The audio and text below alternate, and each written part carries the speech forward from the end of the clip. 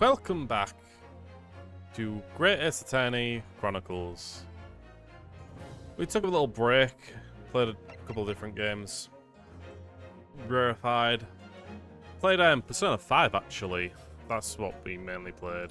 And now it's server, I played a couple of games, but we're back. We should be moving on to the Great Ace Attorney 2.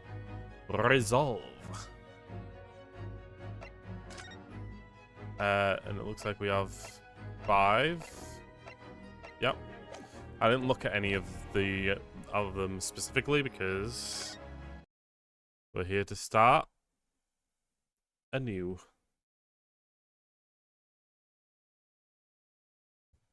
Let's go then.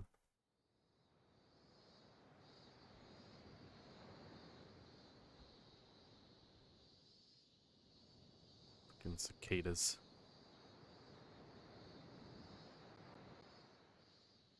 Standing here in the bright sunshine, looking out over the vast ocean, those days in London seem like a dream. But I do miss my time in England's vast capital.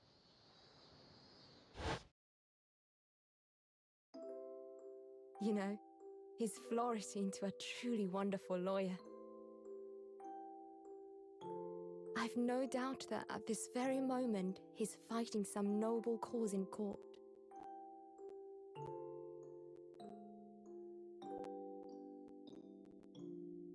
Forgive me for taking so long to come to visit you. My life has been such a whirlwind since I returned. And no one could have predicted what has happened. Just 2 months after arriving home. Find myself faced with another crime. I mean, of course, you're connected. Oh my god, it's her. So I came here today to ask something of you. Tomorrow, I shall be standing in court. For the only time in my life. As a lawyer. Oh?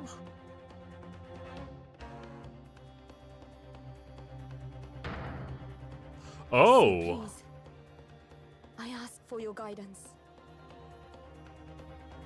Kazuma-sama. Well, crap, that's a lot of things that just got dropped on us. Holy fuck. Okay. So, I was gonna actually go over everything that I remember from the end of the first game. Naruhodo is still in London. He should be. Susato had to go home because her father got ill. There was a whole lot of unsolved mysteries. Like a list of names, Kazuma being on it. The whole fucking thing with freaking Van Zeeks, his whole deal feels like unresolved. Oh god. So what we've just been told, Susato is going to be a lawyer? I'm surprised. Maybe I should change these characters up a bit. Although, I'll leave it as it is for now. Let's see what's going on then. Oh god, we really are playing as Susato, huh? Oh crap. If she's actually the main character that I have to, like, voice. Oh god, this is gonna be a bit hard. I can't remember exactly how I voiced her, but I'm gonna try and go for, like, something that's easy. Here I am, again, after 9 months. The Supreme Court of Judicature in Japan. Of Japan. I feel so nervous, but I must steel my nerves and find a way to compose myself. Oh, this guy. Right. So I remember I made his voice, I remember this guy because I was like, off and on whether or not my voice was actually a good choice. Because I went like, well, good to see you. Like a Professor Urk kind of look to him. I don't know. I feel like his smile still matches that. So I'm going to continue doing it. Ah, good. You're here. It doesn't do for lawyers to be late. Oh, yes, good morning, sir. I hardly recognize you. You cut a fine figure, Counsel. But you look as white as a sheet. And those wide eyes aren't doing you any favors either. Oh, dear. The truth is, I'm so incredibly nervous. I feel utterly nauseated. I almost wish I'd never been born. Goodness, not the sort of thing a father hopes to hear from his daughter, I must say. Right. Eugene Mikotoba, the professor of medicine at the Imperial Yume University. Right, that's something else I forgot to mention. That woman that showed up dead in that image, she's the very first murderer of the first case in the first game. And she had, like, weird, unresolved shit going on with her. Right, that's also another thing that was unresolved. John Wilson. The, father of Iris Wilson. I think that's the name. I hope I'm not just, like, messing up and thinking of Iris from Ace Attorney. Right, her father was killed in the first case, and it was never really revealed to her, but everyone else knows, basically. There's a whole thing about his secret script about a case that he was doing or something. A lot of things were unresolved now I think about it. A lot of things. Anyway. Yeah, I've read that.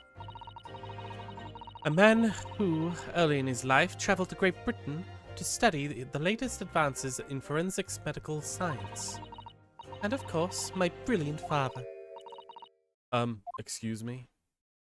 Oh, it's her. I don't know her.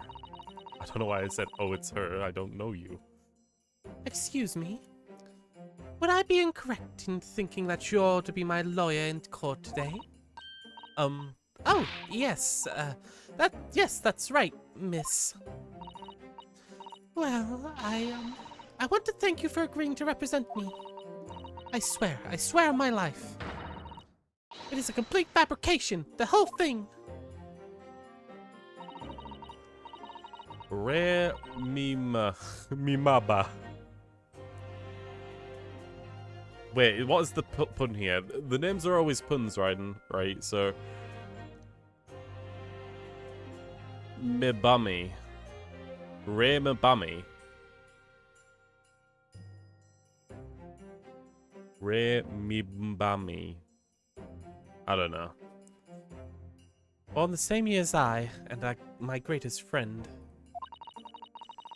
Though unusual for a woman in our time, she works at the University Research Laboratory helping my father.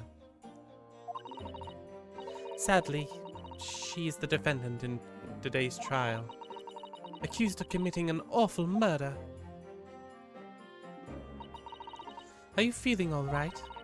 Since we started talking, you seem, well, to have become a little flustered.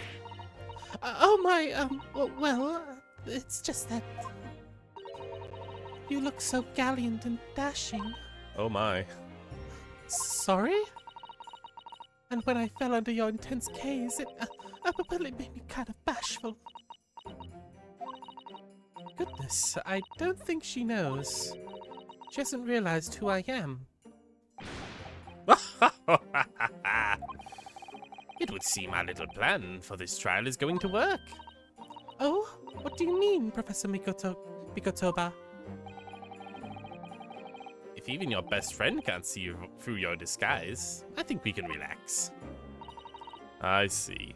I had a feeling there was something weird going on because in the last game, they made it very clear that women aren't supposed to be showing up in court beyond witness testimony, essentially. Which is sexist as fuck, but is of the time, you know. So a lawyer, a female lawyer, doesn't sound like it would make sense, right? Yes, I never tried dressing this way before. Of course, so I wasn't sure how convincing it would be. But it does make me feel a little relieved, as you say, Father. Father? What? Is that you, Susato? I'm so sorry I did not mention anything sooner, Ray, but no! What is it you're doing? What's going on? What? That varsity uniform, that varsity cap, that varsity cape, that varsity badge. Look at you. You look all the world. You look for all the world just like a student of the Imperial Yume University, a male student. Sorry you turned out to be kind of gay. I'm so glad you think so. It means all my preparations have been worthwhile, as I woke at 4 in the morning to make a start. But I don't understand. Why are you dressed like that? Oh, well, you see, it was the only way. The only way that you would be permitted to into the Supreme Court to take on your defense in this trial. My defense? Never before in my life have I felt so frustrated at being born into this body. The courts of Japan are barred to women. We're not even allowed to set foot inside a courtroom. Despite the fact that the laws of the land apply to all people, male and females alike. Sexism. But women are forbidden. Just for today, I'll be leaving my true self at the courtroom door, so that I can act as your lawyer. Oh, Susato, you'd go to such lengths for me? Of course, you're my greatest friend. I just worry I shan't be a lawyer you deserve. No, I've complete faith in you. She was a pretty good assistant.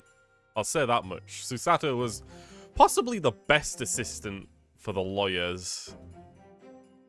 Yeah, no, she actually knew shit about lawyering. It's so strange, though. I mean, you're such an accomplished judicial assistant already. And yet you're just because you're a woman. What a wretched reason. I mean, why shouldn't you be allowed in court? You're so gallant and dashing. My goodness. Ray? Please don't look at me like that, with those flushed cheeks and doting eyes. Oh, I'm sorry, you look really dashing.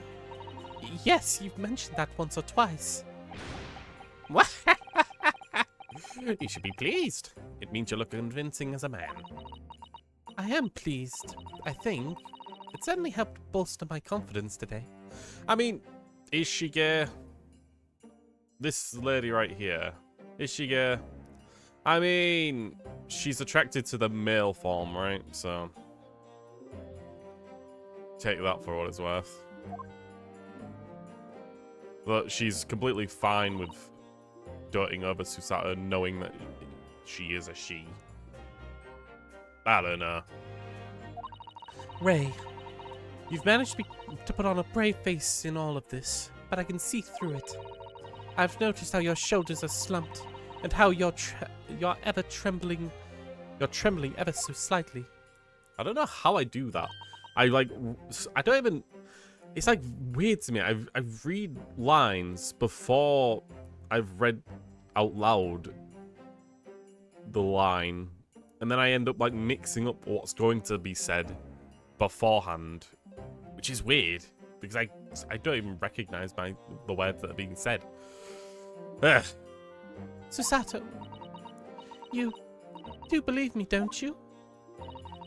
I didn't do it. I couldn't have. I mean, murder? Of course. You have nothing to worry about. Your conscience is perfectly clean.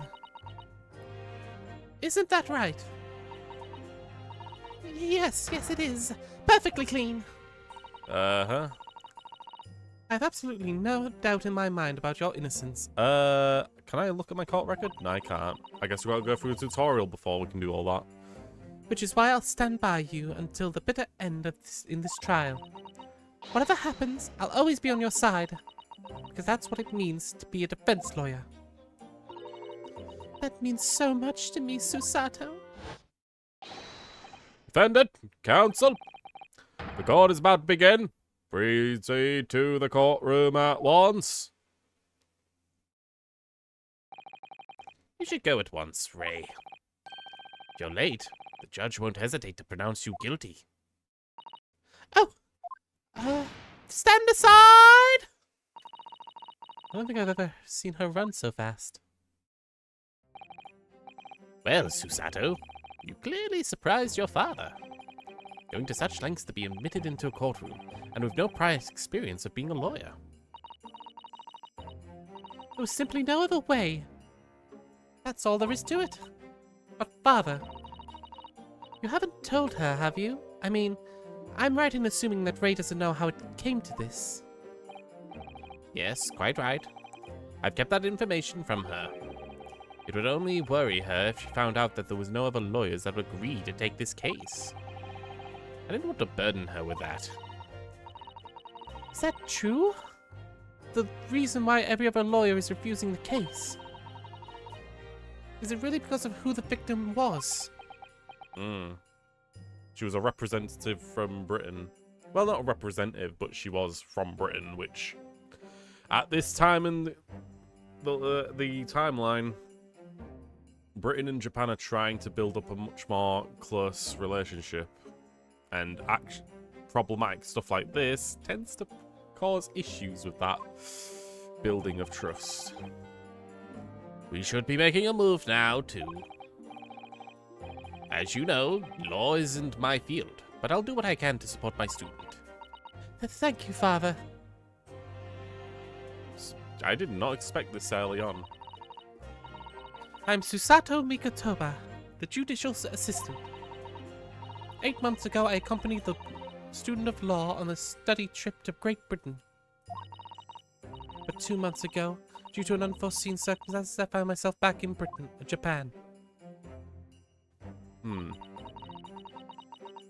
How many times have I wished to be he was here instead, I wonder. Still, I have no choice but to steel myself for the trial ahead. Wish me luck, Naruhodo-san. Right. God damn.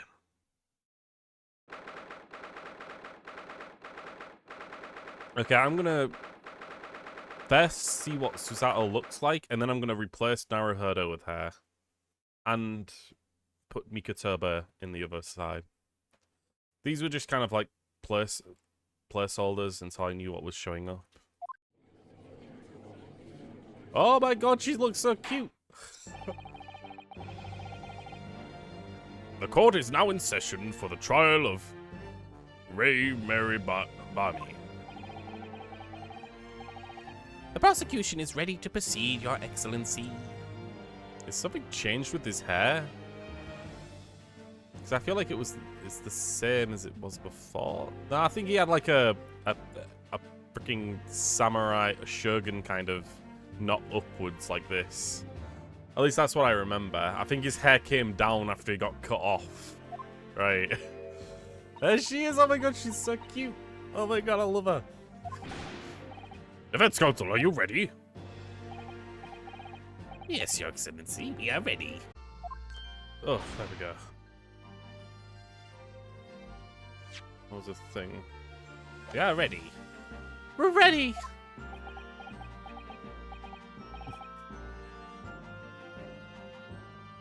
Ah, yes. Counsel. According to your registrational details, your name is,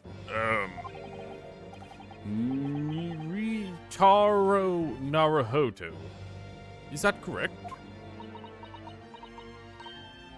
Ryutara. Sorry? I don't know what I'm gonna do with a voice like this. Oh yes, I had come up with a suitable male name for you for this little venture.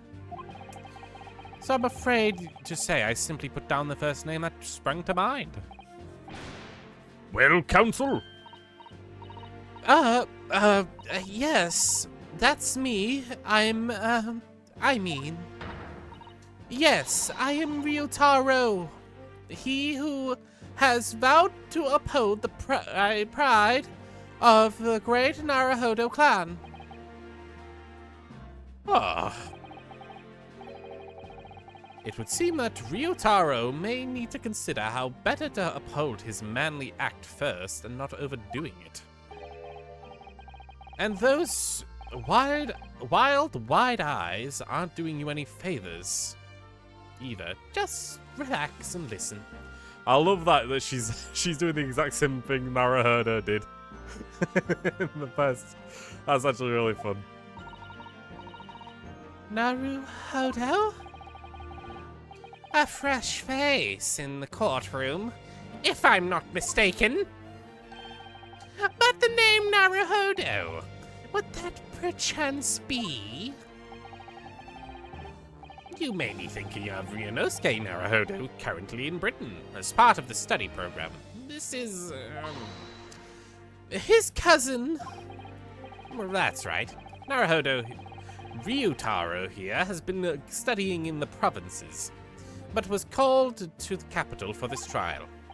I assure you, in matters of law, his knowledge rivals any of the Tokyo's preeminent lawyers. Any of them!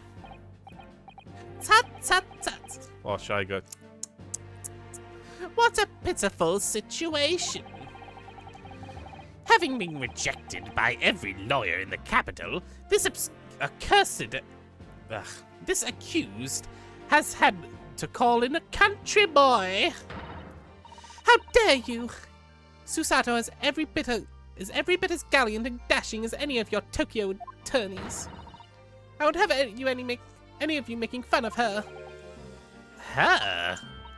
Oh, please be careful, Ray. What an unrefined tomboy we have here. Little lesbian do we have?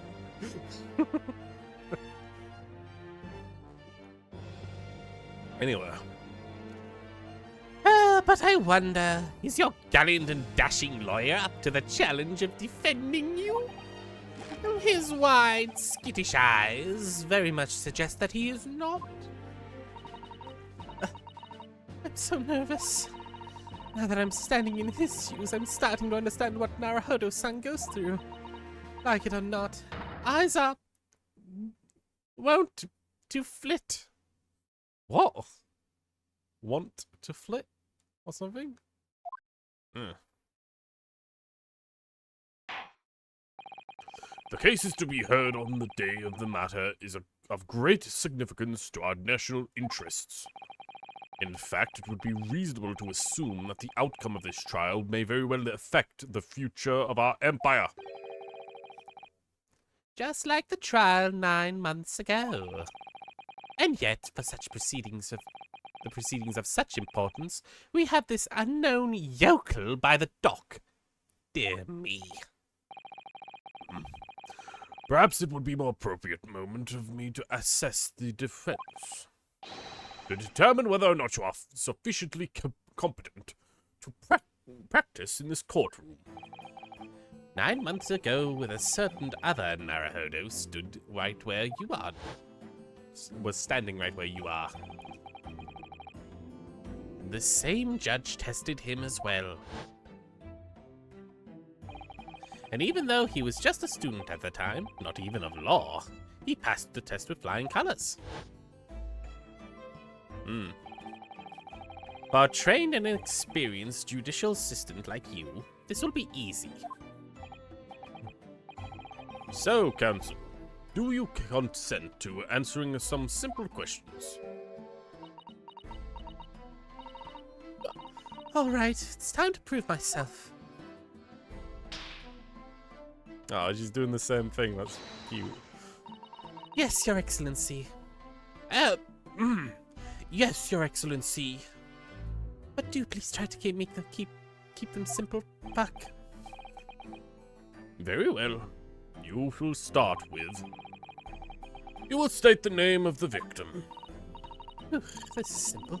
I couldn't forget that if I tried. Oh, fuck! What's the matter? Now that I'm standing in his shoes, I'm starting to understand something else Naruhodo-san goes through.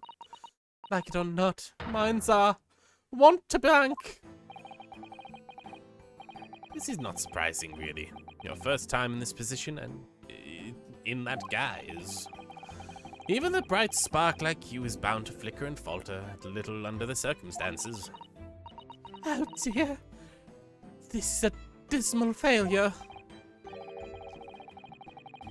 Don't fret. You need only use the knowledge you've gained as a judicial assistant to overcome the problem. Of course, the court record. Yes, and the answer will be amongst the key information about the case in the court record. That's right. Use the E to open up the court record. Don't listen to all this fourth wall breaking, Susato. Just ignore this. I'll talk to the player. Need to flip to the people section with E. Don't take too long with it. His Excellency is watching you closely. Can I do that now? It's not showing up yet. There. So now, post-mortem report. Time of death is after 2 p.m. Death is believed to be due to trauma to the victim's lung from a knife blade. Only a single wound was identified. Ascertained. That's the correct pronunciation. Ascertained by examination and witness statements. The victim's name is Giselle Brett, female, British. Time of death, 11th of August, around 2 p.m. What else? Cause of death, a single deep stab wound to the back, piercing a lung and resulting in fatal hemorrhage. Death would have occurred within minutes. Notes: extreme meiosis. Pupil constriction was observed in the victim's birth of her eyes. So, if I'm thinking of what that actually is, I'm pretty sure that means she was poisoned. Or is it possible she went through the same thing that other dude went through, the one that she killed? Damn. Well, I didn't actually look at the people either. So, Eugene Mikotoba. Yes. Best friend who works as an assistant. My father in the laboratory at the Imperial University. She's a defendant in the case. Giselle Brett. Victim of the case was the former British exchange student. 9 months ago, she was found guilty for the murder of visiting Professor Dr. John Wilson. Takasuchi Ouchi. Leader and prosecutor of the case, who appears to be struggling to accept the changes afoot in the result of these turbulent new times in Japan. The Meiji era.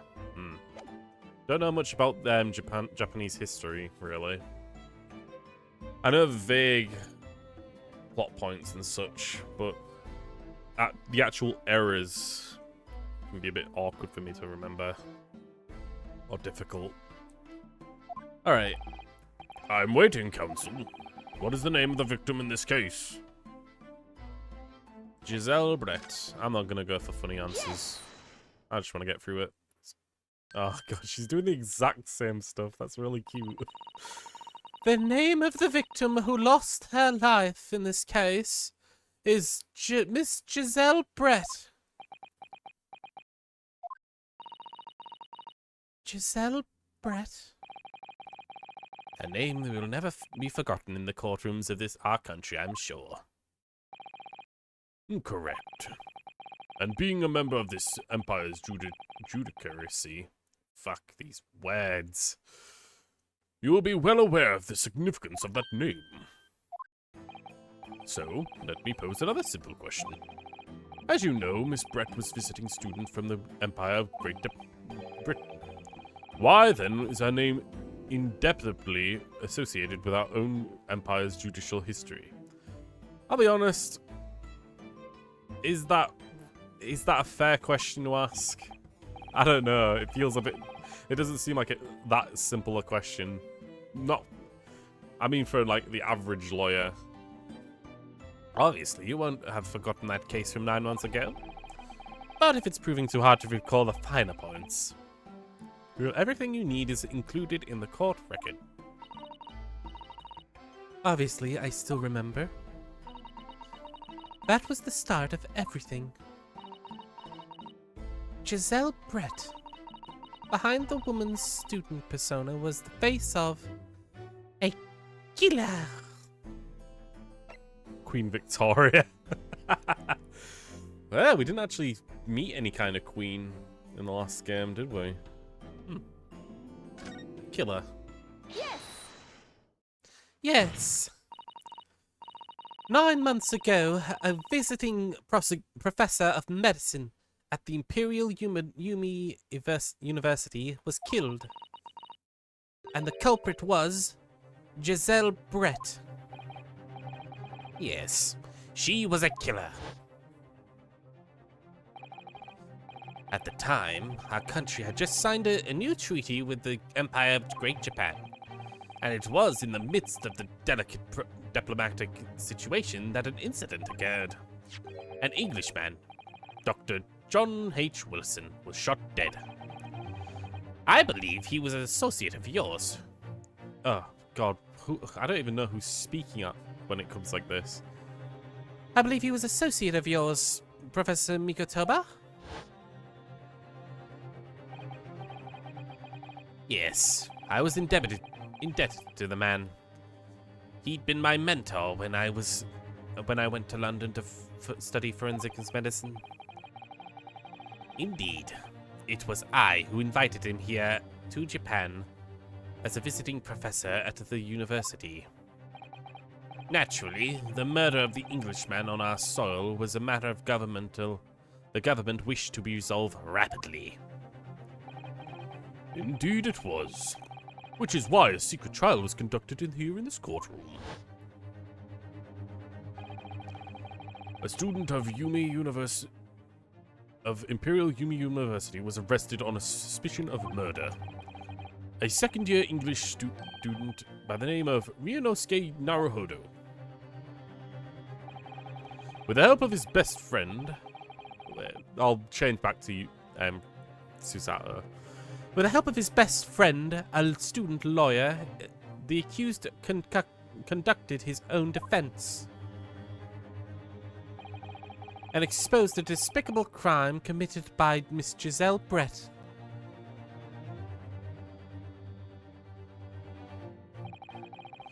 Miss Brett eventually admitted to her crime. However, when questioned about the motive that drove her to take Dr. Wilson's life, she gave no satisfactory answer before the trial reached its conclusion. Immediately after the trial, the British government brought its consular jurisdiction into play. We were unable to sentence Miss Brett according to our empire's laws. It was decided that she would be removed to Shanghai, China, instead. Why Shanghai? There's a British consular court there. Correct. I oversaw the negotiations personally. The date of her transfer to Shanghai was finally settled upon only last week. All that remained was our empire's obligation was to see the woman safely on board a steamship. And yet, the very day before her departure, the English woman was killed! Only the day before? Jesus. Slur courts, am I right? 9 months of deliberation whether or not, or where she should be tried. Might as well have been free all that all that time as well. That will do. I'm satisfied that the Council of Defense is sufficiently capable of representing the defendant. Oh! Thank you, Your Excellency. Over the first hurdle. Now, the summary of the case, if you please. Prosecutor Ouchie. As you wish, Your Excellency. I'll be honest, I'm glad that she's dead. Because her voice was fucking pain. I have a feeling that they might have a freaking flashback for her speaking. Which would be... her voice was like, Hello! We are not here to talk to you! She was... It's a pain to the freaking throat. Anyway. The repugnant crime took place on the 11th August. In broad daylight. On the outskirts of the imperial capital, under a bright blue sky, at a secluded bathing spot by the sea. The incident occurred in a small beach hut, erected for bathers to rest or change their clothes. Oh my. She's definitely got a smile on her face, which makes me think that she was paralyzed. The cause of death was a single stab wound to the posterior abdomen that pierced the victim's lung. I don't even know if I said that correctly. The posterior abdomen. Okay, so the back. That's what they're mentioning. I thought posterior always meant the butt. But posterior abdomen is like down here, I'm guessing. Well, I guess it's here, specifically. An injury which proved fatal.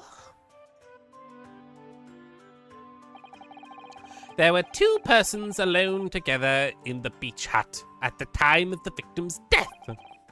Miss Brett, in her bathing attire, and the accused, Ray Membami. Accordingly, there can be no doubt of the accused's guilt, especially when we consider that she had such a powerful motive. The police arrived rapidly to the scene and promptly arrested the young lady. Okay, there's a bunch of things you need to actually explain. I love this fucking outfit. I'm sorry. I love her. She's awesome. She's such freaking great design on her.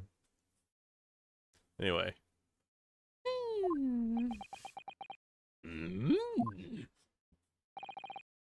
Well, that extraordinary description of events leaves me somewhat lost for words, I say. Haven't really explained anything, have you, Ouchie? That's certainly true. The prosecution's summary was full of words that raise an awful lot of questions. As a lawyer, I really ought to pick up on prosecution counsel's on what he said about Bathing spot, being alone together, a powerful motive. The motive is probably the most important part. But I have a feeling I can go through all of these.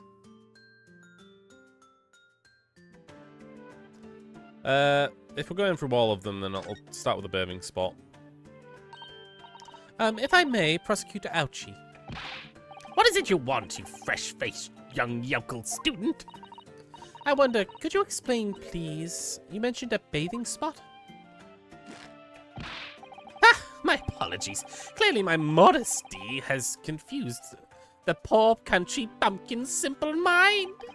Bathing spots are the very latest trend in the health practices from the West. We are told that bathing in the water of the ocean is curative, therapeutic, and excellent for the skin. No, that's not what I meant. I was referring to the fact that Miss Brett had, to all intents and purposes, been found guilty of murder. Why would a known criminal have been relaxing by the sea? For old time's sake, I believe. For old time's sake, I believe. Sorry? Miss Brett was to depart for Shanghai the following day. Her final wish, as it were, was to enjoy a day at our country's wonderful coasts.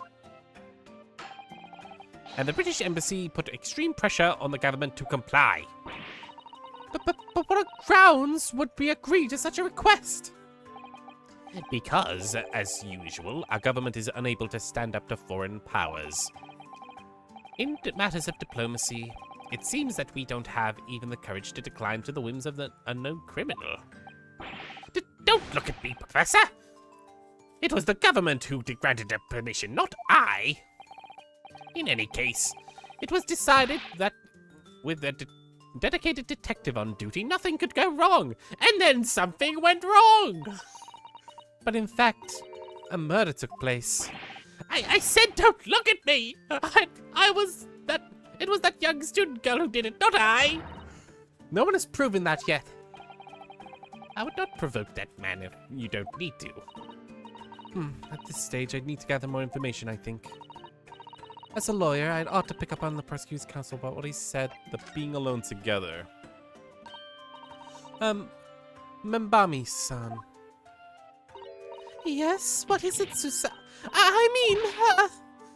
Naruhodo-san?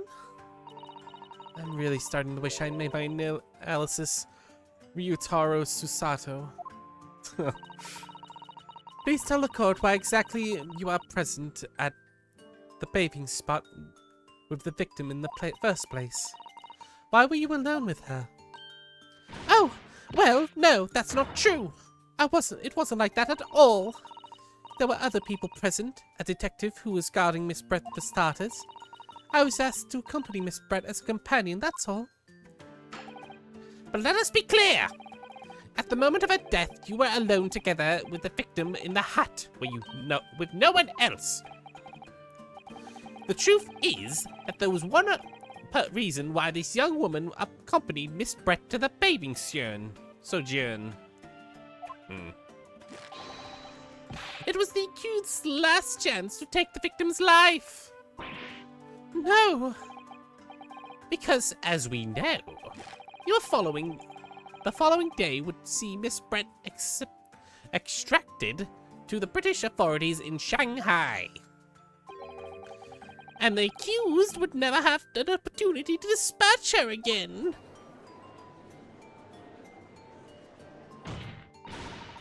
Kindly refrain from conjecture, counsel.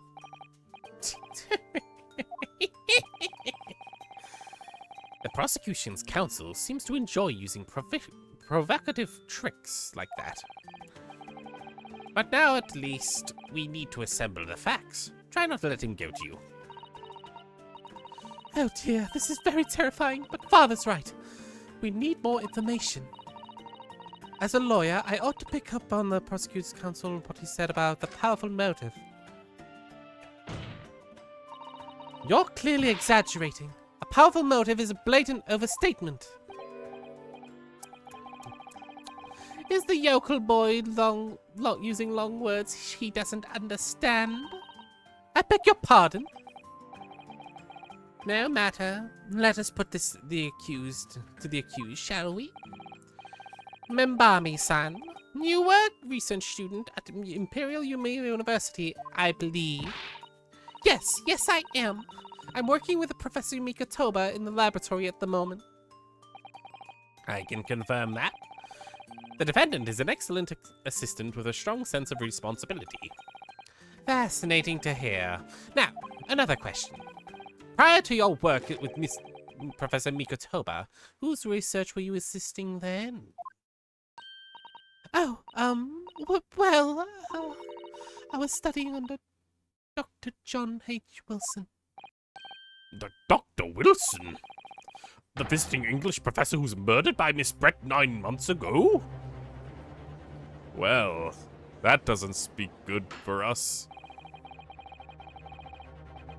The accused has a deep-seated respect for her former mentor, Dr. Wilson. Is that not true? Yes, Dr. Wilson was a wonderful man.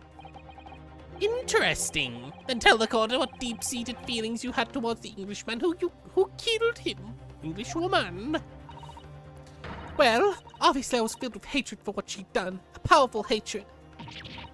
No, Ray! Be careful what you're saying!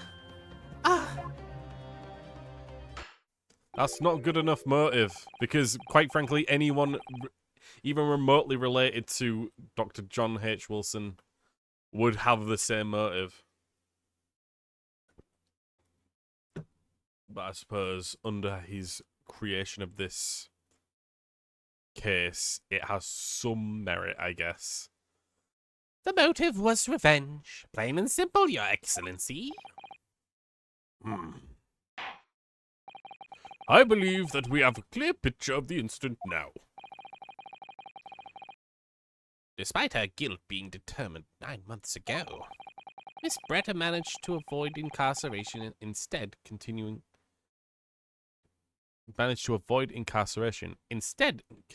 her research at the university. Obviously, over that period, she and Ray would have encountered each other on a number of occasions. Seeing the murder of her mentor, whom she had a great respect, enjoying such an undeserved liberty. Yes, even if it was only temporary until Miss Brett's extraction to Shanghai. You can hardly blame Ray for the feelings of anger and resentment. Poor Ray. So, Your Excellency, if you'd be so kind as to peruse this exhibit. A photographic print of that shows the scene of the crime immediately following the grim incident. No color. Interesting. So, we've got a gap in the wood here. I'm seeing that instantly. She just sat here, then she got stabbed in the back.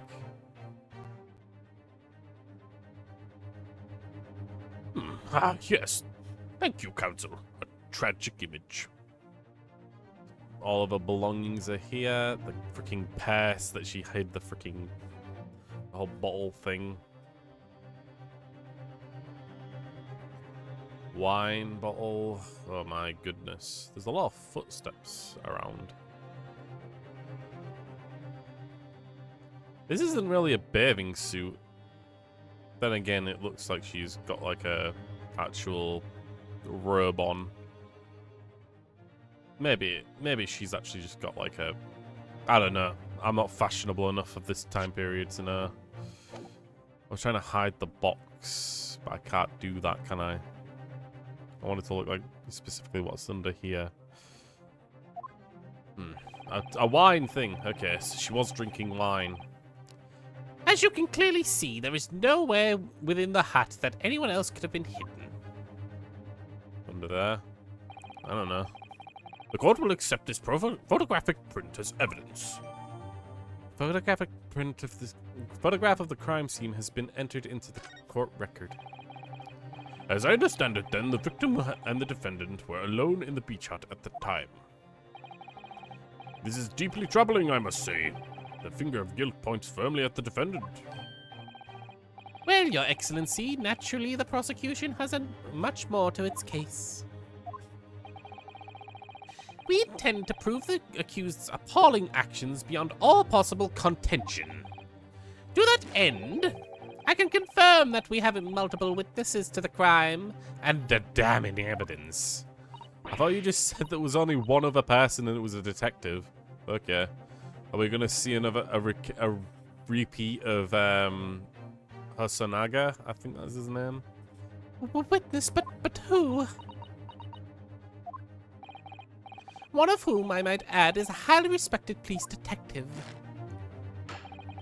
I assure you, the testimony of these witnesses will leave no room for doubt.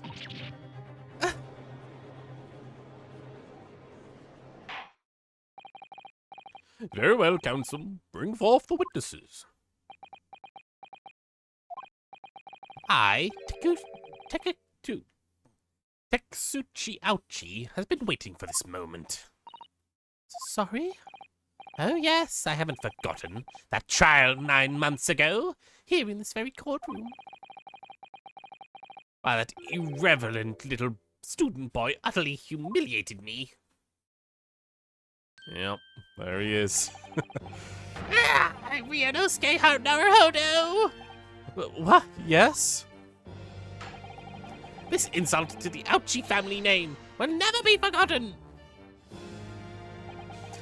You have become docile with age, Council, but the old have to stand aside to make way for the new. If it's the way of the world, may you never forget that. Slash, slash, slash, slash, slash. That's a long sword!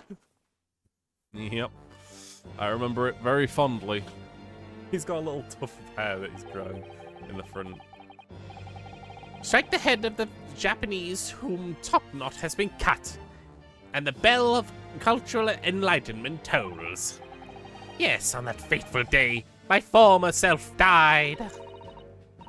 The start of your own mini Meiji revolution. What are you modernizing as well, Council? Silence! Since I swore revenge back then, there has been a minor miracle atop of my head. Observe the ouchie growth. Please, just stop this. You see the seed of hope sprouting forth from the barren expanse of my crown? I think that tiny growth is trying to tell me something. Oh, I'm afraid I can't really see. Where's the hope exactly? Silence! Today I face another yokel student of the Naruhodo clan. Well, I will vanquish you, and my victory will be the fertilizer for the seed of hope atop my head. You have been warned. Seriously, that's what you're this. He's essentially saying he's gonna win and his hair will grow back. With that, the prosecution calls the witnesses to the stand. It looks like the stakes of this are high on both sides of this trial. The prosecution and the defense have much to lose. A haircut is barely comparable to Ray's life. I guess maybe I was just trying to be funny. Oh, ruined everything. Oh my god! Yep, there he is. Oh my god! It's both of them. We've seen them both before. All right. Osunaga and oh god, what's his name? I've got like the old picture, so I can kind of look that up. Never mind, I can't. His name was Natsume Soseki. That's it. Witnesses, state your names and occupations of the court. Chief Inspector Satoru Hosonaga, Imperial Police Bureau. I'm in disguise, obviously, so I can go undetected. Yeah, you're wearing a title on your head, of course. I'm sure he's gonna be bleeding out his mouth as usual.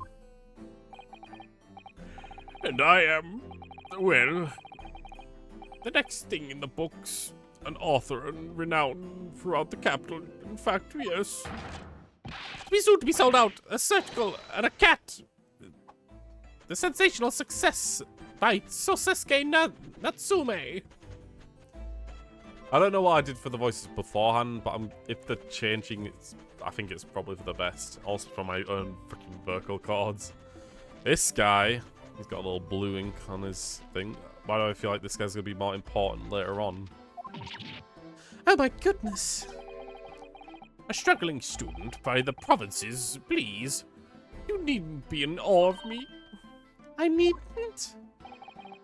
It's only natural that you feel nervous in my presence, but all of you please relax and call me Soseki, even. Yes. What on earth is Soseki-san doing here? Tread carefully, Susato. The author fellow knows you from your time in London, doesn't he? If he exposes you for who you really are, this will be over before it's begun. Yes, of course, I know. I presume Soseki-san won't have forgotten about me. I could never have forgotten about him. Although he does seem to have changed somewhat in the 6 months or so since I last saw him. And as for Inspector Hosonaga, that amazing outfit of it's hard to believe. I mean, he's probably seeing through it. I mean, he's a master of disguise himself, right? So he's probably seeing through it. Do I have something on my face? Well, your glasses for one. Although, they don't seem to be helping you see. Thank goodness he hasn't recognized me either. I suppose it's the disguise, isn't it? I don't know what I did with Hosanaga's voice. It's been a long time since I've done it, so...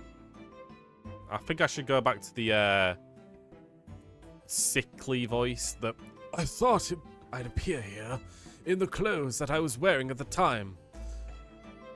Would make for more faithful testimony. It is my guiding principle to carry out all testimonies flawlessly.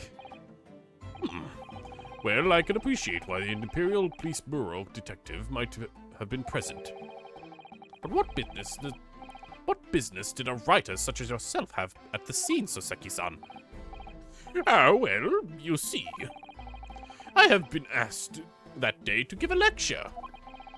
On the morning of the incident, an Imperial Yume University Grand Lecture Hall, no less.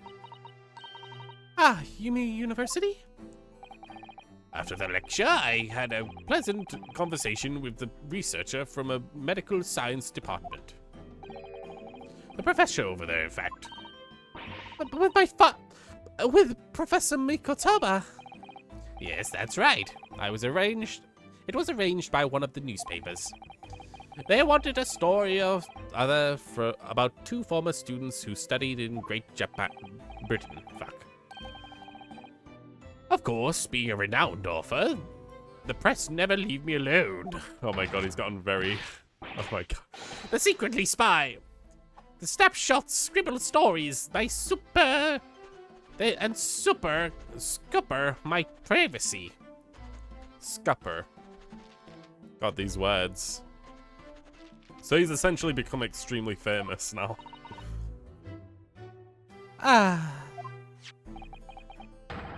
As you can see, the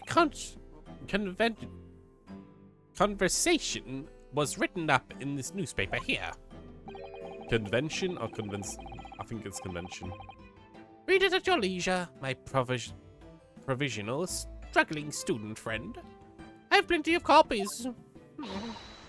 Thank you very much. He practically threw that paper at me. Sasaki's Nasume's article has been entered into the court record. Anyway, I like how he has kind of got a lot more poised. He's not fidgeting around as much now.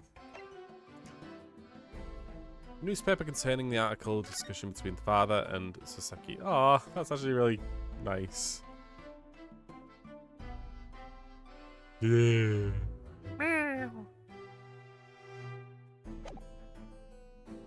It's interesting. I wonder what's going to be in this picture specifically. This crack is kind of weird, or what is that? Planet? I mean, I guess it might be a broken camera or something, maybe. If that freaking guy taking pictures is the actual killer or something.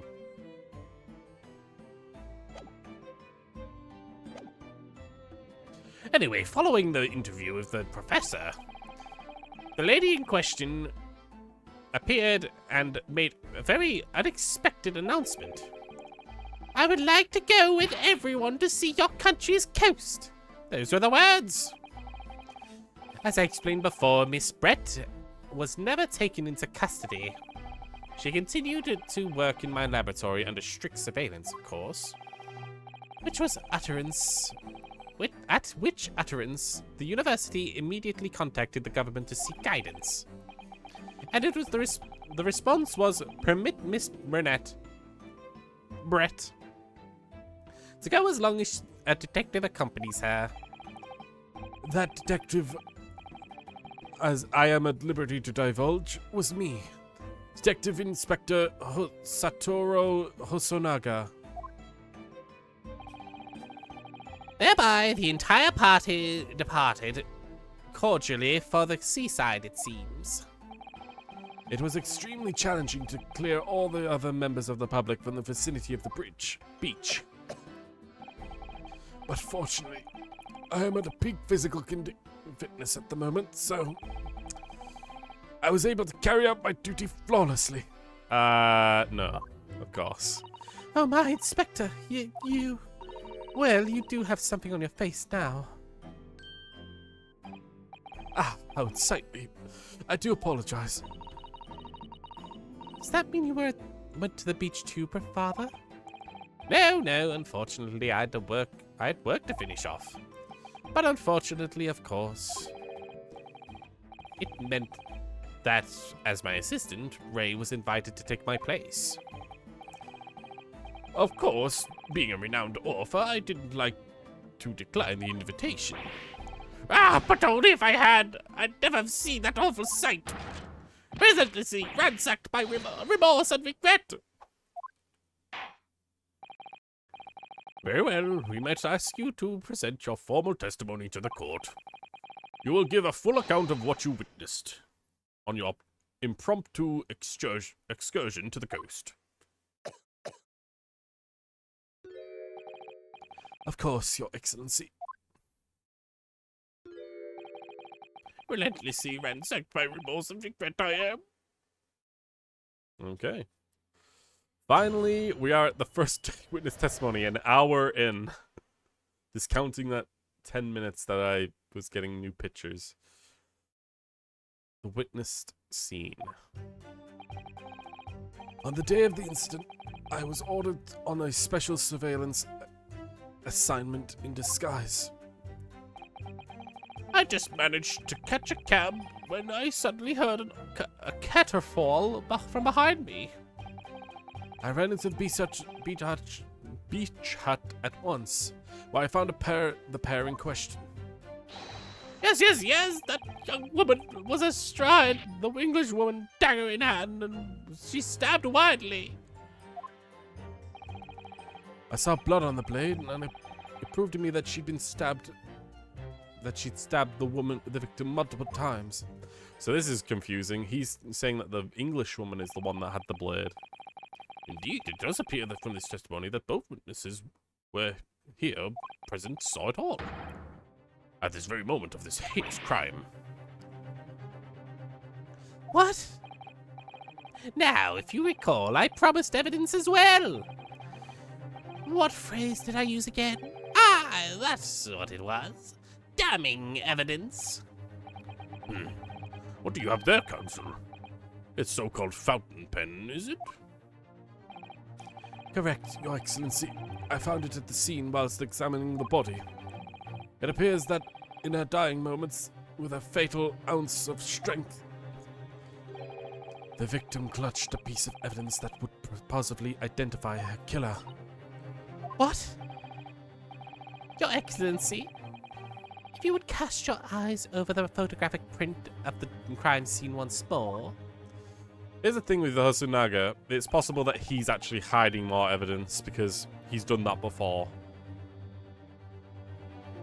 Oh god, my throat is gonna fucking be sore after all these voices. Ah, goodness me. Yes, the victim is grasping at something quite deliberately right there in her hand. That's right. The fountain pen. And if you'd be so kindly examine the pen, Your Excellency. Ah!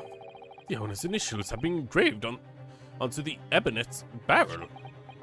R.M. Ray Bimbami. We really doing the initial thing again? I mean, if you put it upside down, it could be W-Y. I mean, probably not.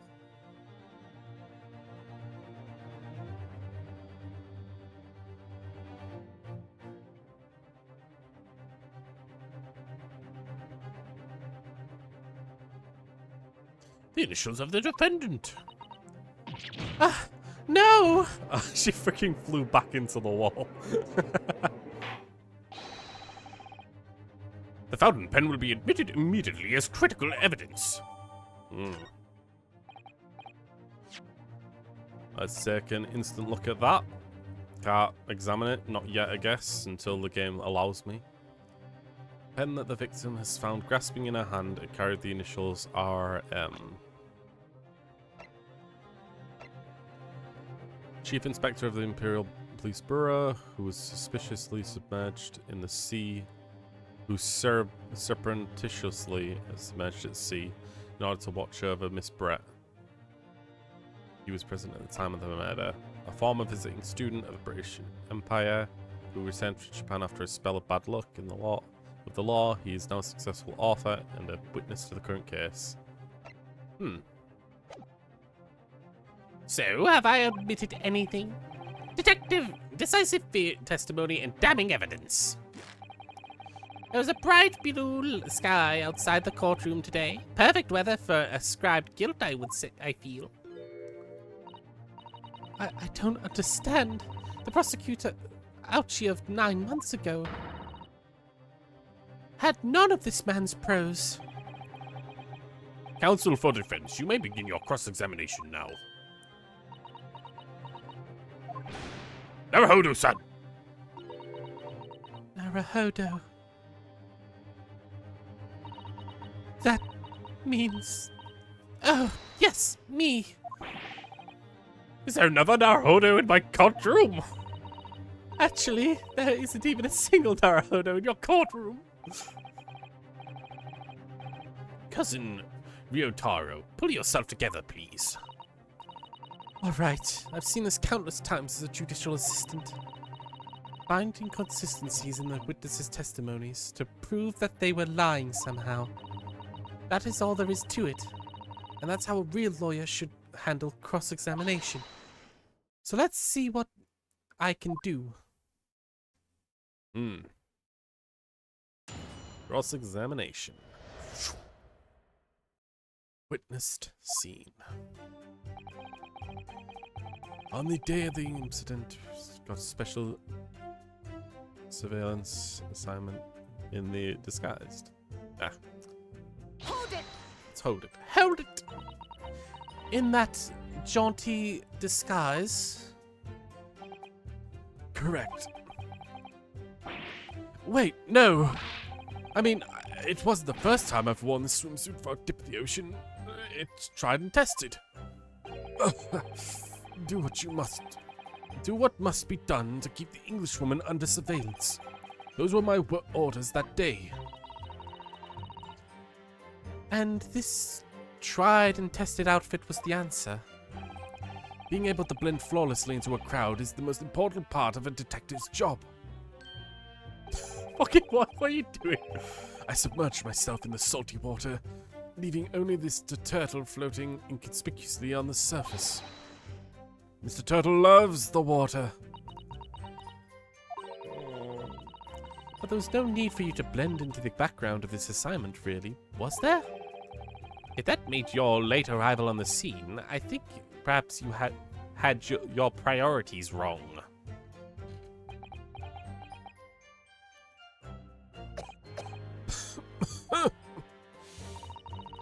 Perhaps I shouldn't pursue this line of questioning any further at the moment. Fair enough. Alright, Sasaki. You're probably the key clinch to this, being that you mentioned the woman, English woman, being the one that's stabbing. Just as I managed to catch the crab.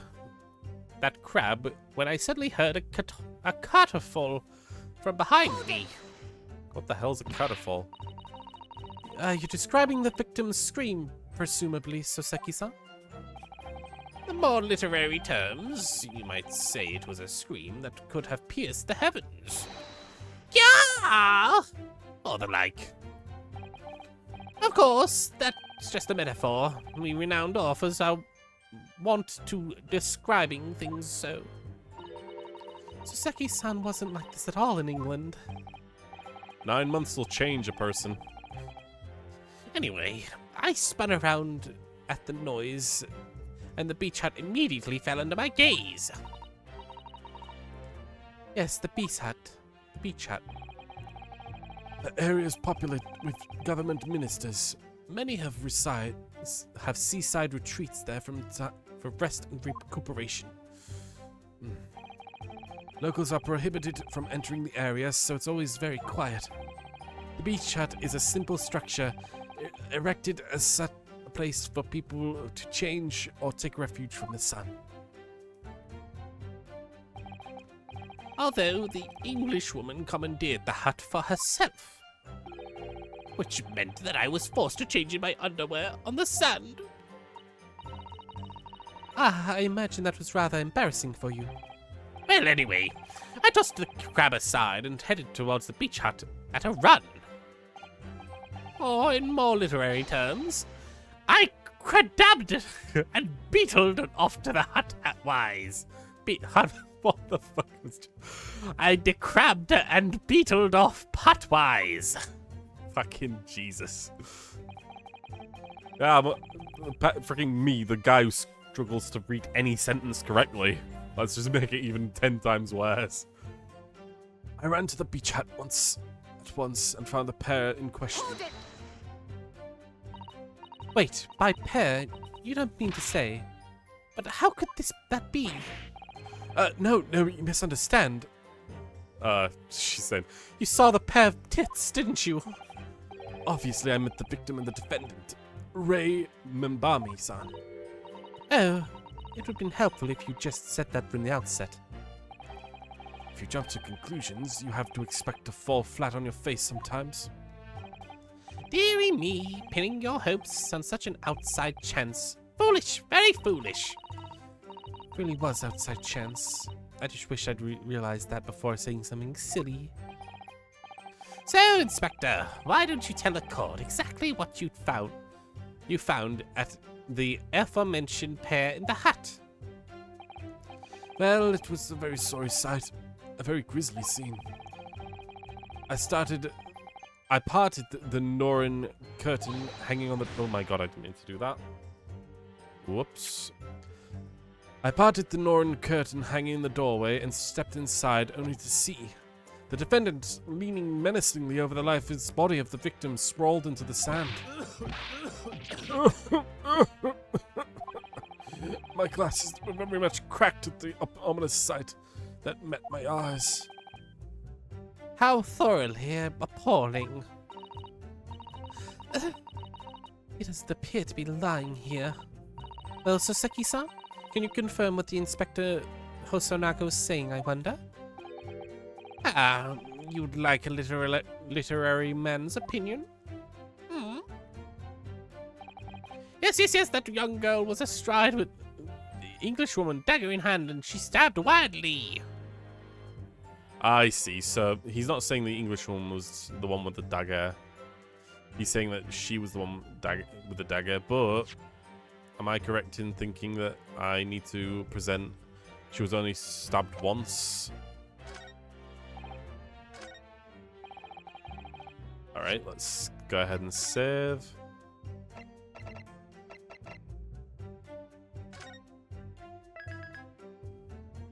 Bam.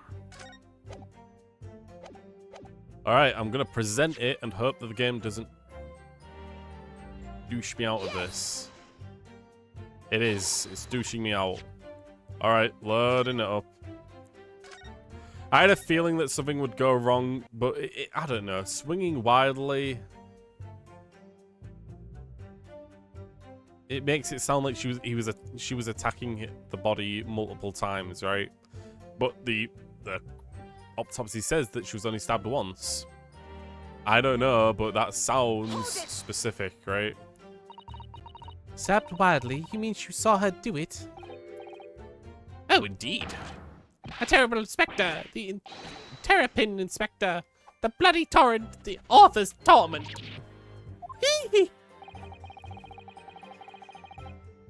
Every sight, every sound was still carved into my melancholy memory. I guess him saying stabbed wildly, I assume that means that she was stabbing multiple times. Because it's stabbing wildly. That implies multiple stabs. I don't know. That was my immersion, at least, as a future literary sensation. Council, what on earth was that shrill, effeminate scream? Oh, no. No, what are you insinuating?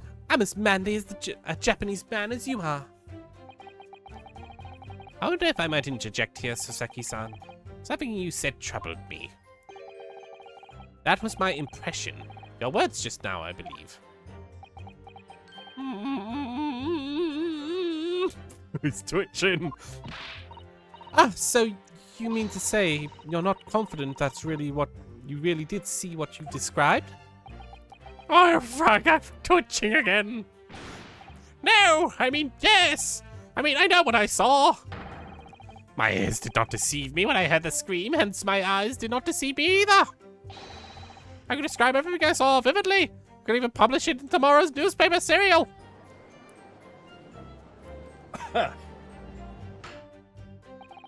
Sounds as though the next installment of I Am a Cat may take a macabre turn. A macabre turn. Some words I've just I don't know. Maybe I've heard of it and I'm just pronouncing it wrong. I think this is a fool's errand. The more we press your author friend on what we saw, the more entrenched he becomes. Oh dear, how awkward.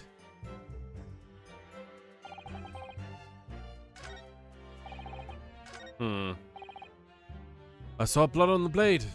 It proved to me that she was stabbed multiple times. If you saw blood on the blade, does that mean that... I mean, it's closed from this point, we can see, but I don't know. I mean, we haven't actually been shown what the blade is, and I'm guessing that's what they're saying that the fountain pen is, but I don't know. Maybe I'm thinking too much. They haven't even shown the murder weapon yet. Hold it! She was stabbed multiple times? How can you be sure? Oh, did he actually say that?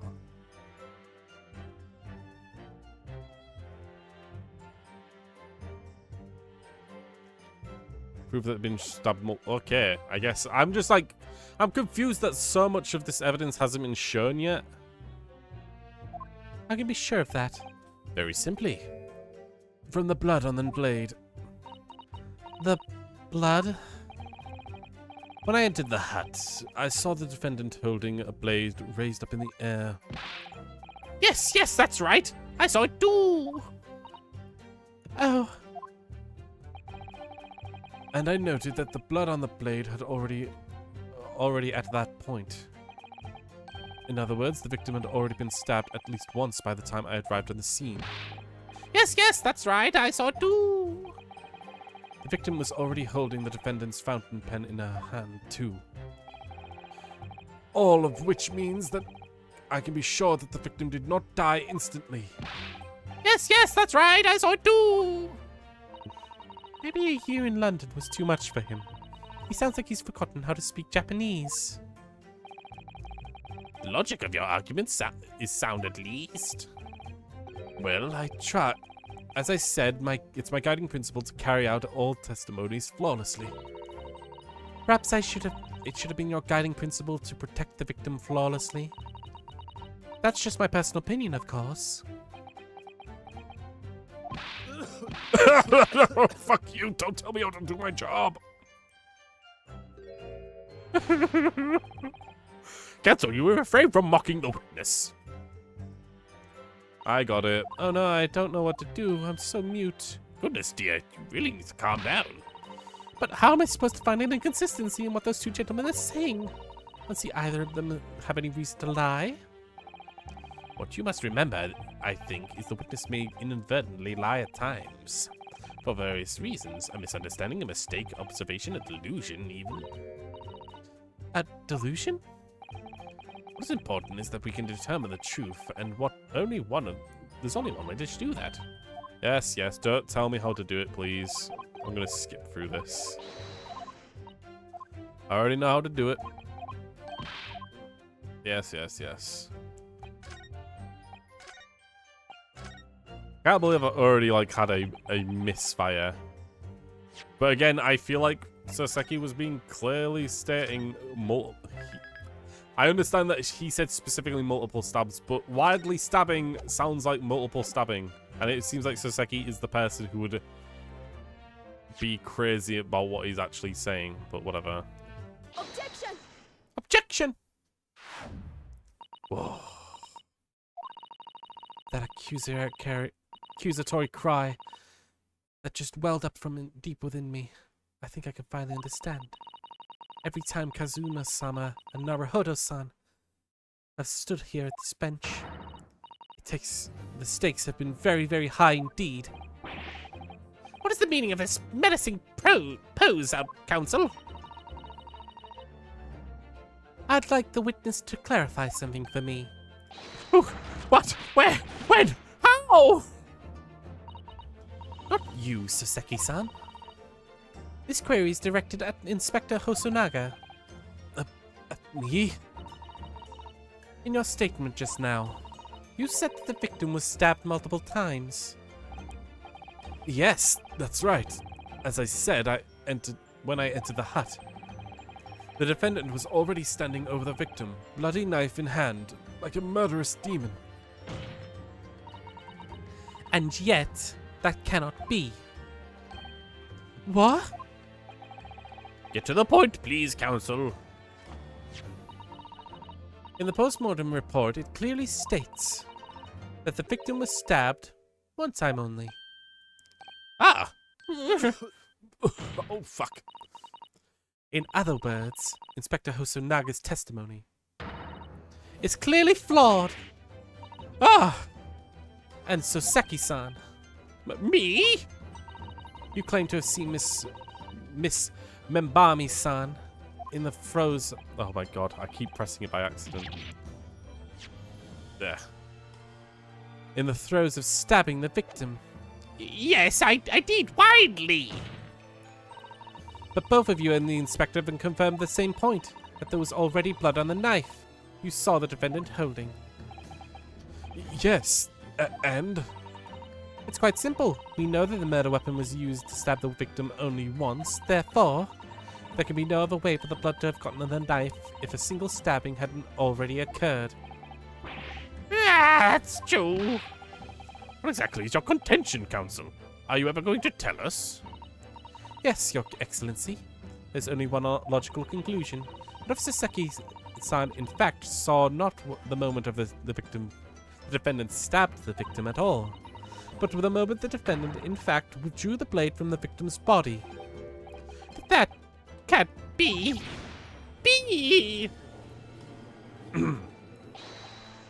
Excellent work, Susato.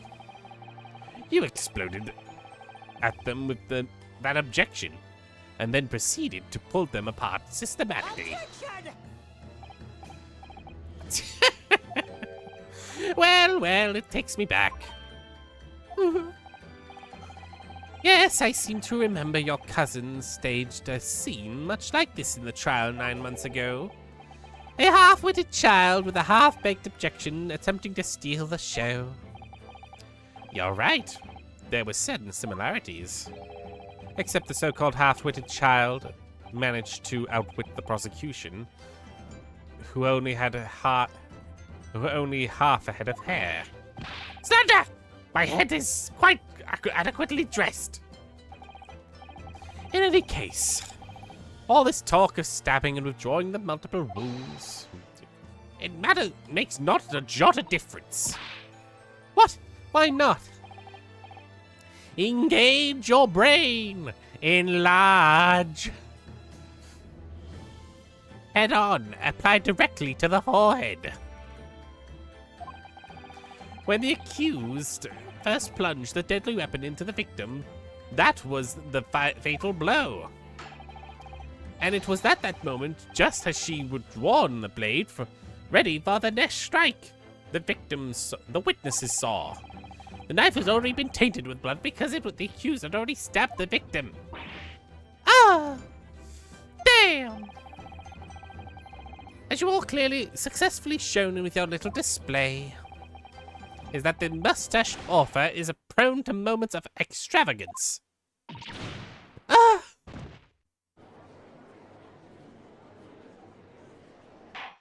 A lot of legal books on that desk.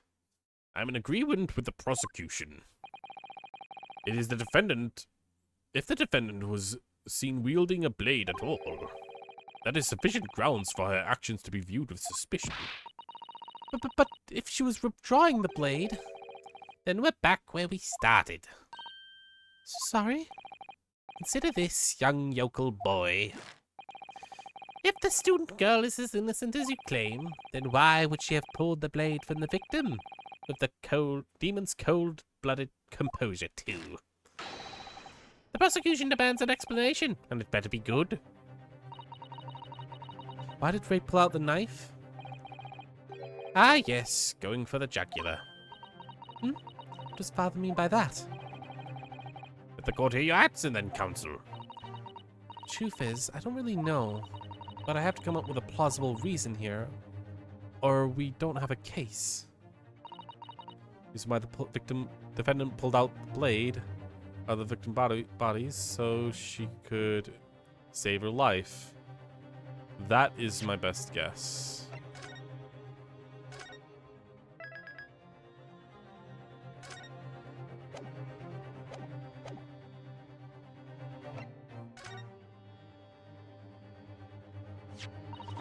According to the post-mortem report, the victim's death was not instant. That's correct. I thought she would have remained conscious for a short while after sustaining the injury. I mean, whenever you get stabbed, you should probably not take out the wound, or not the wound, the weapon, or whatever is piercing, because it is acting as a plug for blood. So while you are bleeding, it's not as bad as it would be if you took the freaking thing out. So yeah, keep the knife in. That is actually the better thing to do. So she kind of fucked up here.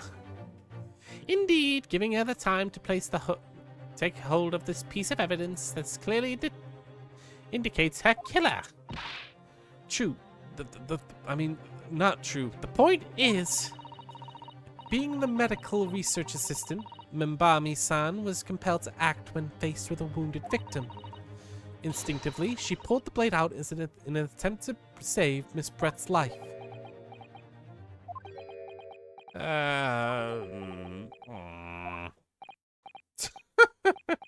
I hear that, Your Excellency? It would seem that this is the best we can expect from this young yokel. Indeed. It's just me. Why does it feel so much colder in here? Your Excellency, if I may... Speak, witness. I would like another opportunity to testify. In respect to the slipshod assertion that was put forward by the Yokel Defense Council, I mean. Slipshod? An excellent idea, Inspector. Our young yokel and hopeful has a modicum of knowledge when it comes to the law, it seems. But in matters of medicine, he appears to not possess one iota of common sense. Very well, Inspector. I permit your request.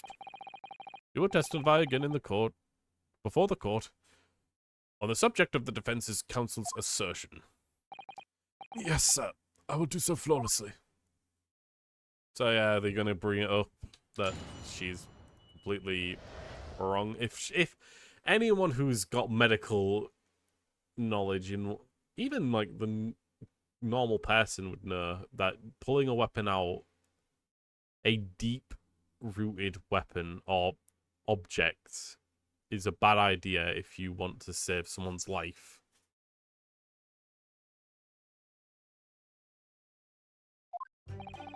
Pulling a blade from a wound without thinking could cause heavy bleeding. Exactly.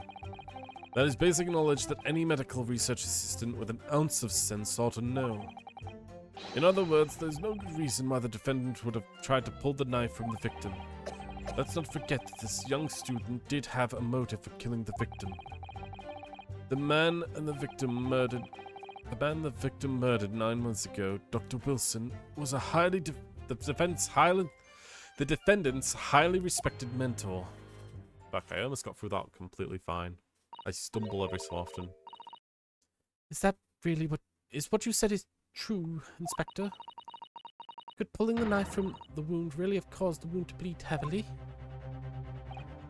If that's the case, then how much blood would have been lost then? Because this doesn't look like it bled heavily. It bled definitely, but is that heavy bleeding? If she was still alive, it would have pooled, right?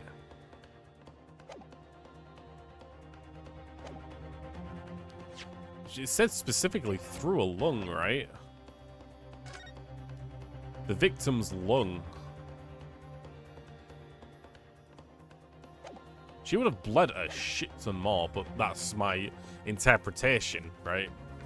The game is not going to accept interpretations. Yes, I think the weapon itself is a stopper in the wound that prevents excessive blood loss. Until a doctor is ready to provide proper treatment, the stopper shouldn't be removed. Oh, I see. This is why yokels should stay on the farm. Even a quack from some obscure mountain village would have such basic knowledge. Anyone who's ever given a little poke with a knife and pulled it out again knows it. Oh, well, I've never been stabbed anyone, you see, or pulled a blade out of a wound, so...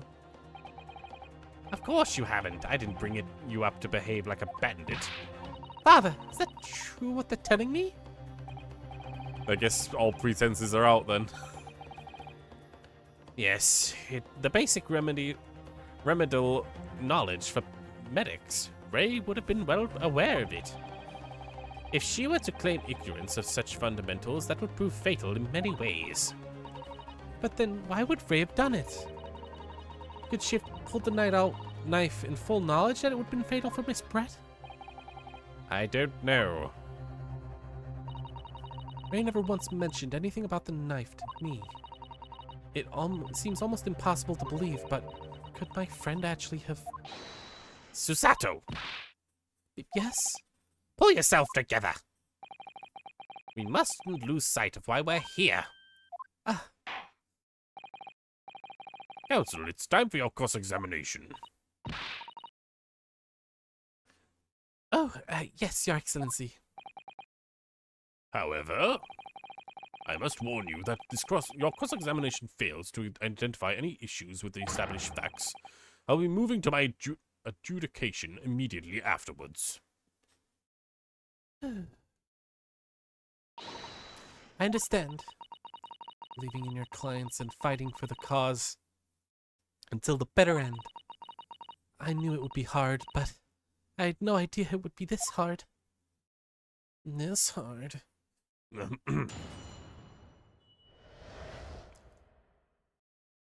Forensics medicine primer. Pulling the blood from a wound would cause very heavy bleeding. So yeah, this is probably gonna mention the reaction kind of stuff. Would cause very heavy bleeding. You say doing it without thinking could be a problem. Does that mean that if you're used due care and attention, it would be all right? It would have thought... I wouldn't have thought this needed spelling out, really, but the blade is like a stopper in the wound. Remove it and serious hemorrhaging will occur. In other words, a medic would need to be present before any attempts was made to withdraw the blade. Doing it without thinking would be madness. You just can't do it.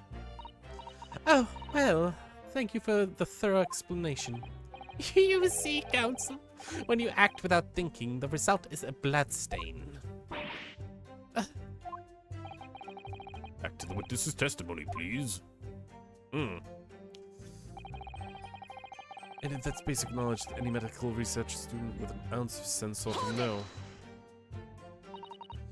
In that case, there's obviously an explanation here. Which is... Clearly, the defendant, Reina Bami-san, does not possess an ounce of sense.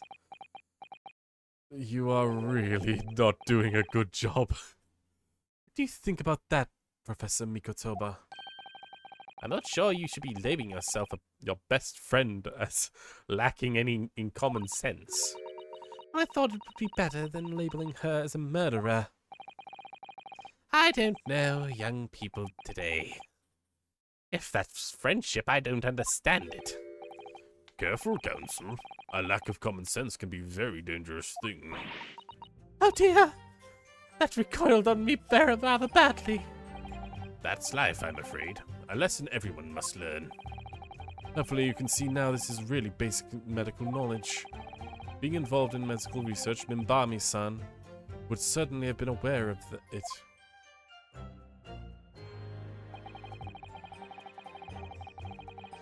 In other words, there's no good reason why the defendant would have tried to pull the knife from the victim. But the defendant had suddenly encountered somebody she knew lying on the ground bleeding to death. The sight could have shocked her into delicate sensibilities, causing her to remove the blade inadvertently. I really don't think inadvertent actions could explain this.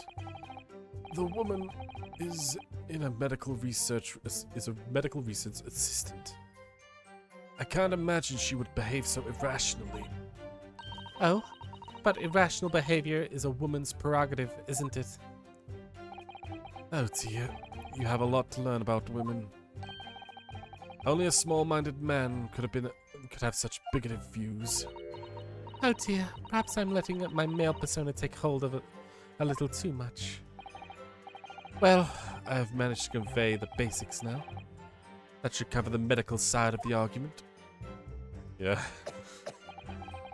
Let's not forget kudos to Hosonaga for being a freaking equalist. For equality here. This young student had a motive for killing the victim. Whatever the motive, it just isn't in Mimbami-san's nature to do something so awful. But she had both motive and opportunity. It's very hard to argue against. But you don't know the defendant. It's very bad to try and fight for character here. And you, Counsel, you do not appear to know the law. Yes. Evidence is the only way to convince the court of your arguments, not feelings. With this fletchling to defend her, I would also say I pity the accused. So do I. Oh. Inspector, will you reiterate your point about the defendant's motive, please? Ah, yes. Miss Brett in many ways saw the enemy was a sworn enemy of Mimbami-san. The man murdered 9 months ago, Dr. Wilson, was the defendant's highly respected mentor. Oh, fuck. Let me skip through this. I don't want any more. I know what to do. Oh, can I examine evidence more closely now?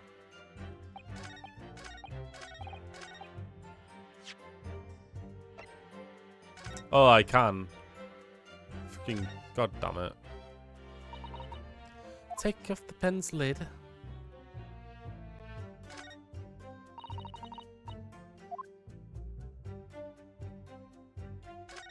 There's the dagger underneath this. Now let's unscrew the barrel, shall we?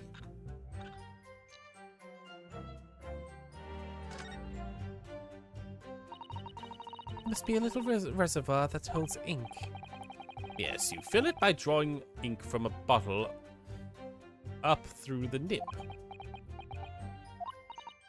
Something wrong, Father? Just that doesn't actually appear to be any ink in there, that's all. Oh, you're right, it's pretty much empty. Well, it could be on the verge of running out, I suppose. Very small amount of liquid inside.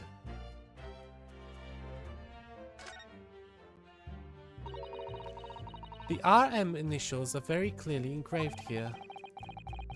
The fact that Miss Brett is clinging to this pen in her dying moments was a very clear message too. To identify her killer, you mean? I don't think there's any doubt that this is a key piece of evidence in this case. And what's this? There's some sort of emblem here. Look. But This isn't a Yume University one. Must belong to another organization. I suppose a business of some kind? But it would seem to imply that the pen doesn't in fact belong to Ray.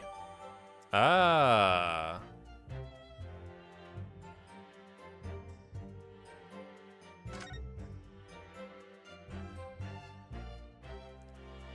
So we have proof that the pen doesn't belong to Ray.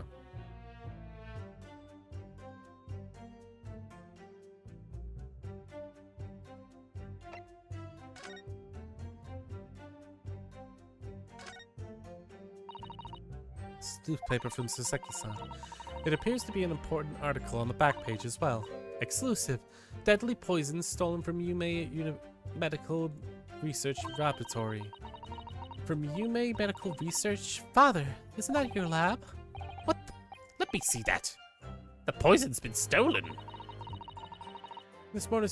In this morning's newspaper that Soseki-san gave us. Are you saying you didn't know?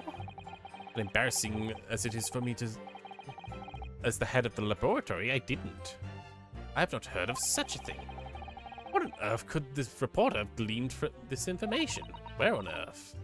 Come to think of it, there was no article mentioning the story in that paper. There was no article mentioning this story in our paper this morning, was there? This highly toxic poison that's been working on in the strictest confidence. I put Ray in charge of this project. Ray? She was managing it? If what's written here is true, that means she tried to hide the theft from me. And moreover, the details were leaked somehow. I don't believe it. We need to read this article very carefully. Article about the poison has been added to the court record.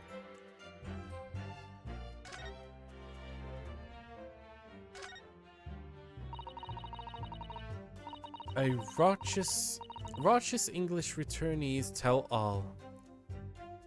This is the interview that you and Soseki-san, isn't it, Father?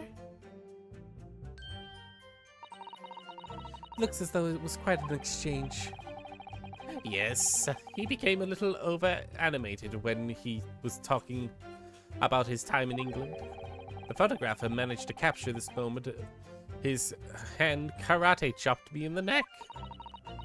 I do hope you weren't hurt. Oh. Also noticing that freaking icon from the restaurant again.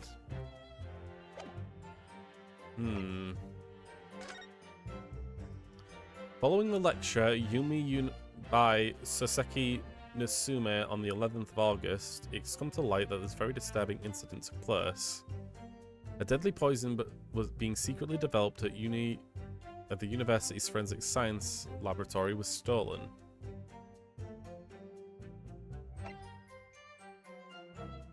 Deadly exclusive, alright.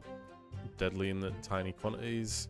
Even the smallest amount entering the body, either via the mouth or via a wound from a poison-laced blade, could prove fatal in minutes.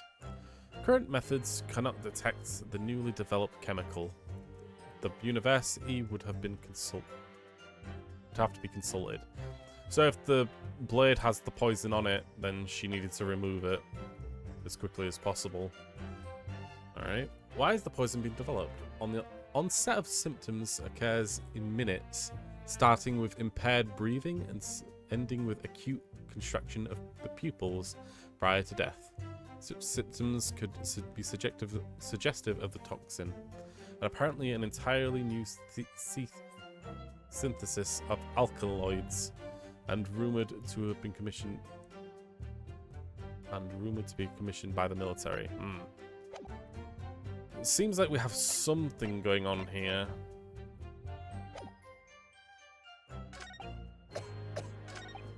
So I never actually pressed this one. Well, yes, that's true.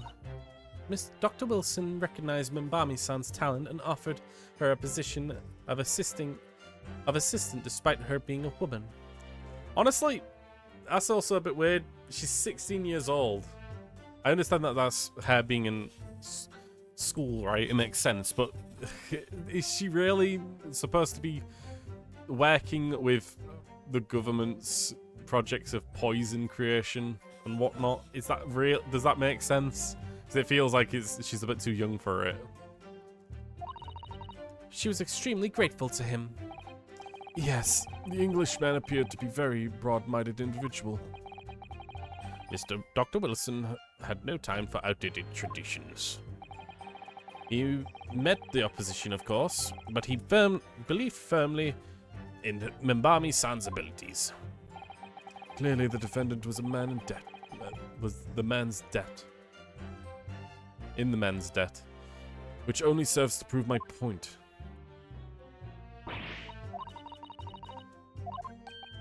Tusata times fundamentals.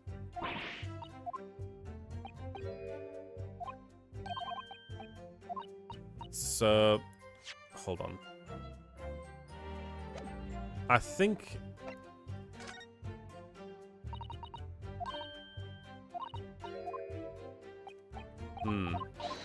So I think the thing... Did he say there needs to be another... There's no other reason? No good reason why the defendant would have tried to pull the victim... Okay. This seems like it's the one. There is another reason, being that if the knife was poisoned. And we've got a bunch of evidence that points towards it.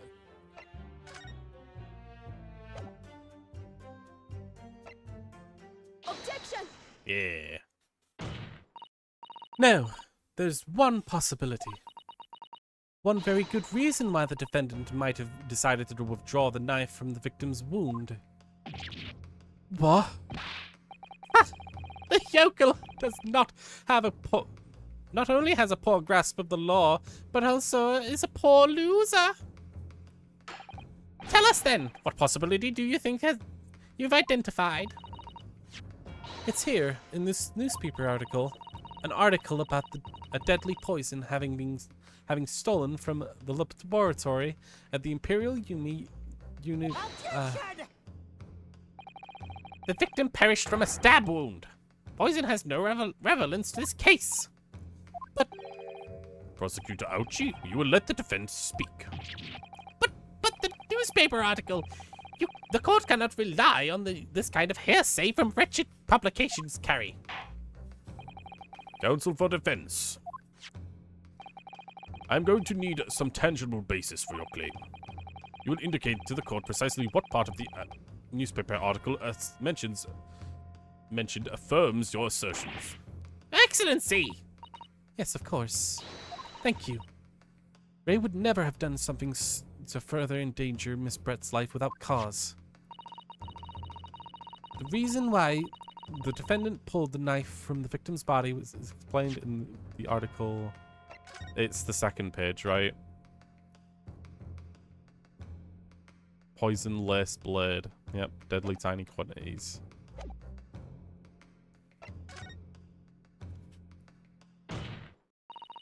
The article that reveals the following property about the poison? Oh, the property of the poison, okay. about the poison in question is when the toxin enters the body on a knife laced with poison. It rapidly absorbs and causes not instant death, but causes death within minutes. Are you suggesting? If the knife was used to attack Miss Brett was laced with this very poison, it would explain why the defendant Membami-san would have withdrawn the blade as soon as possible. Yes, the truth is, it was an attempt to stop the poison from entering the victim's body. Objection! This is complete and utter nonsense. Not at all. The defendant withdrew the knife blade from the victim's body, not to accelerate the woman's demise, but to save her life, and the prosecution cannot deny the possibility. Have you not read the post-mortem report? The cause of death was hemorrhage. The word poison does not appear in this court document. Well, that's because by acting quickly to remove the blade, the defendant prevented the poison from taking hold. Oh, please. This is clearly desperation. The weasel's last breaking of wind. You're farting. You're farting out your mouth. Poison has nothing to do whatsoever with this case. As I believe the defense is well aware. We have no proof of that the information of this wretched newspaper article is reliable in any way. In that situation, what the student would have done is wait for the medical assistants to arrive. But instead you claim that she suspected poisoning and took the potentially lethal decision to remove the blade? She must have had the strong reason for her suspicions then. Or the argument makes no sense. Exactly! Well put, Inspector. On what grounds did she do it then, the yokel? Why did Ray suspect the poison? Stolen poison was involved. If you want grounds, I'll give you your grounds. What? You can't possibly. From your expression, Counsel, it would appear that these are not empty words. But naturally, you stand in a courtroom as a lawyer. You must be aware that words alone, empty or not, are of no value in the modern justice system. The court demands evidence. Yes, Your Excellency. I'm well aware of that. I've seen it many times from my place at his side in the Old Bailey. In that case, Counsel, you will present the proof to the court now. What evidence demonstrates a clear link between this case and the poison in the newspaper article?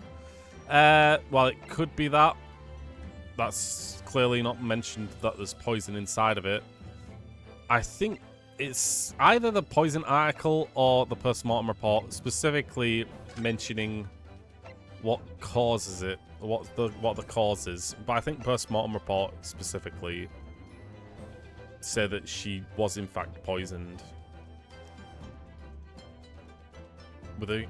Why is the poison? See, it says right here, ended with an acute constriction of the pupils. Well, I mean, it's kind of difficult to say, actually. It does say specifically here, extreme myososis, pupil constriction.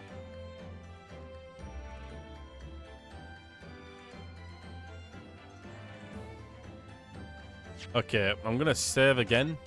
I don't know which one of these it actually is, because the poison article states exactly what happens to someone who's poisoned, and specifically what is happening while someone is poisoned. But that's after the fact they've been poisoned, meaning she would have no reason to pull the knife out since she'd already been poisoned.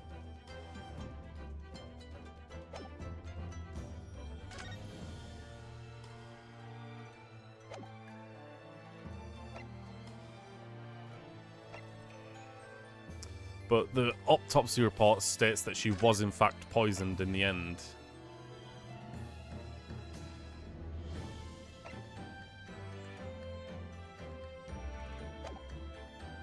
I'm guessing it's the autopsy report. Yeah, okay, good.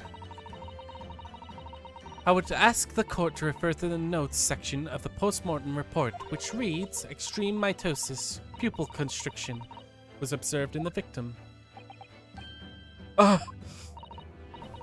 Clearly, being a yokel with no knowledge of forensic science, I have no idea, so please do tell me. Presumably, the fact that this condition of the victim was noted in the post-mortem report means that it is an unusual symptom of death.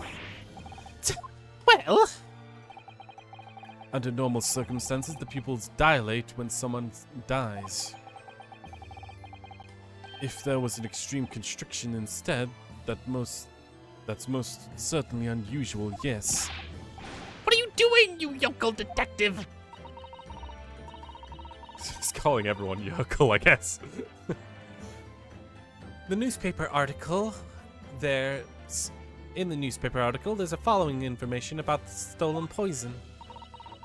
onset of symptoms occurs in minutes, ending with an acute constriction of the pupils prior to death. What? If the defendant, upon seeing the victim stabbed in the back, happened to notice the pupils of Miss Brett's eyes had been constricted severely. Yes. As a medical research assistant, she would have suspected poison immediately, without doubt. Prosecutor Ouchie, I think you'll agree, this is very compelling evidence. You, yokel student and yokel professor! I believe the defense has expertly demonstrated the credible reason why the defense's actions. No. Eugene Mikotoba. Yes, Your Excellency. I believe you are the best placed here to confirm or deny the veracity of the defense's counsel's arguments.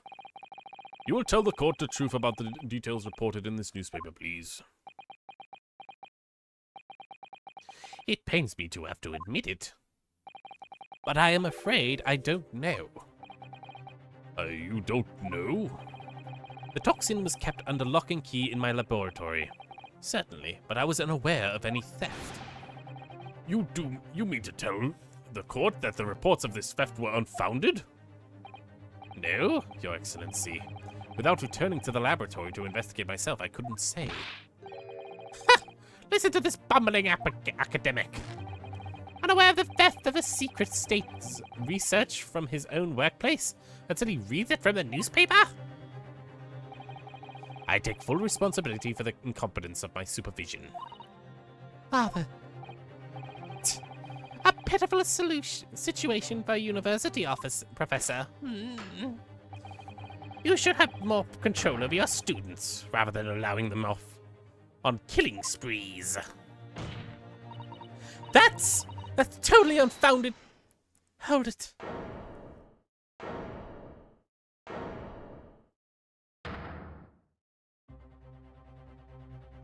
Oh boy. None of this is Professor Mikotoba's fault. It's all my fault. Ray. Bami-san, you stand accused here. Outbursts like that will not be tolerated. But it was me. I was the one who noticed the poison we were developing had been stolen that day. What? So you knew. I'd been placed in charge of overseeing the project.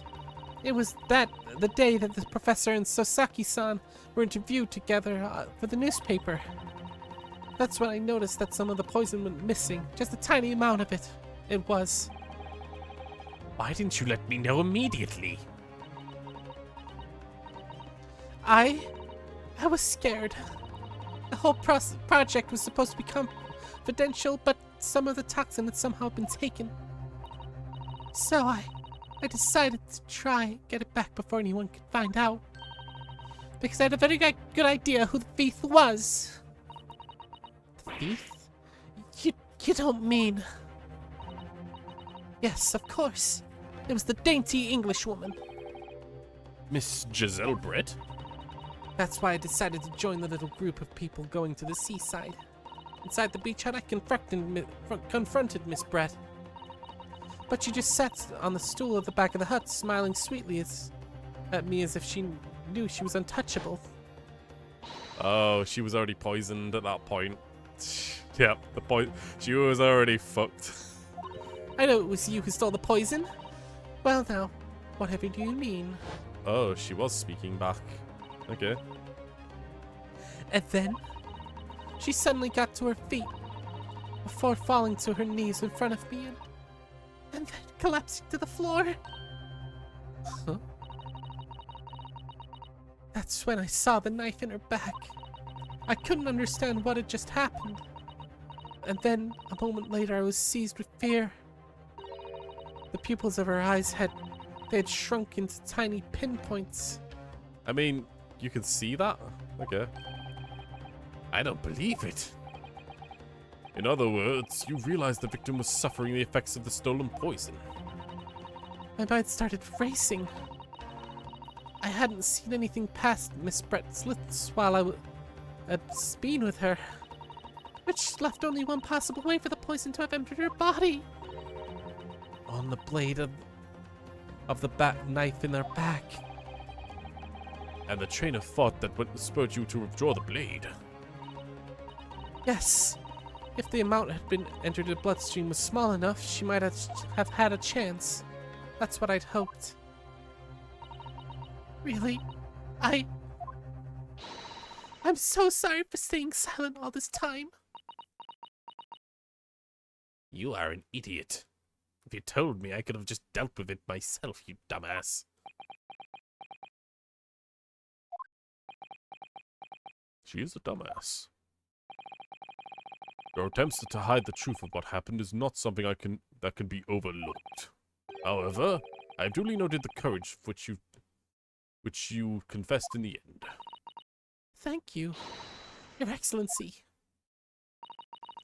It's barely permissible, but I do think that the balance has shifted a little bit here in this courtroom now. Your Excellency, do not be deceived! The victim just collapsed before your eyes, you say? Well, Bembami-san, if that's the case, perhaps you could explain how Miss Brett came to be stabbed? Well, I have no answer because it's the simple truth, is that you stabbed the victim motivated by revenge. you have no conclusive evidence that proves the assertion, do you?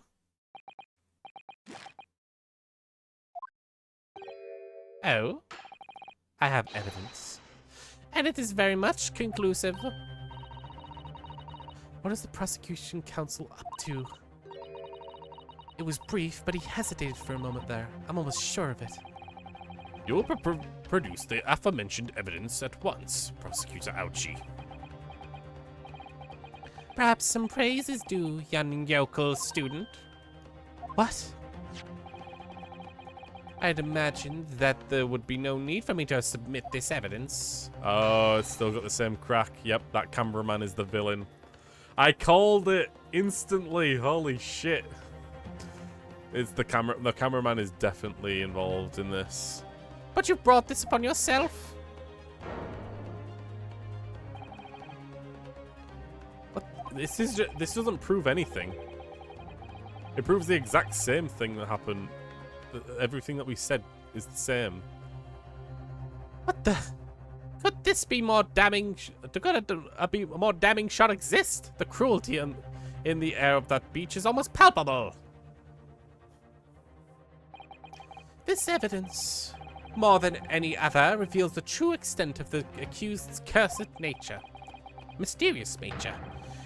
Or it shows the precise moment when Mbami-san plunged that dagger into the victim's back. No, that's not true. No. I don't believe it. Ah!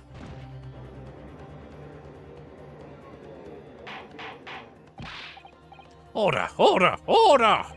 Counsel for defense, was it you who was responsible for that shrill scream that pierced my courtroom? Perhaps the voice is yet to break. These yokels have a slow mind and are slow to mature. I'll show you who's mature. Careful now. Sasato's starting to show her face here. It is often that a picture is worth 1,000 words, and here we have ample proof. The court will accept this extremely cogent photographic print as evidence. Incriminating photograph has been entered into the court record. Let's take a looky at that. So, yep, the same crack. That means there was another person at the beach, obviously. Can't believe there's a photograph like this is up his sleeve the entire time.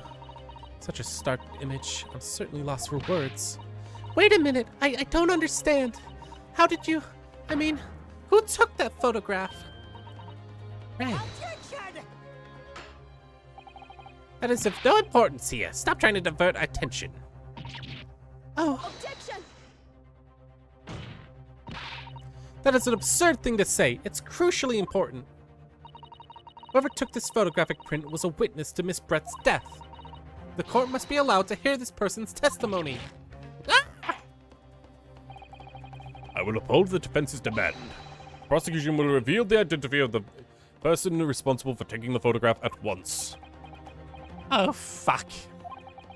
Well, I'm afraid I can't do that. Pardon?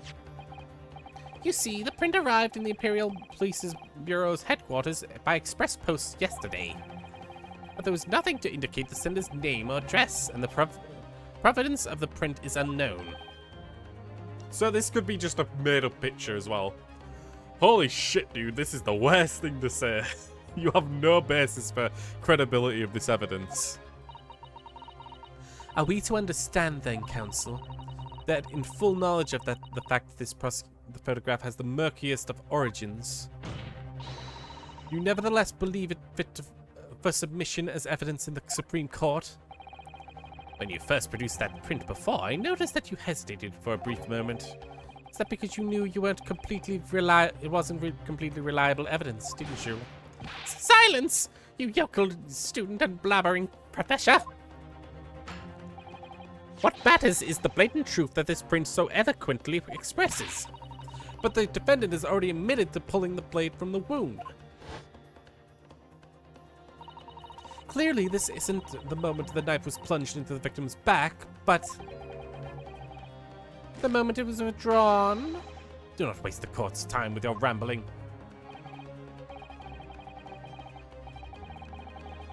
Indeed, without proper knowledge of who produced this print, we have no means of verifying this claim. And the scene it captures is, without a doubt, the most compelling evidence presented to the court.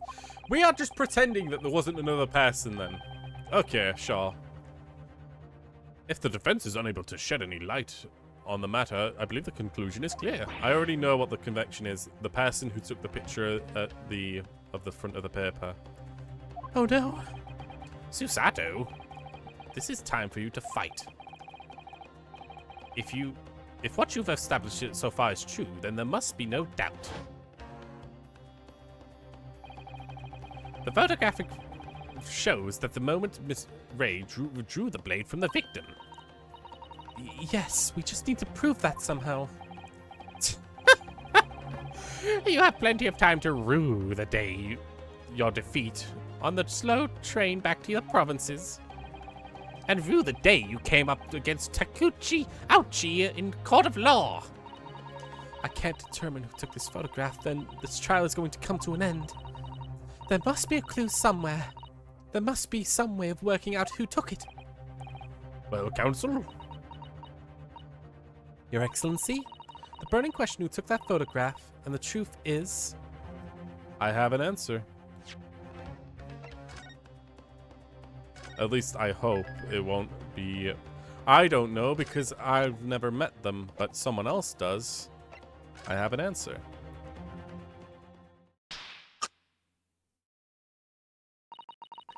This isn't about whether or not I can or can't come up with an answer now. I simply have to.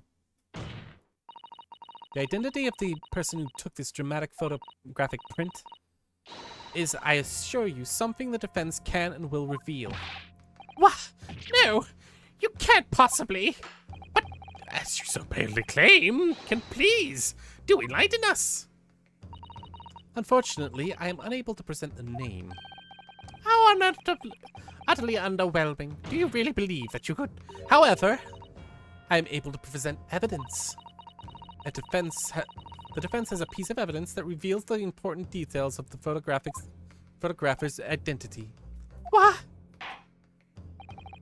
Very well then, counsel. Present your proof to the court. What piece of evidence do you claim reveals something about the identity of the mysterious photographer? It's, of course, the article. Take that! What's that? The newspaper again? Ridiculous England returnees tell all. Or anxious. It's not the headline that is irrelevant here, Excellency. It's the photograph. I love the fact that I instantly pointed out the crack on that picture is going to be important. And it's probably going to make that photographer that's been showing up randomly with Soseki is going to be the culprit. It's interesting that I instantly figured that out. But I still like the figuring out of stuff, even though it's very obvious a lot of this comes from. I mean, the poison inside the pen wasn't too shocking, I guess. We still haven't figured out everything. I mean, it is shocking that the poison was in the pen. We haven't figured out everything. Let's keep that in mind. If you look closely, you'll notice that there was some white lines on the right-hand side. Ah, yes indeed. It's already caught my eye as it happens. What of it? A shadow of some kind of presumably from the branches of a tree or the like. There are no trees growing inside my laboratory at the university, I assure you. Now, if you look closely at this photograph, Good gracious! yes, exactly the same pattern of lines is present on this photograph too. But well, that tells us nothing! Ah, yes, a shadow of some kind, definitely from some branches of a tree. There wouldn't be any trees growing inside a hut at the beach, Council. You don't fucking know shit! It's quite remarkable about it. The two patterns are absolutely identical. How could such an extraordinary similarity have transpired? Curious matching patterns appear on both photographic prints as a result of a camera defect. Obviously, there must be due to a problem with the camera used to take these photographs. What the fuck? Photographic device? Yes, we can confidently say that the camera lens must be scratched. And if the cameras and that scratched lens caused unwanted lines to appear in every print taken with the device. In short, the two photographs under consideration here were taken by the same camera. But there must be hundreds of such cameras devices here in the capital. It would be utterly impossible to identify the owner of this particular one. Nope. I think you're forgetting, Prosecutor Ouchie. That one of the photographs featured in a newspaper article. A newspaper? Ah! That's right. The author of the article is the mystery witness to this crime. What? What? Mentho!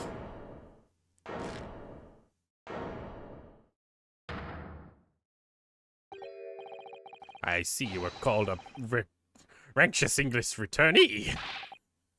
What are you yelling about? You've already testified. It's Mementio, I tell you. Mementio! Me, men! Me, ni, men, no! Meeny Mina. Mimi Mina. Okay. Mini Mino! Soseki-san, what was that? Did you say Mini Mino? Ever since I returned to Japan, a reporter from the Soseki Sojo News has been hounding me for following my every move. The reporter by the name of Reitin Mini Mimo has been hounding me from dawn till dusk. Ah! Now that you mentions it. A secretive spy, snapshots, scribbles, stories, and scruples my privacy. Could the same reporter be? The camera to the left of him, the notebook to the right.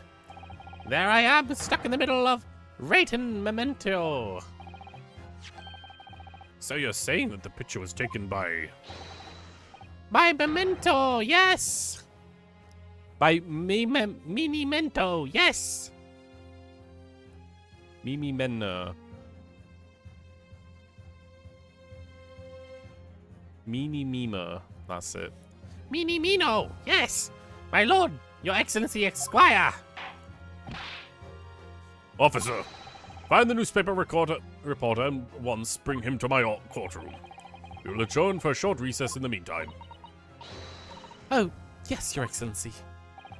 As you say, your excellency. And one more thing.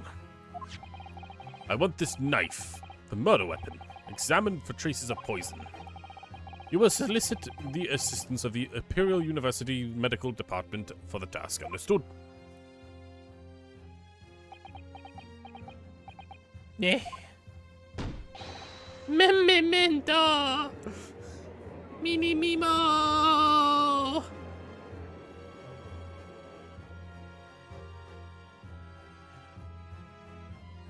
Alright, to be continued. We've been streaming for 2 hours and a half. Could we finish this entire trial in one stream? It's the first one, so I don't think it would be impossible. But that's... every time I freaking streamed the previous time, the previous game, every one of my streams went on way too long because I didn't trust the freaking to be continued. But I think since we've started to acknowledge the true culprit, I think we'll get close. I think we'll be able to do it. It's best case, right? Come on.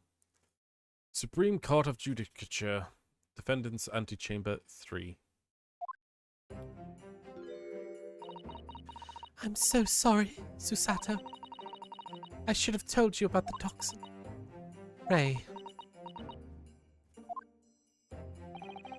You have a strong sense of responsibility, I know.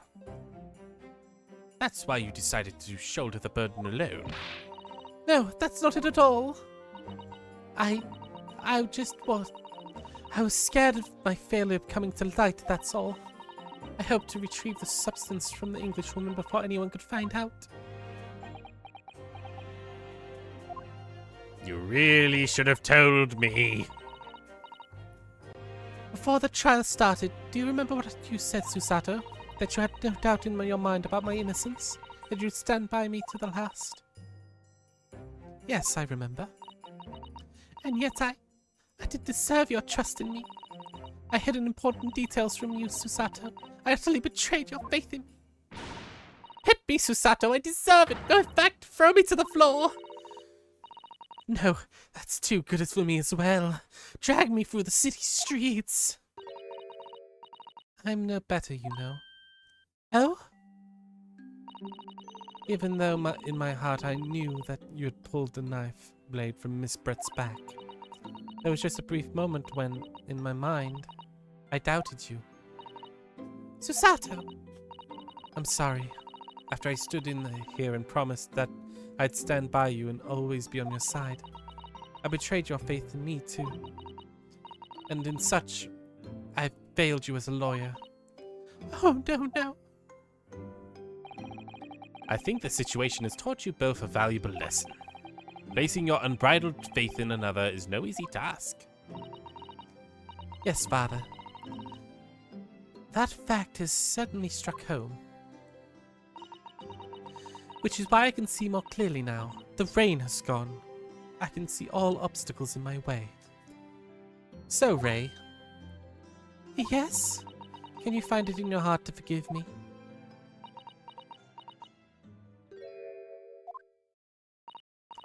Oh, Susato. You know, you'll always be a gallant, dashing lawyer in my eyes now. Oh, Ray.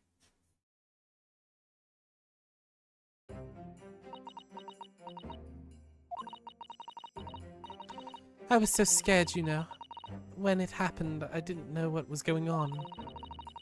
The Englishwoman was sitting in the back of the hut, listening to what I was saying. Honestly, it's really just... whenever I hear her talking to Susato, Ray, and Susato, I'm just thinking of every other person that's played this that constantly is just going, lesbians! Just constantly. Because it just seems like such a big lesbian moment, right? It feels like everyone who ever freaking loves talking about gay in general, they would just absolutely freaking go lose their minds over this character and constantly talk about it. That's essentially what I think is going to happen in any other person's playthrough. Honestly, I don't know if they've even really mentioned that Susata's interested in this. Feels one way, but of course, a lot of other people don't care about one-way attraction. It always ends up being a shipping thing, right? Whatever, let's carry on. The Englishwoman sitting at the back of the hut was listening to what I was saying. I know it was you who stole the poison. Well now, whatever do you mean? Oh, please don't make me say any more. Then a moment later, she suddenly got to her feet. And before collapsing to the floor in front of me with a knife in her back. It all happened right before my eyes. And you were the only people in the hut at the time. You know, the picture clearly shows that it was taken beside the hut through a hole, which means that someone was close to being behind the hut, taking pictures. I don't know, man. It's kind of something you need to remember. That's right. Just as Miss Brett and myself, there was no one else. So I don't understand how she could possibly have been stabbed like that. A great mystery indeed. I still can't believe it happened. That's why I couldn't bring myself to speak up. It'll be all right. However it happened, and whatever really went on by the sea that day, I promise you that I'm going to prove everything you've said you saw is true. Spoken like a true Mikatoba. Now, I think you should discuss what's coming up on the trial, don't you?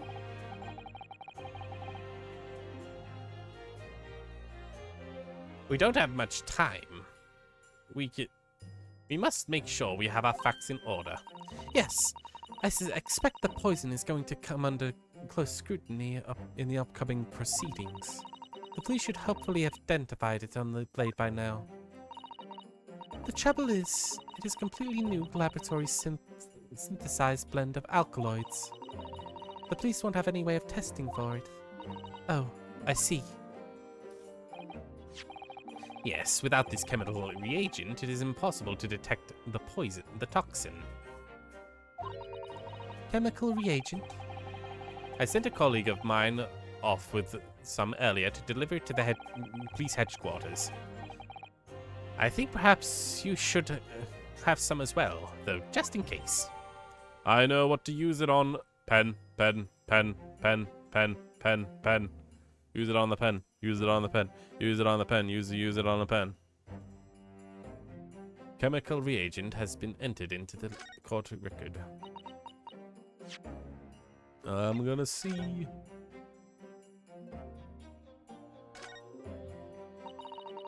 The label appears to be written in a foreign language that I don't know. It's German, so your knowledge of English is going to be of a little help here, I'm afraid. Could you have just written medicine on it in Japanese? Then we'd all be able to read it. German is an international language of medicine, my dear. But yes, I can clearly see the merit in labeling the bottle in Japanese. Though I'm not sure what medicine would be entirely appropriate.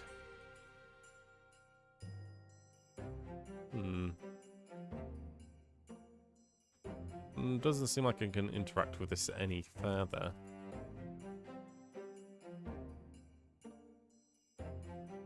Shame. But can I...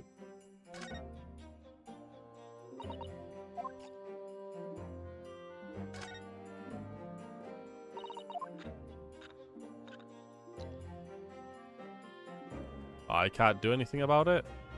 Fubar.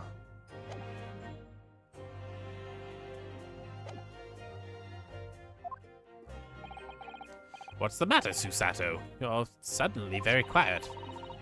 In this newspaper article, exclusive deadly poison stolen from Yume University, Yume Medical Research Laboratory.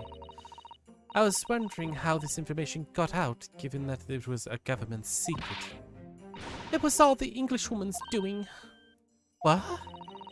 It was when the professor and Soseki-san was being interviewed at the laboratory.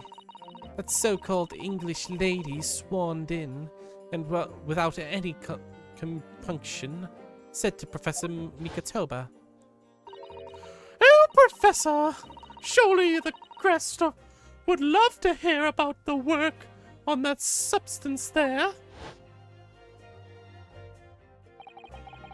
It put me in a very awkward position, to be frank. But Soseki-san's curiosity had been piqued, so I had a little choice but to give him a cursory introduction. So then Soseki-san knew about the poison? Yes, and it is very highly likely that the reporter who was writing up the story about us could have caught a glimpse of the toxin too. This Mini Mimo again. By the way, did that reporter join you when you all went to the beach? Oh, no, I don't remember the reporter being there. Indeed, he shouldn't have been. I was very much doubt that anyone would have wanted him there. Oh? A known criminal had been given permission by the authorities to bathe by the beachside. Soseki-san pointed out that inviting a reporter might have been problematic, so the man was sent back to his office. Yet he obviously didn't go back. He secretly followed the party to the beach and took this very candid photograph. And then presumably he posted it anonymously to the police. Ah! Yes, that must be what happened. Counsel! We have just heard that the new witness is now ready to testify. The trial will resume. Please proceed to the courtroom at once.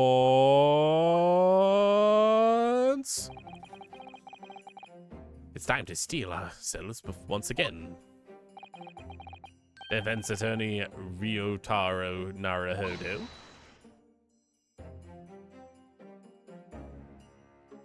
Yes. Rie has put her faith in me now and has told me everything. So I can't let her down. I have to prove that she's telling the court what she's telling the court is true. I have to prove what really happened that day.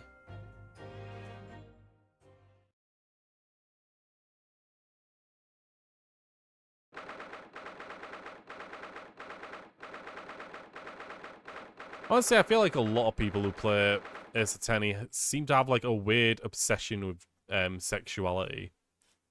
I've seen a lot of people play Ace Attorney games before, and whenever Wright and Edgeworth show up in the same shot talking about stuff, it instantly becomes just constant gay talk. Which I mean is fine, you can do that. It's just that every person does it. It almost seems fake at times. They either just don't believe it, but they'll say it anyway for content clicks or whatever, like to make themselves seem like they give a shit. I don't know. It's probably not worth talking about. Just a thing I've noticed.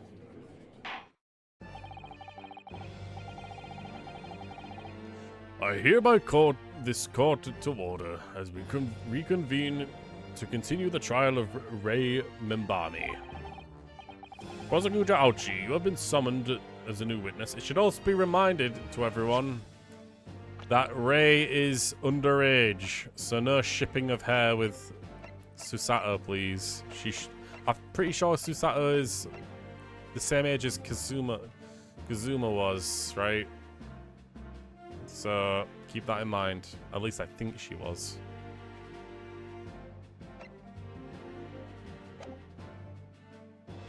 Prosecutor Ouchie, have you summoned the new witness? Fucking hate this trial. Before I address that question, Your Excellency, I have some very important news to share. Oh? What news? Why does he look so happy about it? During the recess, with some collaboration of the Professor Mikotoba's laboratory at Yumi University, the police re-examined the knife that was used at the end of Miss Giselle Brett's life. That brought her life to an end. Excellent. I admire your rapid handling of the matter. Oh, you're too kind, Your Excellency. Too kind! I was merely carrying out your instructions, of course. I had a reagent delivered to the police headquarters. To the headquarters by rickshaw, so it would be there in good time. But judging by that burnt swagger, I fear that we may need to brace ourselves for the inevitable. And counsel, what were the results? This dagger, which was so cruelly used to end the victim, had no trace of poison anywhere along its blade. What? Are you sure about that? I mean, that's a more problem for you since we have proven that she was in fact poisoned, so... I would stake the reputation of the police on it. Armed with a reagent, the test is extremely simple. They couldn't have made a mistake. No trace of poison was found on the blade. In short, the accused's feeble excuse earlier. It still counts because she thought the blade was poisoned. Your bullshit excuses here do not count for shit. Ah, yes, this must be the victim's blood. Oh dear. Blood is never a pretty sight, is it? I'm having a fight off to urge to run it under a hot tap and get it clean. You've always been quite fastidious about cleanliness, haven't you? I think it's something else, Father. What about this side? No broken tips, thankfully.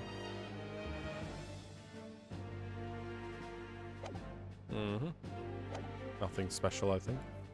In short, the accused's feeble excuse earlier has been utterly destroyed. No, it hasn't.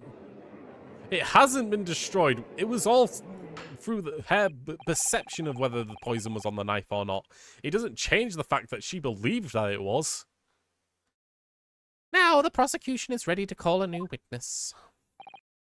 I, the newspaper reporter, who managed to capture the photograph of the crucial moment. Good.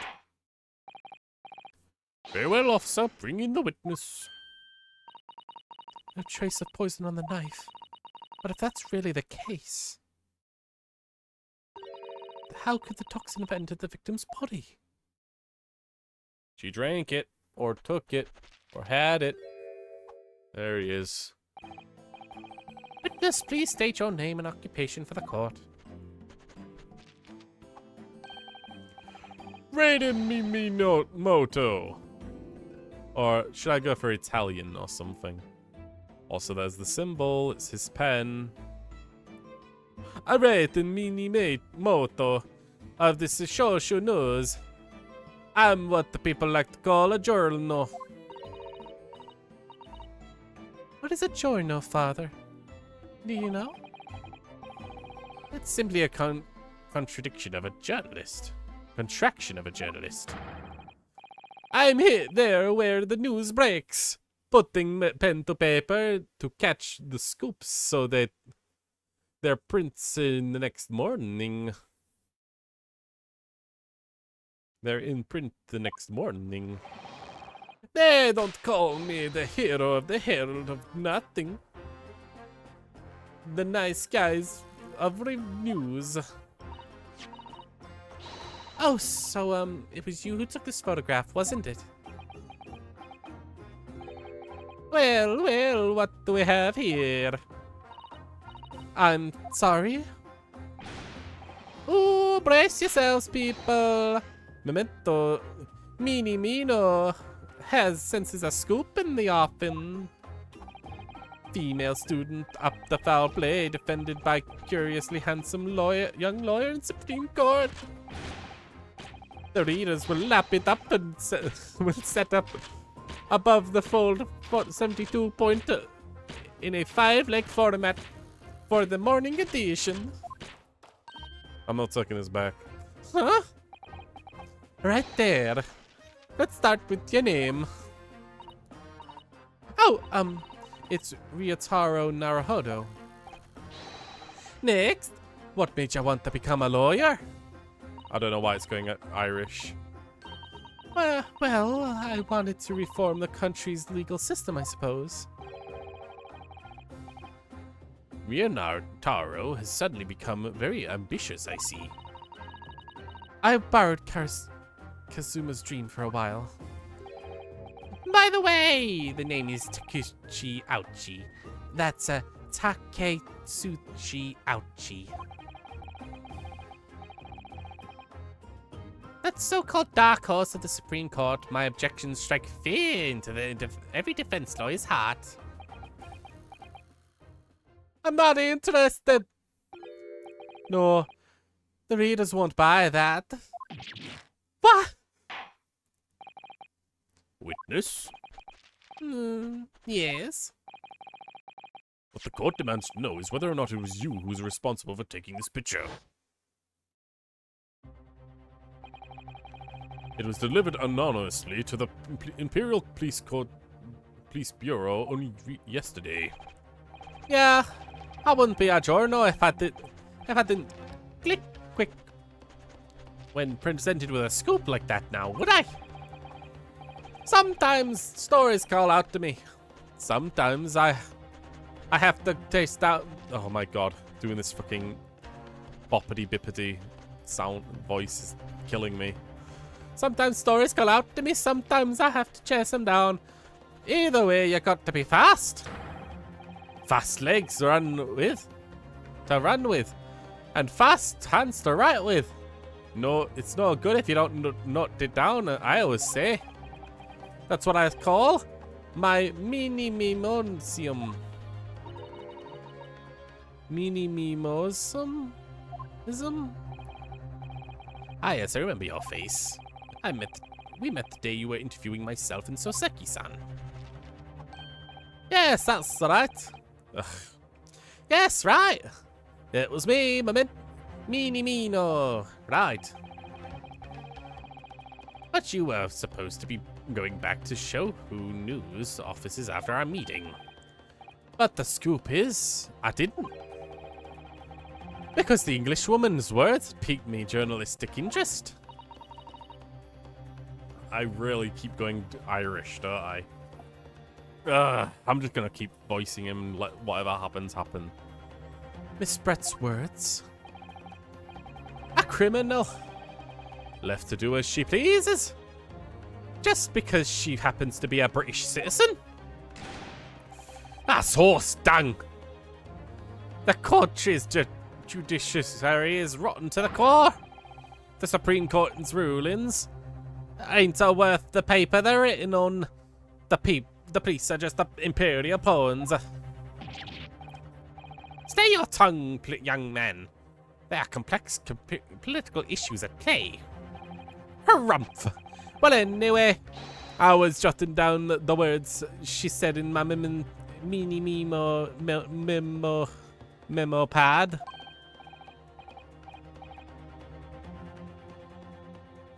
Are you ready? I'll read it out. It says here, and right here it goes. I would like to go with everyone to see a country's coast. A serious criminal going to some junket. The people need to know about this. That's why I decided to speak to them. To get the woman's story. So I could hammer it into the press. You mean to say that you did indeed witness it firsthand? The grim scene portrayed in this photograph? Oh, yes. I saw it with my very own journal eyes. From the start to finish, through the viewfinder of this trusty camera. Thank you, Memento-san. Mini-Mimo-san. I hate the fact that so many of these fucking Japanese names are 4 syllables. You will now give your formal testimony before the court. You will state exactly what is and what isn't what you witnessed. The events surrounding Miss Brett's death. Jesus. Witnesses. I already don't like voicing this guy. I'll be honest, I don't like trying to do the bouncy speech while reading as well and taking what's being said.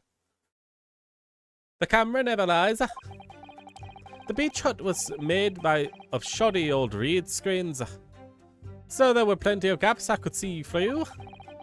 The Englishwoman was sitting on the stool when the student girl came in and started arguing with her. Seconds later, the girl pulled out a knife and throwing the Englishwoman to the floor, that she stabbed her in the back. My smouldering journal spirit burst into the flames. Quick as a flash, I whipped out my camera and did a ready to click. I pulled apart the rough weaves of one of the screens and poked my lens through the perfect shot. Reed screens, you say? Right. You can see clearly through the great shot I snapped. The hut's walls are screens made coarsely woven reeds. Yes, it would allow breeze to flow through and bring some relief of the summer heat. And it was a breeze for me to poke my camera through and see the whole thing hotting up. Ignoring the time of this being an appalling invasion of privacy involved. Did you witness everything that happened from the moment the victim entered the hut? Oh, yes, I did. I saw it, I did. I saw the whole thing from the start to the finish. And you say you took the photograph through the gap in one of the screens? Luckily for me. They were pretty shoddily woven, I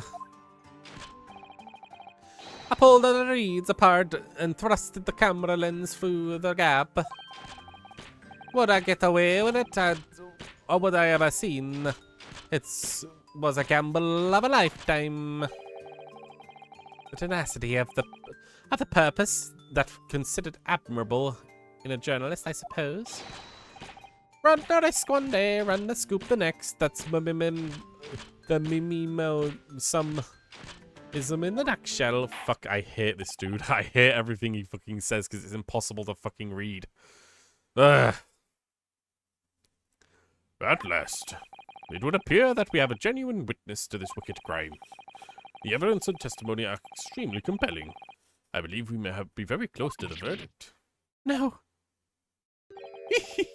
Wonderful news, Your Excellency. Wonderful. Nevertheless, it cannot be denied. This testimony begs on one rather large question. What question? Exclusive news, a startling photograph, All the makings of an exceptional story of a reporter. Why then was the story never published? Oh, that's right. Ooh, he doesn't have an answer. Seems clear to me that there was some circumstances at play here that are yet to be understood. Ha! More pathetic excuses.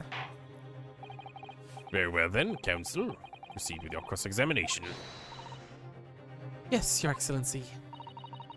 There's more to this reporter than meets the eye. He's keeping something about this case very close to his chest. Ha! You can't read my fucking lines! Fuck this guy. Shouldn't be wearing that hat. He's a douchebag. In every fucking sense of the word. He's literally looking like a Larry right now. This is Larry's ancestor. The camera never lies. Beach hut was shoddy old reeds, so was was plenty of gaps I could see inside there. What made you want to see what was happening inside the beach hut in the first place? I call it a journal instinct. Can't you think of a better reason? Oh, I don't know. Perhaps because as well as being a proven criminal, the woman inside was a young woman. The person inside was a young woman. I see where you're going with this. Brace yourselves, people. He's painting a journal as a voyeur. It's hardly slander, sir. You have a camera and you were taking pictures without the woman's knowledge. Nope, you got it all wrong. Little student boy. Sorry? To my mind, all that was inside the hut was a scoop. Nothing more and nothing less. I'm an asexual, Mr. Boy. I don't give a shit about the tits or ass. Scoops know no gender. Man or woman is all news. Not even meme-ism is it's basically a journalist. Fuck, I hate these words. I fucking hate them. I'm just gonna call them fucking dumbass words. I'm just gonna make up what they actually say. I'm tired of saying them. If only the courtroom was as indiscriminate. Right, so if it was all buttoned up, and can we move on? Can we move on? Tell the court, then, witness. What sight befell your eyes when you looked into the hut? A sight of vindicated by the journal instinct. That's what. When I pulled the reeds back, I could see as clear. I could see as clear as a day. Fucking hate reading this guy. The English woman sitting at the stool when the student girl came in and arguing with her. So you actually saw Mimbami-san enter the hut? Yep. She was raging. Raging like my journal spirit. And the argument mentioned, what was that all about exactly? You stole it. I didn't steal it. That's kind of thing. Talking about the poison, I suppose. The student girl walked right up to the English woman and started laying into her. I mean, if she'd laid into it anymore, there wouldn't have been eggs. What? The man should have been an author. His descriptive talents have wasted on journalism. But the student's rantings fell on deaf ears. Like a Japanese person listening to English for the first time. He really ought to work on his smiles first, though, to be honest. Anyway, the point is, the woman in the dock was a mite angry. And her temper finally got the better of her, it seems. Dear me. Which I was. The climactic moment I caught of the film. Seconds later, the girl pulled out a knife and started throwing the English woman to the floor and stabbed her in the back. Hold it! Do you swear before this court that you actually saw the precise moment that the stabbing took place? Ha! The precise moment? I didn't say that. I saw the whole hellish scene play out from start to finish. Wait a minute. He said he didn't just see that, right? I didn't see just that. We have here a simpler plan of the beach hut. Perhaps you could use it to explain the court exactly what you witnessed. Back. Right here you are. It was here playing as in my memento pad. Fuck you. When I first peered into the hut, I'm sure that the English woman was on the stool at the back of the hut here. Yes, the accused's own testimony confirms that. She was sat at the back of the hut, smiling sweetly. That's what I've jotted down. It's my turn to testify now, so try not to interrupt. Then, the next moment I was watching. The evil student girl entered the hut. After a while, the pair of them ended up in the middle of the hut and arguing furiously. The English woman went for the student, but the girl dodged out the way. In a flash, plunged the knife into the adversary's back, and the two passed each other.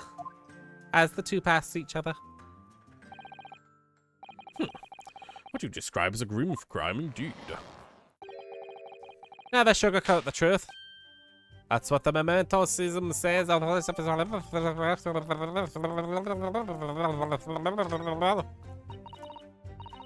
the way, no-san. Whilst you were watching the terrible scene unfold with your eyes through the gaps of the screen, did it not occur to you to try and prevent the tragedy rather than capture it on film? Let's take a look at that a little more. So,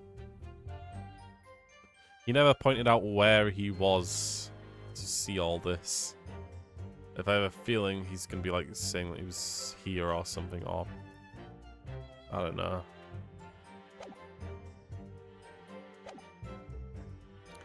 Did it not occur to you to try and prevent the tragedy rather than trying to capture it on film?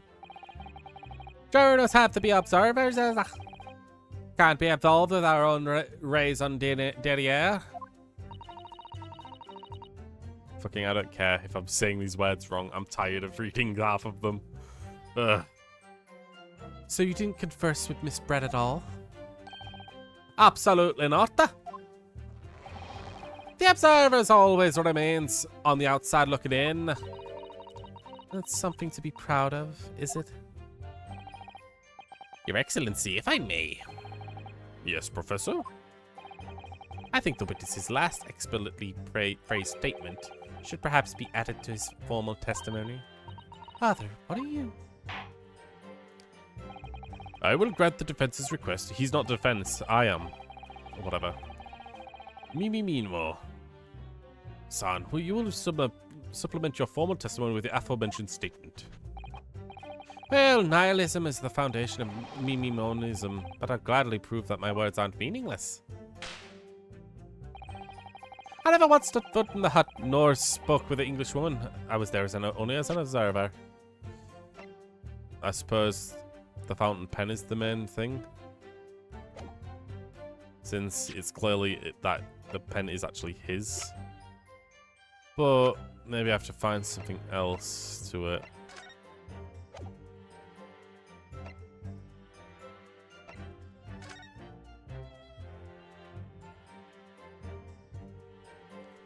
Never steps into the hut, right? That's what he said.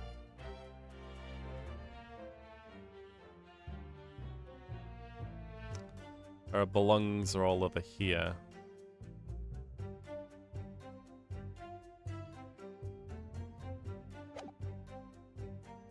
I'll press it first because that's what I would say. The pen belongs to him and he clearly... his pen clearly went inside somehow. But I'll press first. Really? You never stepped foot inside the hut at all? Are you sure about that? You may think you got I think you may have the wrong impression of me. We are talking about the murder scene. My nerves were stretched to the breaking point already. Oh, I see. You were scared. Maybe I have the wrong impression of you, yes. Oh, it was all I could do to stifle a stream, to hold my hands in a steady place to start the shot. You really should have summoned help before thinking of your camera. I don't really agree. And most of the time in those instances, minimonism comes out on top. As a sculptor of our stories, sometimes I have to be cruel for my art. Yes, that's a spot on. Surely he's making all this up. His claims are true, but... He claims to have been spying on the whole affair from start to finish. This testimony is true, it's devastating. But he does seem to be holding something back, doesn't he? If that's how you feel, I suggest you thrust your instincts and press him on everything he said. As I no doubt he's said many times before, your role is judicial assistant. Yes, I have. I've seen witnesses like this pressed on. I know exactly what to do. Okay, so am I right in thinking that...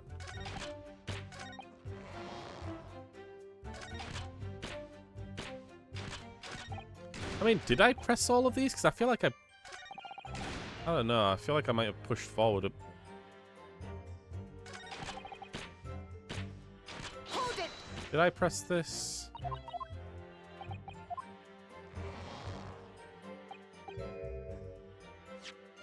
I don't think I did. Why did you choose to post the photographs anonymously to the police? Did we, like, skip ahead? Because of the, whole testimony of the, presenting of the thing. The freaking floor plans. I don't understand a word that's coming out of your mouth. I'm asking why, as a journalist, you decided not to make a story out of the incident. Think of me of a sculptor who makes art of the sordid private details of other people's lives. But I didn't discuss with my own personal life on a principle. I mean, that's the basic minimalism.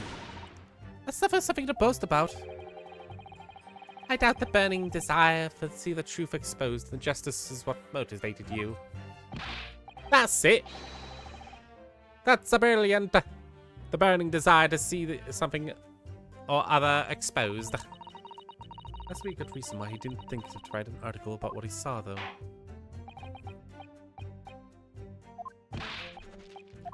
That's why I'd asked.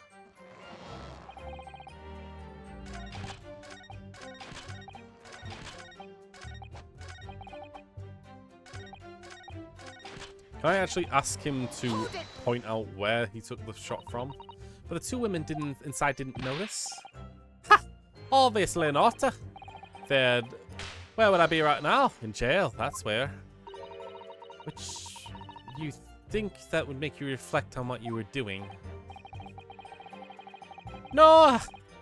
The journal's job is to collect the snippets from life and as unobstructively as possible.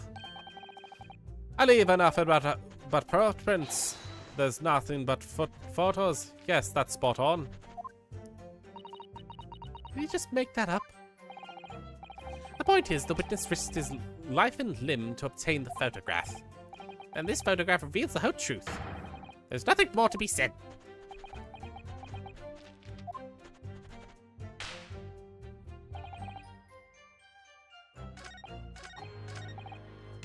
Right, it did skip because I got the extra line. Hold it! Do you swear? Oh, right, I've seen this already.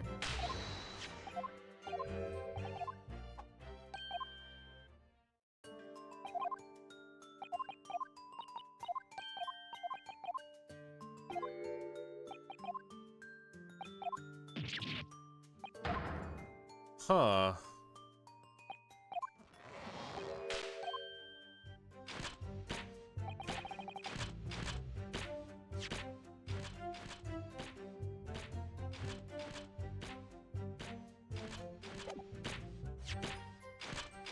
What does this exactly say? The culprit was on the back end. Then the picture is this. It's too vague, I guess, to say that that's a contradiction. Judging from that angle, that means that he was most likely on the north side when that picture took place. So like here.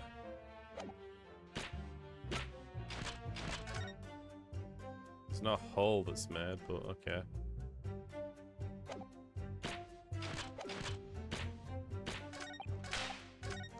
Let's push forward and see if this has changed.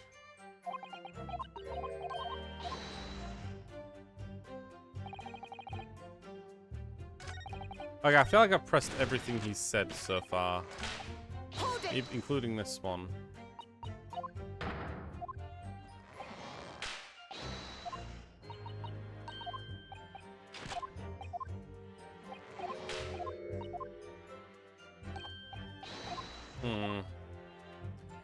Am I right in thinking then I need to start presenting stuff?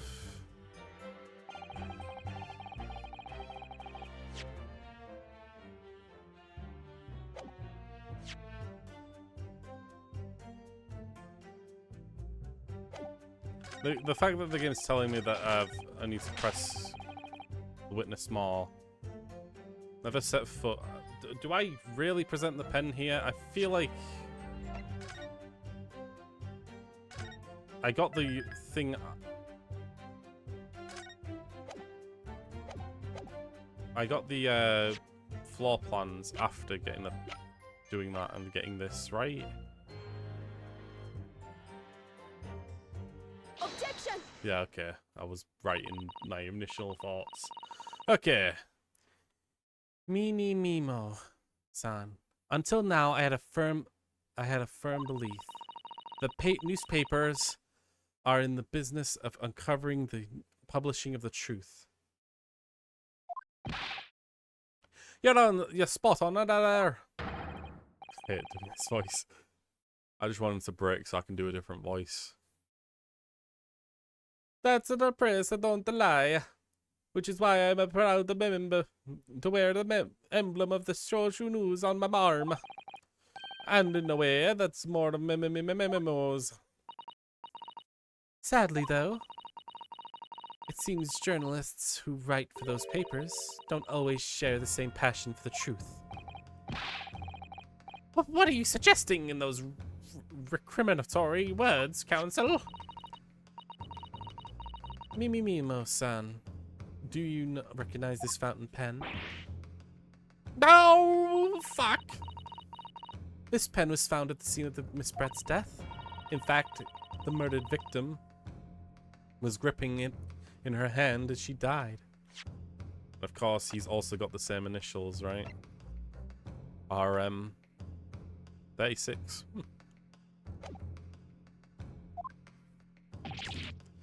What are you? If you look at the barrel of the pen, you'll notice that the owner's initials are engraved here. RM. Yes, thank you for bringing that up, Counsel. The initials, of course, they have accused Rabami. Is that a coincidence, I wonder? That your initials are also RM. No! Rating me memo.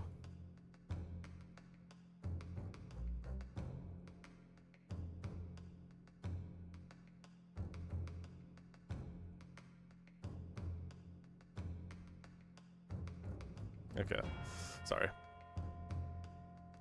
MRM. That's horse a dong. Can't you see? One of the central tenets of Mimi is being a pencil user. And yet, as the court is clearly able to see on your right hand, there's a very obvious blue ink stain. It would appear that you have rather carelessly left it somewhere. It's somewhere recently. Your favorite fountain pen, that is. Horse dong! Mimo-san, is it not the case that before she died, you met with Gisette Brett at the beach hut? Why should we listen to these accused nonsense? This is nothing but another excuse. Exactly. Sure, the news will stand by me the entire way. I deny everything. That must be why many people with the initials RM, as there are stars in the sky. The defense has neither the time nor the inclination to count every star in the sky. There's no need anyway, because the pen has more to tell. Yes, in fact, there's another clue. A clue that undeniably proves who the real owner really is. In that case, counsel for the defense would now show the court where the alleged clue lies. Of course, Your Excellency.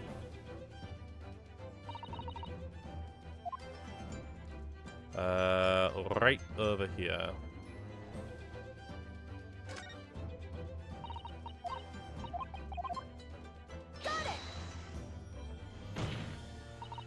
As well as the initials, there's also an emblem on this fountain pen. An emblem that you will of course recognize. Mimo-san. Oh, fuck! Goodness me, it is that emblem of the show you news. In other words, the owner of this pen is an employee of the Show You News. Those initials are RM, By the way, show you news. Great pun there. Great pun. Let's be honest. Let's move on. God damn it. Suddenly, the stars in the night sky don't seem numerous, do they? Ooh. Well, Mimimomo-san, how do you respond? No! Order! Order! Explain yourself, witness.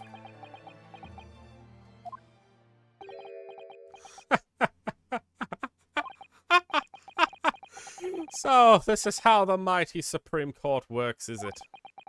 Using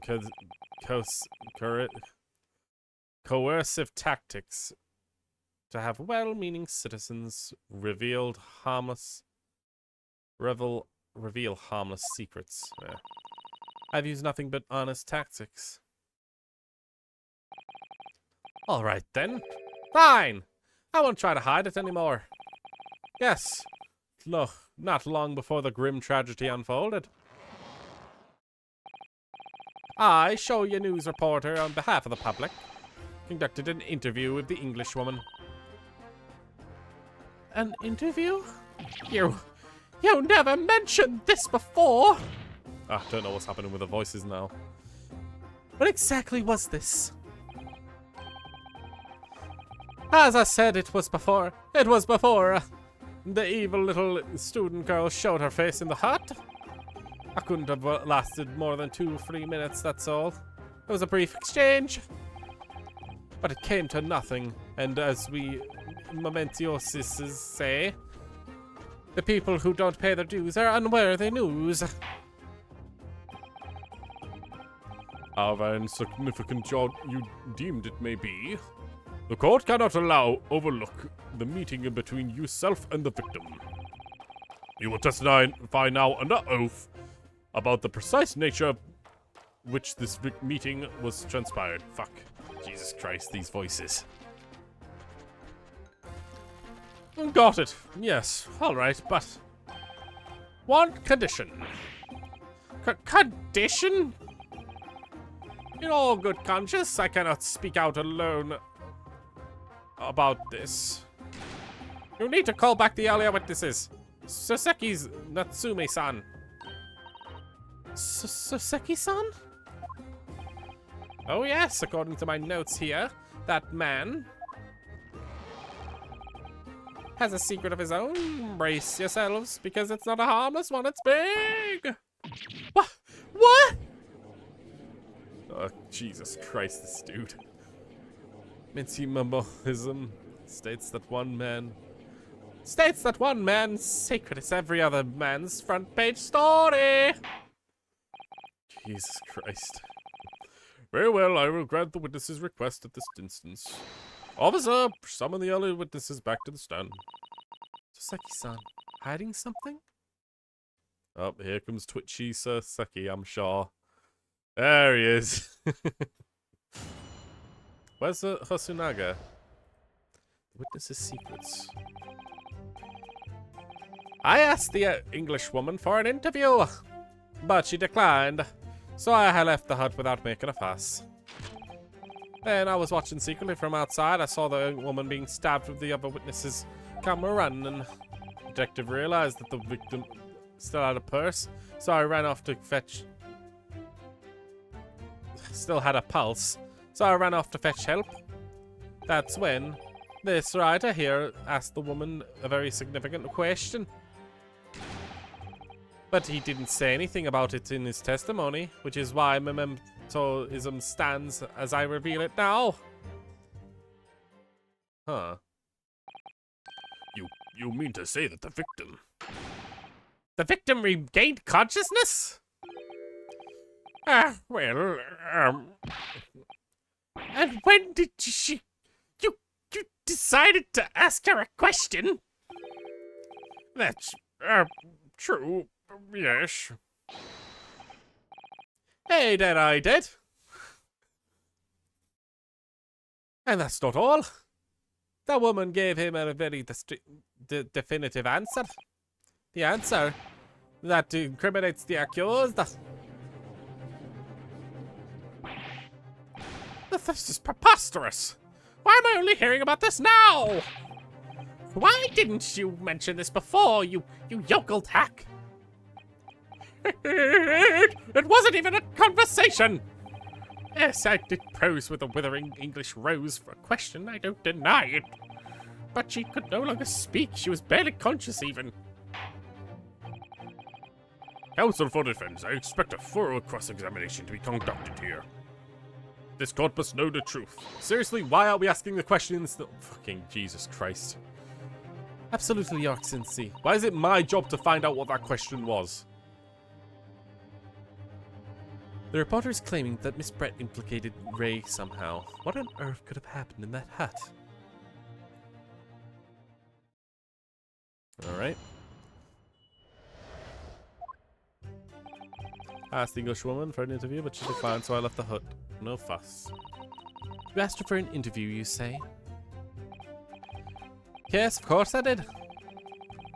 I wanted to ask her about a last year incident that she was involved in the end of the last year. You talk about the case in which Dr. John H. Wilson lost his life? That's not the way that I phrase it. Memomotorism calls for straight talking. Why did you murder the Wilson? Is what I put it to here. Yes, in sort of talking straight as a ruler. Talking straight as a ruler. Ask every question as if you've been asking for a menu in the restaurant, I say. It is the best way. A veteran in the paper told me that. And how did Miss Brett answer? With one simple phrase.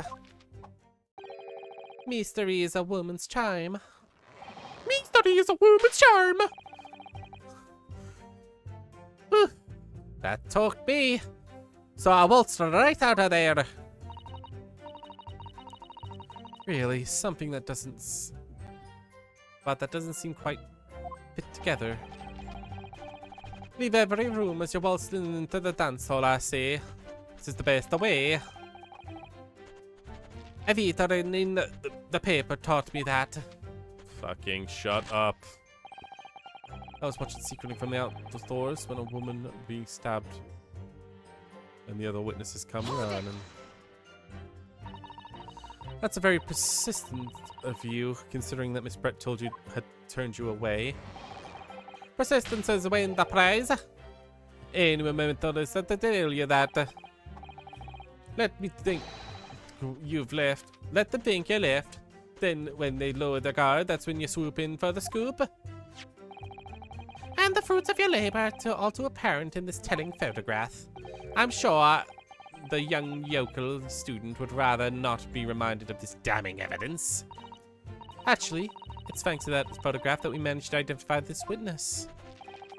And now that you found me, I'll tell you whatever you want to know. I got nothing to hide. I'm sure. Please do go ahead, witness. The court is eagerly waiting to hear what you have to say. Try to stop me. The story's here to tell, and I'm going to tell it. Oi. The detective realized that the victim had a pulse, so I ran up.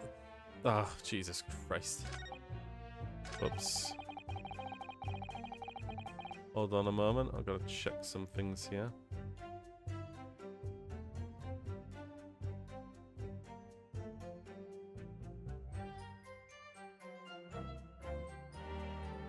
Okay, good to know. Anyway. Effective realize Shadow Pulse. Run off to fetch help. And Soseki-san remained behind in the hut. That's right, yep. Our offer friend here. Was a blabbering wreck. Shaking all over from head to his toes. Much as twitching, eyes a bulging. What do you expect? You don't know the terrifying troubles that taunted me whilst traveling abroad. Back behind painful bars. They're coming for me, surely. That's what I could think. I felt as though I was grasping air, drowning in a sea of cold sweat. Oh, Soseki-san. His experiences in London have scarred him deeply. As a world seemed to close around me, I quietly recited the prayer to the Amima Buddha. Eternal emptiness, empty eternity. The end is coming for me, surely. No sutras are resound in my courtroom, please. And now, we come to the crucial part. That's when it happened. That's when the right man here asked a question, the woman of a significant question. What question? What exactly did he say? Well, now, you should hear it from the horse's mouth. I think you should hear it from the horse's mouth, I think. Don't you, Mr. Right Man? Ah! Out with it, you yokel hack! What did she say? What did you say to her? What did you say to the dying English woman? Well, in truth, I've been catching crabs in the water's edge and building castles in the sand, you see. Well, that seaside is the best place to be at leisure, so I suppose even for a grown man. But all that of a sudden, that little beach hut, the young girl's panic-stricken cries for help pierced in the air. Ray! I ran up to the beach to see what was happening, to find the defendant leaning over the collapsed victim. As soon as the Inspector Nosunaga saw Miss Brett on the ground, he sprinted off to get help. And then a moment later, I heard a faint moan, a moan from the dead English woman. I nearly jumped out of my skin. But what did you ask her, Soseki-san? Stop dancing around it. I asked her, who did this to you? Don't protract any longer. How did the woman respond? She didn't! She said nothing in response. But... Let me guess, she looked at the other woman. When at the stand, you will answer questions when asked of you ambiguously. Now, without evasion or reticence, I demand to amend your testimony. I will! I asked her who did this to you, but she never replied. You tried to find out who the culprit was? He who asks the question is a fool for a minute. He who does not remains a fool forever. Having been labeled a criminal twice during my time in Great Britain, I was quick to make up my mind. Better to be a fool for a minute than remain a fool in prison forever. However, you indicated that the victim failed to respond. Is that correct? I know why. I know why the Englishwoman said nothing. She was ignoring me because of my stupid mustache. Because I'm Japanese. Oh dear. Soseki-san really has developed a dislike for the English, it seems. Fuck. Having read the report in the time of Great Britain, I can't say I'm surprised by his xenophobia. But an Englishwoman didn't ignore you at all. Did she, Mr. Reiterman? Well, yes, all right. She did respond in a manner of speaking, I suppose. She lifted a trembling finger and pointed in the direction of the defendant. Hold it! Miss Brett pointed a finger at the defendant. Soseki-san, is that really true? It's not easy to stand here and say this, but when we first entered the beach hut, the Englishwoman was sprawled out on the floor before us. The student girl standing to the far side of her. And when I asked who did this to you, the Englishwoman summoned her last ounce of strength and pointed a trembling finger to the back of the hut. Which was, and it can't be denied, the direction of the student girl who stands accused today. No. Soseki-san, why did you neglect to mention this in your original testimony? But, fiddlesticks, I say! It's not a British court of law. You will respond in Japanese. Yes, of course.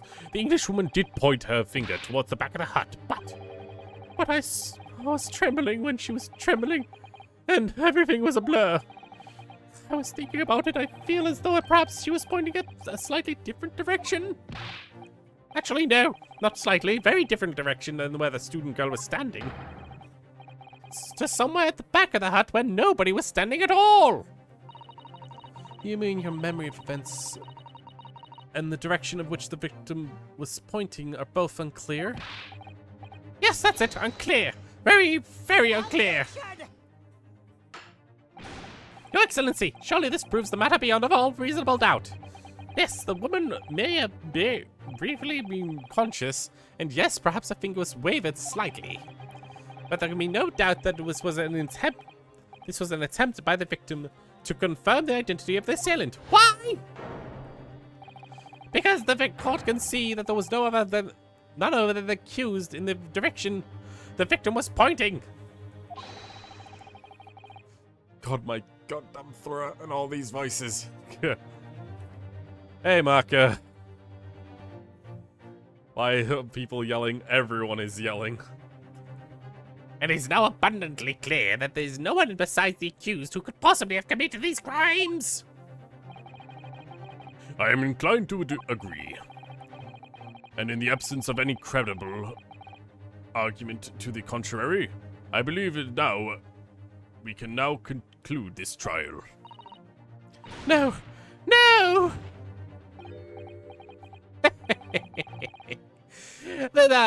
The headlines are writing themselves. A dash in lawyers. Hopes dashed. 92 point across the whole page. Will do an excellent addition. This is a serious blow, Susato. Unless we are able to identify the true culprit and substantiate our claim with evidence.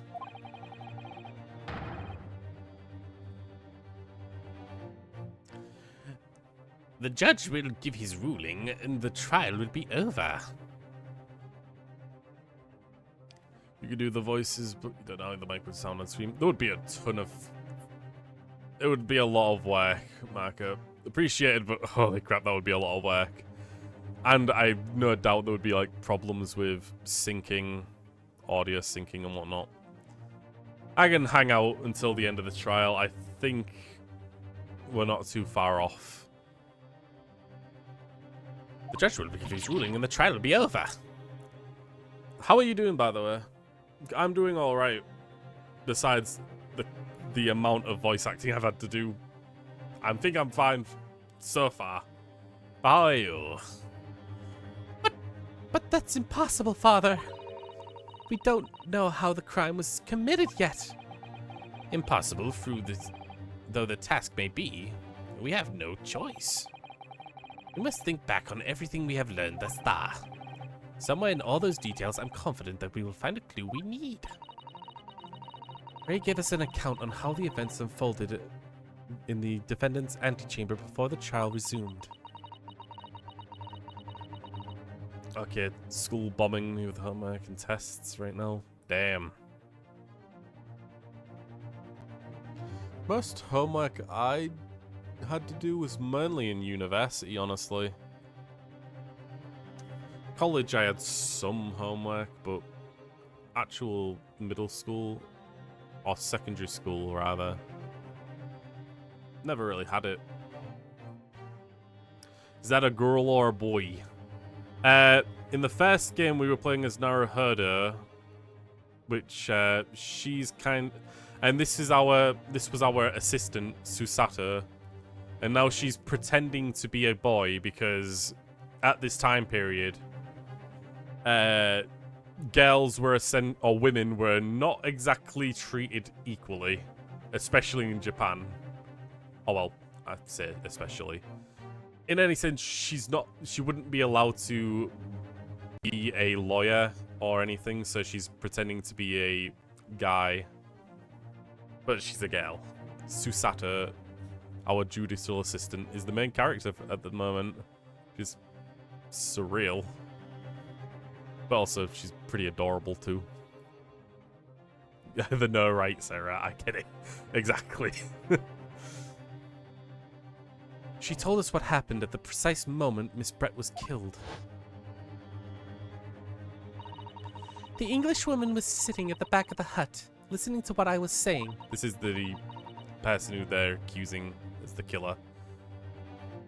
And then, a moment later, she suddenly got up to her feet. And before collapsing on the floor in front of me, with a knife in her back.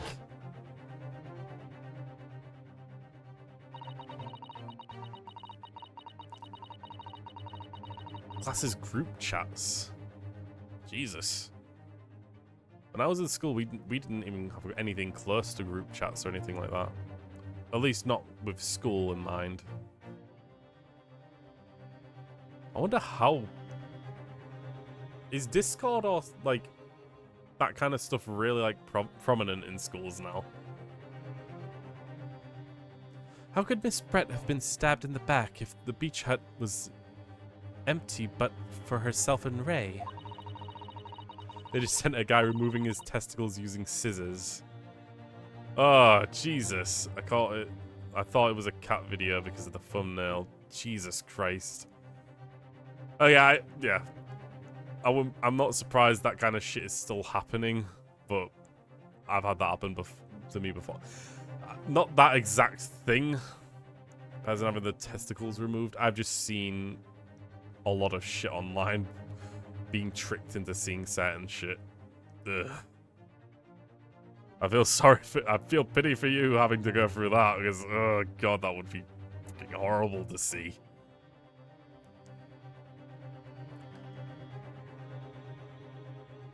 There must be an answer to that question. What? I mean, from the very beginning, I instantly assumed that she was stabbed from the outside of the hut, but I guess maybe we have to push that, maybe. I take it then that the defense has nothing further to add. So the gallant yokel student's luck has finally run out. I can't say I'm surprised.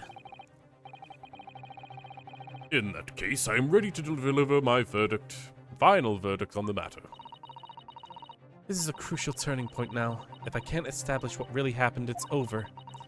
Where was the real culprit hiding, or how did he stab the victim? I'm not a massive fan of these questions because it's typically just a yes, I know, or yes, I know, but I'm going to go through a period of I don't know. Once like you're seeing a cat next 12, you're seeing a guy removing his testicles whilst Wii Bowling Remix is playing. He's cutting his ball sacks. Is bollocks a male part? Bollocks. There's a lot of meanings, but it does mean balls. Meaning a ball sack. Yeah. I know, Hal. Objection!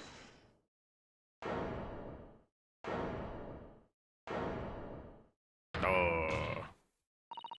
Your Excellency, I respectfully ask you to postpone your adjudication for the time being. Oh? To what end, Counsel? The defense would like to present the court with an alternative theory. An alternative theory that could explain who the victim was really trying to implicate with her dying gesture. An alternative theory? Ha! non-exist. Was there someone else present at the scene who could have committed this crime? Oh my god, I got a theory now. Okay. I had the girl in that objection. So we got a ton of things, Marker, that you missed out on, but essentially there's a new poison that was stolen from a laboratory. We found a containment inside this pen that I'm guessing has the poison inside. And she was actually like hit by she was poisoned, but then she died from the hemorrhage from the knife, essentially. So essentially she was poisoned and then stabbed, essentially. Poison wasn't on the knife, so the poison needed to get into a system at some point. I'm assuming that during the first meeting between freaking this dude, writing mini memers. Is that what the pun is? Writing mini mentors. Mini memos. I think that's it. Anyway, he's the dude that interviewed her, or tried to interview her at the start, so I'm guessing that he poisoned her somehow. She was paralyzed to that seat. And then stabbed in the back while she was sat there. I think that's what it is. Well, maybe not paralyzed, but stabbed after being poisoned or something like that. That's what I'm guessing. You've never played an Ace Attorney game. Essentially, imagine that they are always like crazy in the way that everything goes down. It's like ridiculous kind of crimes. Instead of someone just coming and stabbing her, there has to be some like workaround between like the knife came from a 25-degree angle and flew up the dress before stabbing her or something like that. It's surreal a lot of the time. There was someone else present at the scene who could have committed this crime. What? And the victim, Miss Brett, tried to reveal who it was to those around her at the time by mustering all her remaining strength and pointing her trembling finger at the killer's direction. This is fiction, fantasy. Saul Goodman court cases, basically. This is the first case, but I believe in the later cases, if we go back to Britain, we'll get a jury kind of system as well, which will be even more surreal and crazy. Very well, you seem so sure of yourself, Counsel. I'm prepared to hear your alternative theory. We're not about alternative shit right now, given our time period, but very well. This is the first case? Yeah, it's the first case, and I'm almost like 4 hours into it. And that's not typical, by the way. In the actual Ace Attorney games, first cases are typically very short for like tutorial purposes, but for some reason this game is exceedingly long with its cases. So, young Ryunato Taro, Naruhodo. Yes, Your Excellency. You'll present your latest theory to the court by means of this plan. At the moment the victim was stabbed, where exactly was the proposing culprit concealed? I'm assuming here, outside the hut. Right behind the walls of the woven bamboo-like hut. Right here.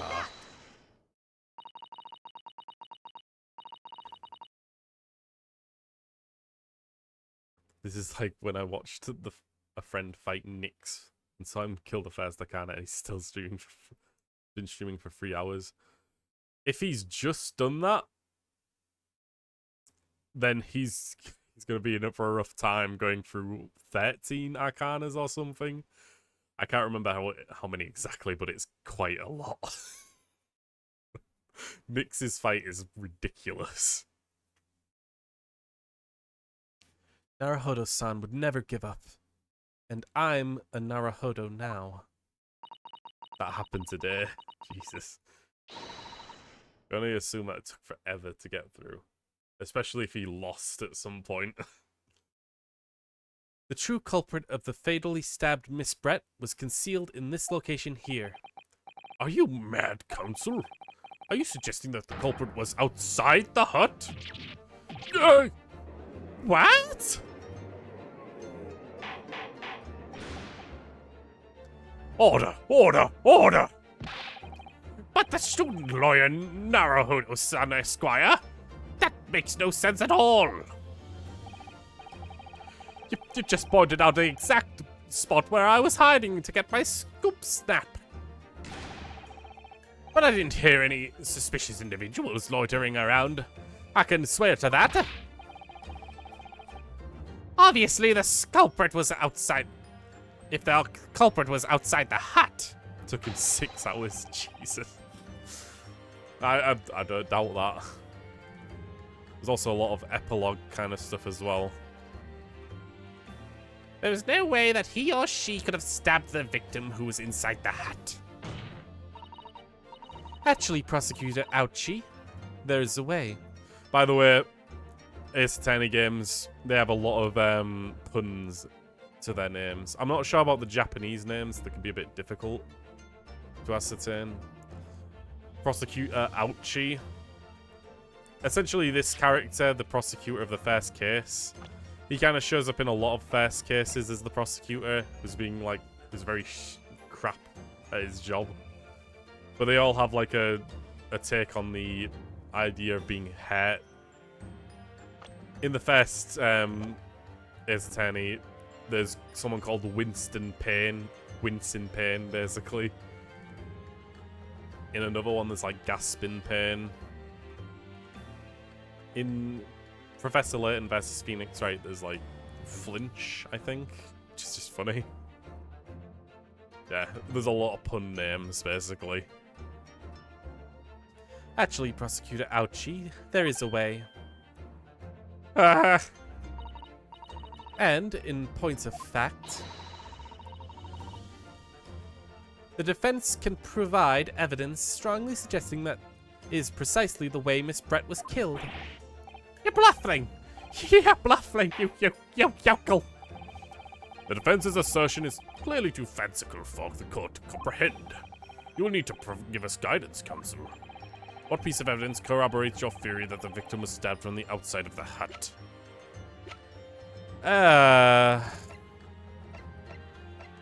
I'm not actually sure about that specifically.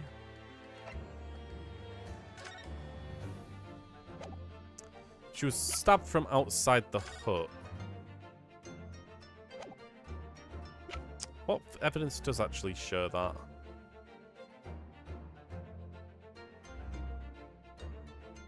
I mean, was it this? That there's a gap in the hut there?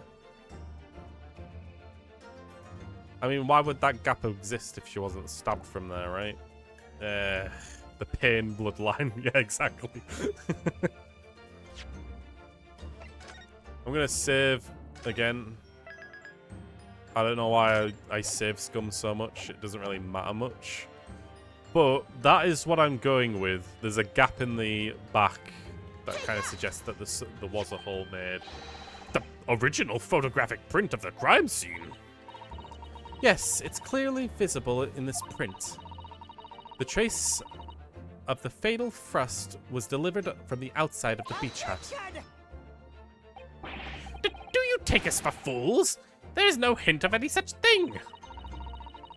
I'm not sure that everyone present would agree. Someone at least appears to have noticed what it is that I'm referring to. Counsel, once again I must call upon you to be explicit to the court. What in this trace of the stabbing which claim took the outside the hut? So it's this. Take that! Look closely, just here. In the screen at the back of the hut, you can see the effects of a blade having been forced through the reeds. No, it can't be. I can't see such a thing.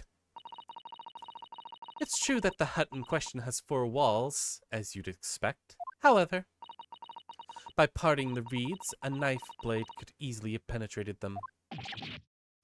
Extraordinary. That's extraordinary. And the knife doesn't have like a guard to it, so it can go straight through. Alright. Yes, Slay him. the true culprit actually stabbed the victim from outside the beach hut. Ah! And everyone present at the scene, there's only one of everyone at the scene, there's only one person who could have done that. Only one person who was directly outside the hut when Miss Brett was killed. Right Mimimentos, Sans. It could only have been you. No! This preposterous idea leaves me almost speechless. Just look at the photograph again. The victim almost certainly died in the center of the beach hut, doesn't she not? Are we to assume that part of this farcical scenario that the assailant was a knife thrower? No, of course not. We're not. If you recall the testimony of the defendant about the events just before the victim's death, Don't worry about this guy. Don't mind this guy. inside the beach hut, I confronted Miss Brett. But she sat down on the stool at the back of this hut, smiling sweetly at me as she knew she was untouchable. A stool? Have another look at the photograph. Every time it makes me laugh. The slit in the reed screen would align perfectly with the back of the person who was sitting on the stool. My word. So, in fact, the victim was. Killed while sitting on the stool by a stab wound to the back delivered through this reed screen. Ah! Having been attacked, Miss Brett rose to her feet instinctively. But then, unable to speak, she collapsed to the floor in the middle of the hut. Before the defendant, Mimi Bami-san's appalled eyes. And that, Your Excellency, is the truth of what happened on the beach that day.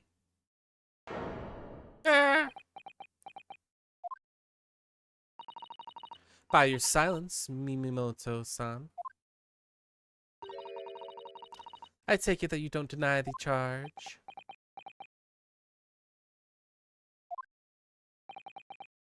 This is absurd! Slam, slam, slam. That'll do, pig. That'll do. It would appear that we have a tact admission of guilt from the witness. Accordingly, the court has successfully established the truth of this matter, which means that the defendant, Mibami-san, is innocent of the crime. What? No, I don't think we have proven anything, really. We've given a theory of what happened. Oh, thank goodness. I finally made him cave. I must say, I've never been more proud. No, this can't be.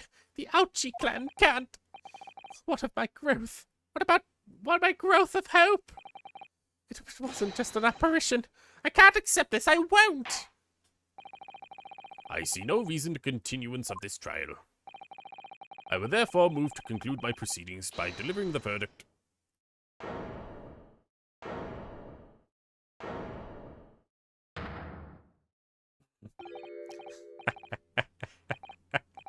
Well, this has been very convenient.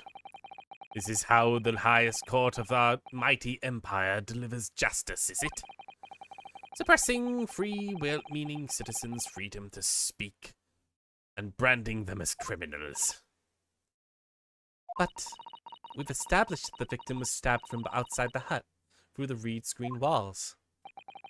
And no one but you was in the place at the time to have his hand on the hilt of the blade. It is precisely logical deduction. So, your argument hinges on the location of whoever stabbed the Englishwoman, does it? Well, it seems a little irrelevant now. Irrelevant? Where she was stabbed, how she was stabbed, doesn't matter. I mean, whether she was stabbed at all, it makes no difference if you think about it. After all, the trial's already shown the whole thing hinges on something else. What are you talking about? Brace yourselves, little man. I'm talking about the fact that everything's changed because of the dirt you dug up. What? Enough obscurity. Explain yourself, witness. What's to explain? I'm talking about the poison, of course. The poison? Let me ask the professor to comment on the situation, shall we? I understand that the deadly poison that you were developing was stolen from your laboratory, correct? It has been shown that the poison was administered to the victim, Miss Brett. Is that right? That is correct.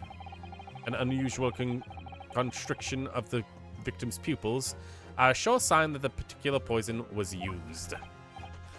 I see. So, presumably that means that the victim already had the poison in her body before she was stabbed. Ah! Given that her pupils were clearly constricted, it seems highly likely, yes. I'm pretty sure that this is the journalist guy. I don't think anybody else is coming out the woodworks and is going to be the killer. It's the best trial, so yeah. If she had been dead already, the poison could not have circulated in her blood. Calm down.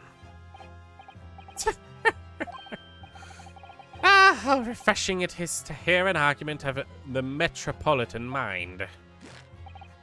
Precisely! It matters not a jot who stabbed whom and whose back with whose blade. It doesn't matter if he actually did stab a corpse. It doesn't matter at all. Exactly, we're just forgetting about that entire thing now. Because, quite simply, the Englishwoman's life was taken not by the knife, but by the poison. Objection! That is absolutely not true. But that can be explained by the poison being on the blade as it already, No, it says right here.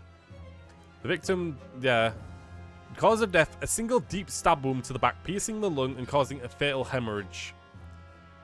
Are we just changing what this says now because of that? I don't know. The post-mortem report states clearly what the cause of death is. If we're just changing that now, then we best just deal with it. But it can be clearly explained that the poison being on the blade, by the poison being on the blade, as I already. All right. Forgotten already, have we, Yokel? During these very proceedings, the laboratory of the professor at your side assisted in proving that the blade of the weapon that we used to attack the victim had no trace of poison on it whatsoever.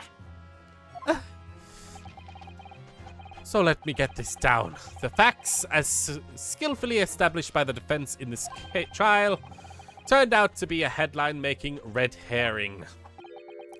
Is that about right? Well... Ow! God!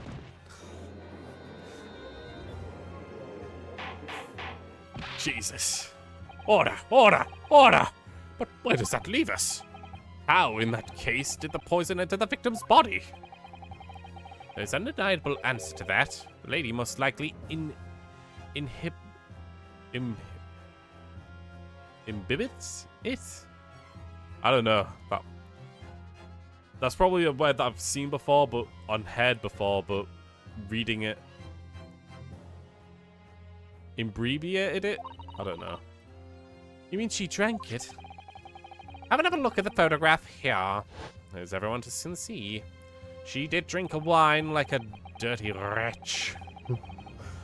A bottle of carbonated water and a glass has been knocked over to the sandy floor of the hut. We can't say wine. Nobody gets drunk in these games. These are children games with all the blood. The poison could have been slipped into either. Someone made Miss Brett drink it. Well, what do you know? Look at those dashing eyes. Things will make a great front page shot. Hey! Why the bewitching stare? After all, I'm the last person you should be looking at. It would make no sense why I poisoned a woman, would it? I've established it already. It's been established already. Established? What are you talking about? Don't tell me you've forgotten. That a little hard to believe, given that the person who established it was you. Me? What on earth does he mean? Oh, let me capture those wide eyes. This is the Prime Prests folder, it is. I don't know what he said there, I might have misread it. It would seem this trial is not yet destined to end after all. I know what the evidence is. 4th hour. We're almost done there, I think. I hereby call this witness to give further testimony. That's great, it is. Let me get a shot of that magnificent beard, Your Excellency. You claim it to be impossible that you were the one to administering the poison to the victim. You will explain to the court exactly, in a testimony, the basis of which you can make such a claim. I'm gonna pull something out my ass real quick. Writing. I mean, that is what journalists do. Pull shit out their ass half the time. I'm a journal and a man. I never tried to run from or hide from anything in my life. I'm not about to start now, because that's mimoism. Fucking hate that word.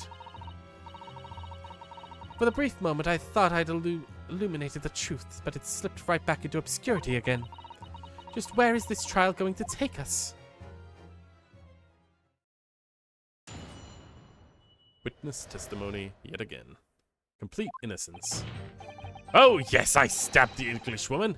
And it's the very fact that proves that I'm innocent. Why would I have bothered to stab the woman if I'd already poisoned her?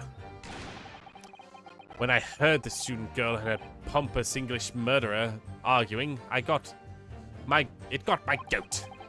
If the courts weren't going to punish Brett for what she did, someone else would have seen justice done. That wasn't really you explaining how you couldn't have poisoned her. You're just saying why you stabbed her. Or you didn't even really give us a why you stabbed her. You just did. You're just saying, I stabbed her. They argued. Who wouldn't stab her? That's it. You didn't. Jeez. So you admitted then? Stop snuffing pencils. The truth will disappear. That explains everything that I've described. But you are the one who stabbed Miss Brett in the back through the read screen. Can't be blamed. You can blame this miserable country of ours. Buddy. You know, women might not have many rights, but you still can't stab them.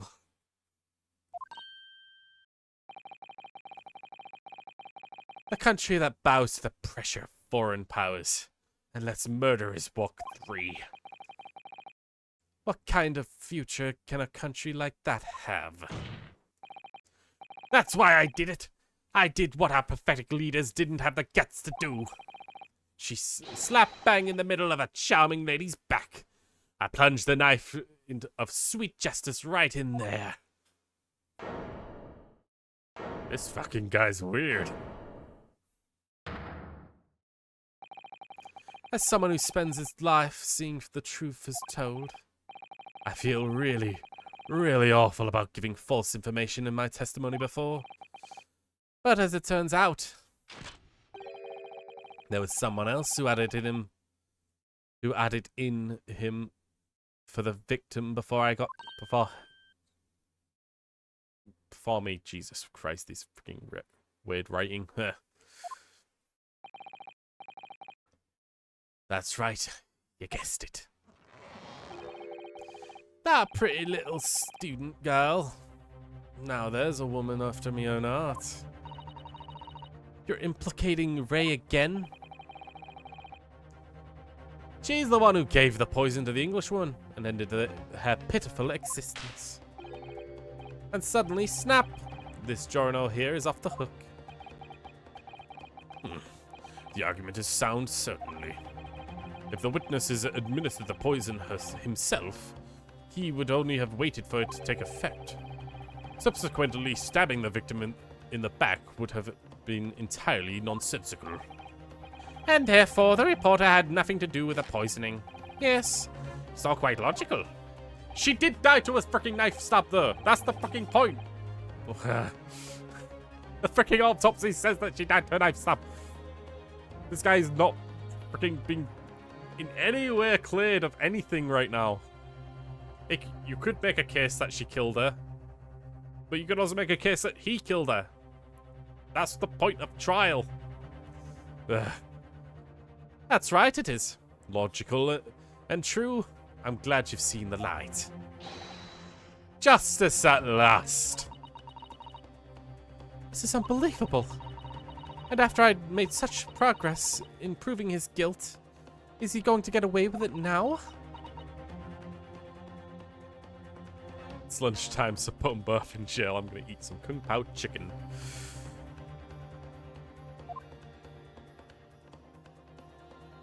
I don't think it exists in this time frame.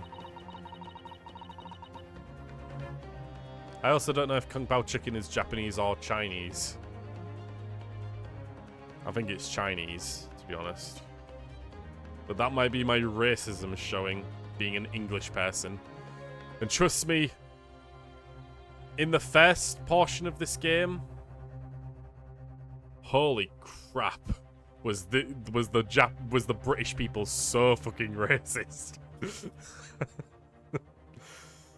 Thinking of Kazuma-sama and Naruhodo-san, they'd never stop looking for a way forward until the judge's final gavel. Very well then, counsel. Proceed with what I assume to be the final cross-examination of this trial. You eat bread like a medieval peasant. I mean, that's what you'd be stuck with. Or rice. True. Yes, Your Excellency. Here we go again. Complete innocence. Oh yes, I stabbed the English woman. Okay, give me some more. So, you admit that you had murderous intentions towards Miss Brett, then? Ha! That woman's very existence offended my sense of justice. A sense of... he's claiming some sort of righteous indignation? She was pure evil. A cold-blooded killer who committed murder right on our empire's soil. But did our good-for-nothing government do anything? Not a chance, so I had to step in. Fly the flag of justice. Put things right for the people. Yes, it was my civic duty. That's what drove me to do it. So, in summary, murderous intentions, then? Whatever you want to call it. The point is, the Englishwoman was a blight. So I did what I had to do. So I had to do what was right for society. Yet a real wrong was done by the student girl in the dock. A crime which she must pay. Obviously, Because the poisoning was nothing to do with me at all. Because she would have... Because why would I have bothered with a stab if a woman was already... had already poisoned her?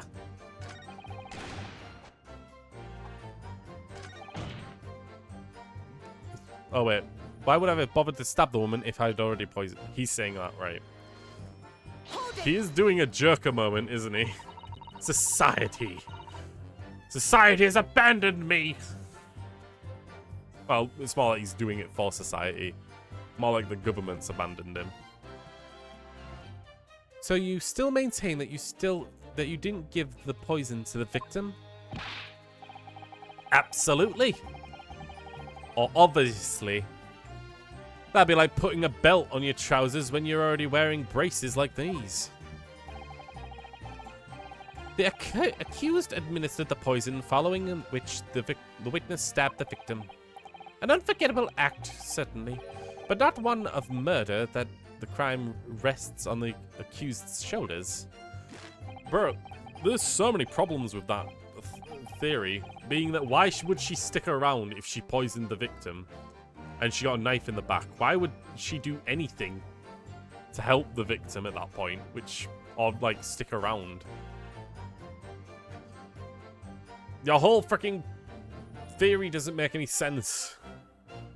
That's how the law works, you see, yokel. Who knows, you may even learn something here today. 2 inconclusive attempts on her life in the space of minutes. Quite a day for the victim. Do something that evil, you've got it coming. That's how the law works. The law of reckoning. That's not the kind of law the court upholds. You will reiterate why you were compelled to stab the victim, then, witness. When I heard the student girl and the pompous English murderer arguing, got my goat. Hold it!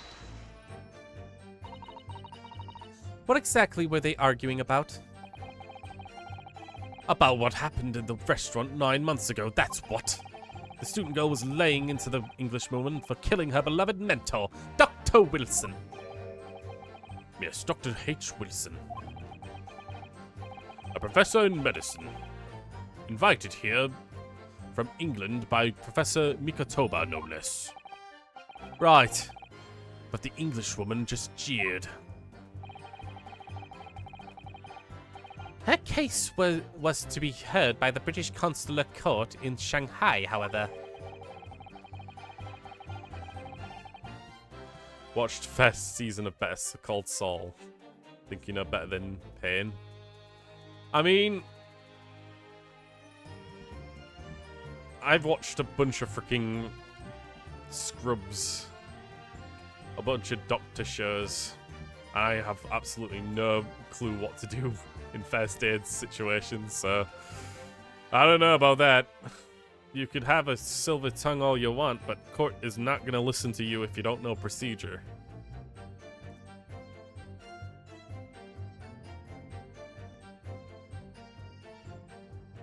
Honestly, I think at this period of Japan, weapons were actually taken from the Japanese. All swords from, like, samurais and whatnot. At least by this point. I'm fairly certain.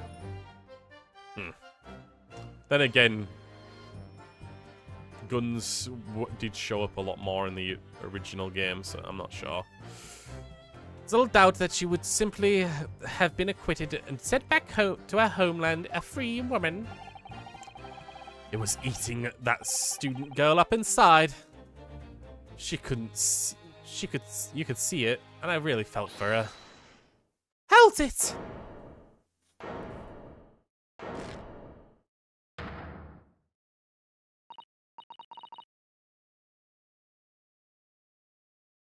I know how to identify a wound and the cause, but for core, I know. I can't stand here and listen to this tripe. Ray! Young girl, you stand accused here. You can't just blurt out whatever you feel like. No, you can't. Sorry, but I'm in the middle of some very important testimony here, so just sit quiet and listen. But this awful man is making all this up. Susato, please. You have to make him listen. That's not my name right now. I'm pretending to be a guy, remember? Return to the dock at once, Mimbami-san. We are in the middle of a cross-examination. Your Excellency, please, I implore you. The journalist is clearly not a trustworthy witness. Exactly! He is a filthy, rotten, black-hearted bigot! Bigoted, dirty, great peeping Tom! Whoa, take it easy there. She looks like the girl from the original Ace Attorney. Honestly, they all kind of have that kind of like look to them. Like the original like main dude that I thought we were going to be playing as, Naruhodo. He looks a lot like Phoenix Wright, the main character from the original Ace Attorneys. Yeah, he has like distinct look to him. And I think it's because he's like an ancestor. Like this is all in the past, right? The original Ace Attorneys are all like much more modern in a way.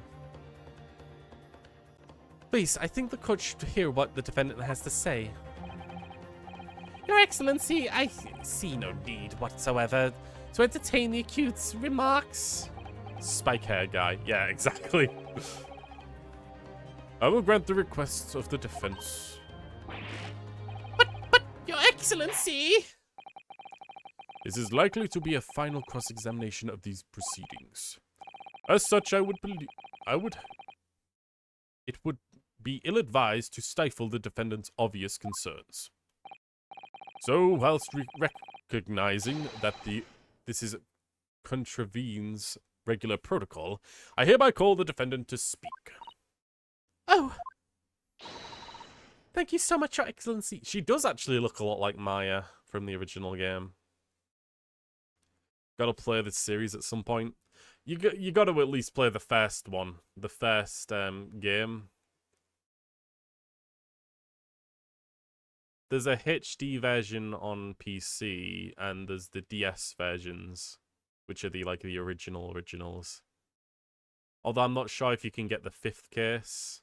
Who the hell is Maya? She's kind of like the assistant character. Like a lot of the Ace Attorney games have assistant characters, right?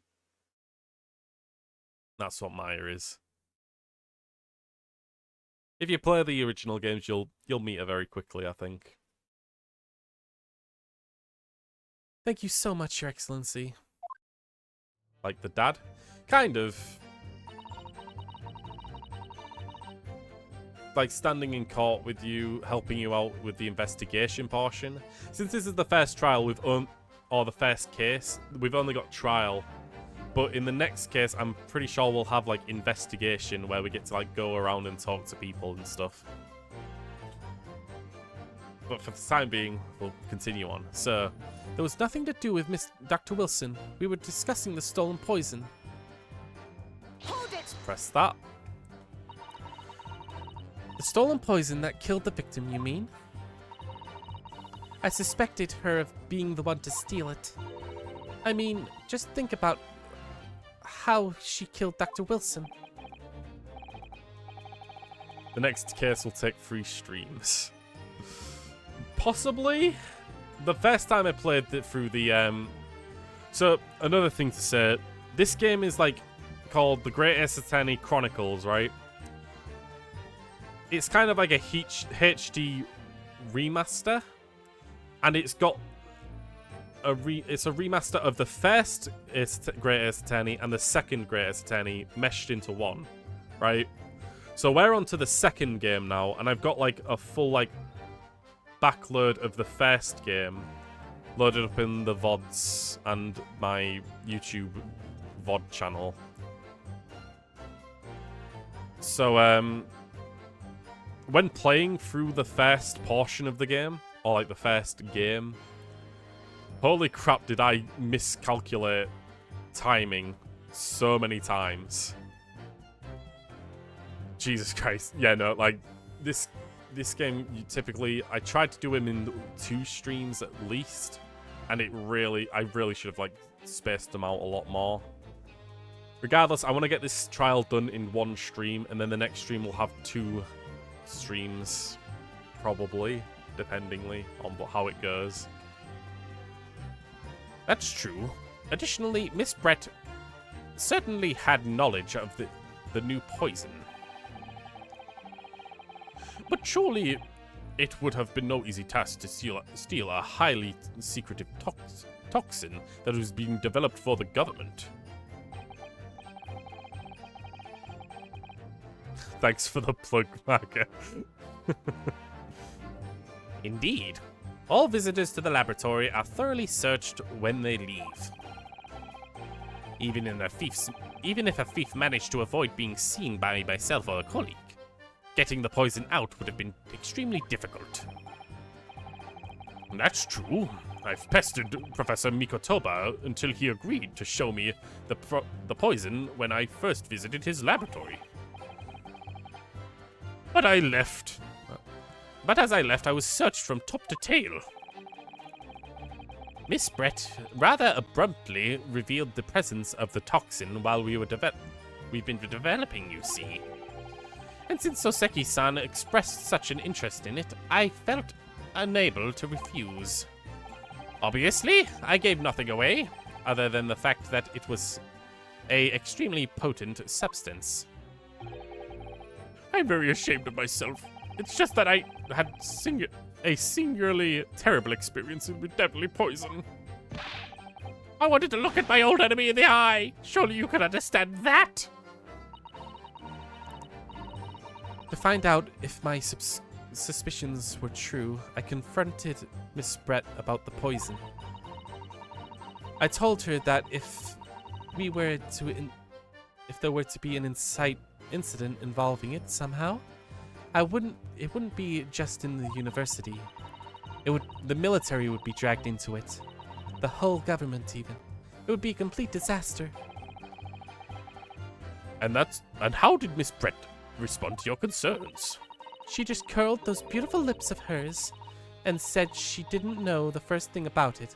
In English, actually. Ah, yes. Mini Mimo-san. One small question, if you don't mind.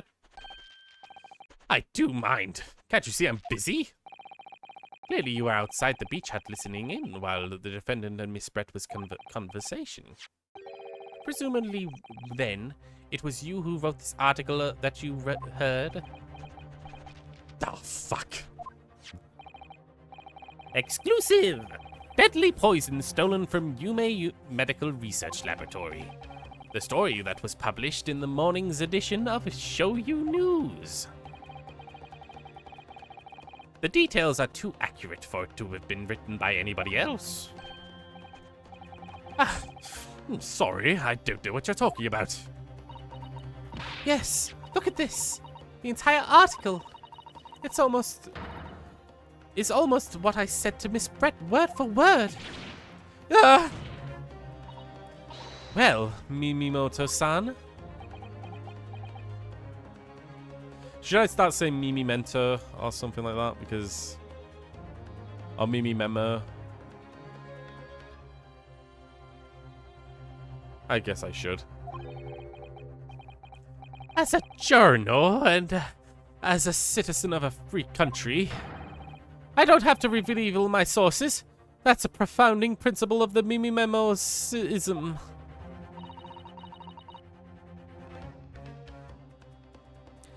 Father's clearly right about this. That reporter did write an article, and he based it on what he overheard from outside the hut. Interesting. Details of the poison article have been updated in the court record. So that's what... Okay, let's actually read that thoroughly. Following a lecture at Yume Soseki Natsume on the 11th of August, come to light of disturbing incidents of class. Deadly poison being secretly developed at the university's forensic sciences laboratory was stolen. Even the smallest amount entering the body via the mouth or via a poison-laced blade would prove fatal in minutes. Current methods cannot detect the newly developed chemical. The university would have to be consulted. Onset of the symptoms occurred in minutes, starting with impaired breathing, ending with an acute contraction of pupils prior to death. Such symptoms would be suggestive of this toxin. It's apparently an entirely new synthesis of alkaloids, and rumored to be commissioned by the military.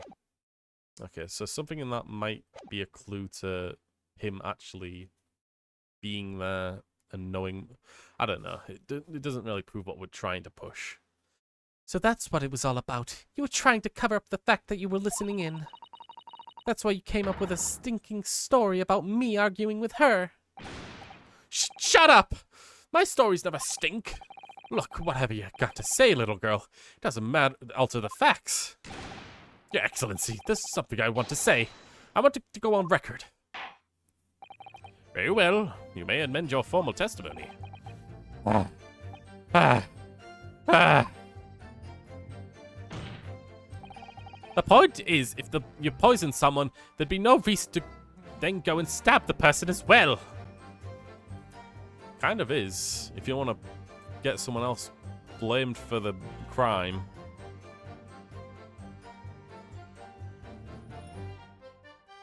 Hold it! Perhaps you doubted the efficiency of the poison and sought to make sure your victim would die. That's horse dung. What?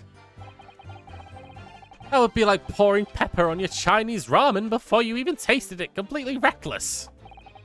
Although it might surprise you to learn I'm a bit of a impetuous pepper pourer, as it happens.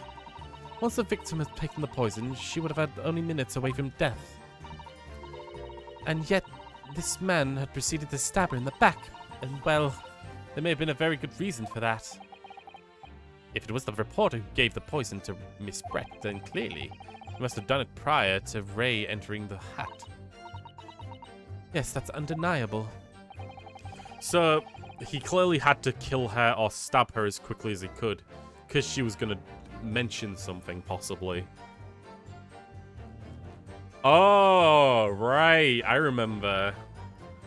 She asked the girl, the woman, "You're the one who stole the poison." And at that moment, he needed to stab her, because if she was like, no, I know who did it was someone else. Yep, no, okay, it makes sense now. It makes sense to me why I did it. Between him leaving the hut and the victim being stabbed, there was one very crucial change in the situation. Sorry, what change? The reporter overheard the conversation between Ray and the Englishwoman. Ah, yes, that's it. That's when Mimimento-san first found out about an exact nature of the poison he used.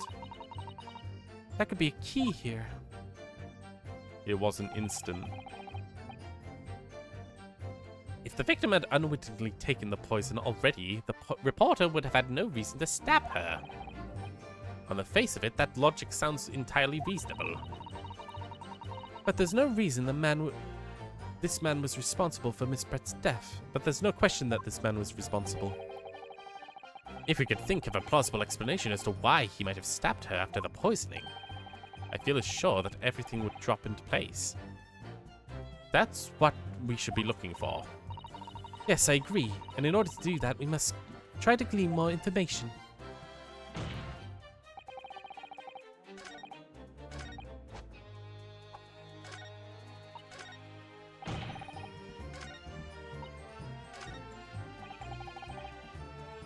Point is, if you poison someone, there'd be no reason to then go stab the person as well. Again, I'm going to save, but it's obvious that he stabbed her because she was going to speak. And he didn't know about the poison instantly killing. About killing her afterwards. Does it say here?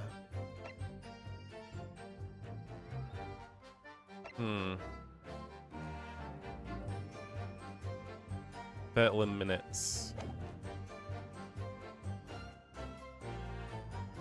So do I point out that she wouldn't have died instantly, and thus she would have had something to say? Objection! Yeah. Well, I can think of one reason. And that is said here in this deadly tiny quantities.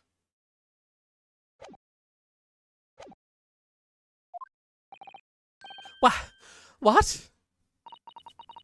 But before I explain, I'd like you to confirm something for the court. Did you glean all the information from this newspaper article from what you overheard outside the hut? Of course he did. There's no question about that. After all, we were all inside the laboratory together. And we were all told that it was a terrible toxin. And there was one more important fact to consider. According to the witness, Membami-san, verbal attack against the victim began as soon as she entered the hut. In other words, it would have been impossible for her to have slipped the poison into Miss Brett's drink. What are you going with this, Counsel?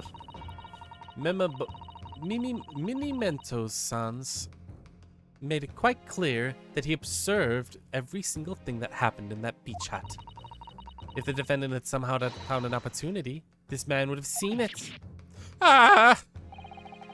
Which means Miss Brett couldn't have imbibed the poison. Inhibit the poison. Imbibed the poison? Whilst the defendant was present. In fact, it must have been administered to her before Mibami's entered the hut. Yes, very accurately put. When I walked into the hut, I immediately started to press Miss Brett about the poison. At which point, Minimento-san overheard some worrying information. Worrying information? What worrying information?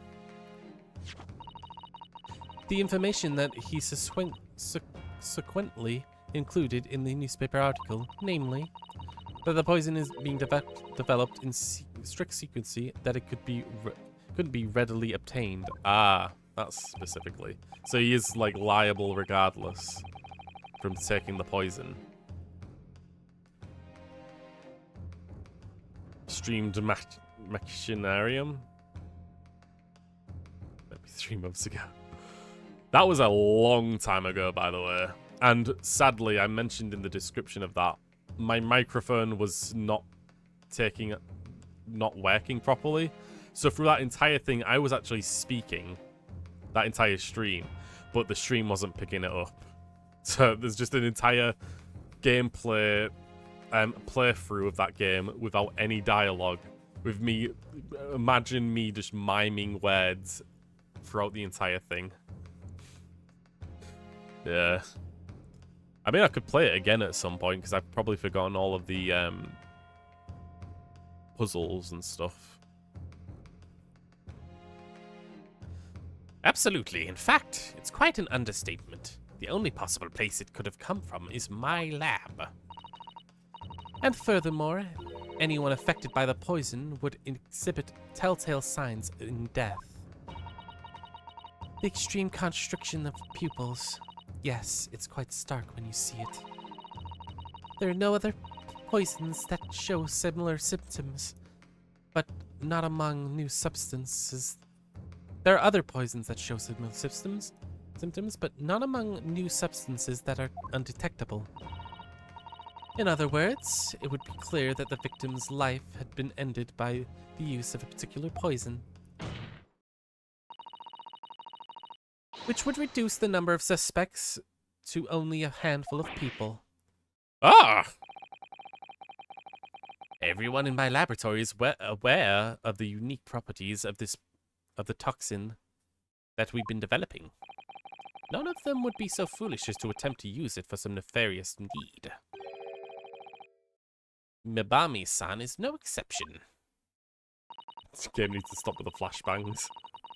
You're not wrong.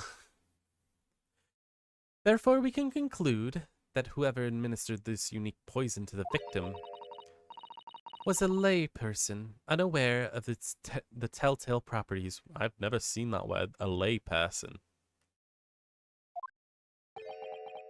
Ugh. Ugh. In other words, someone like you writes in me mini-men memos. Fuck. Hate these freaking names. Yeah! It was you who stole the poison from the laboratory that day. And it was you who administered it to the unwitting victim. But you quickly realized that it was a terrible mistake.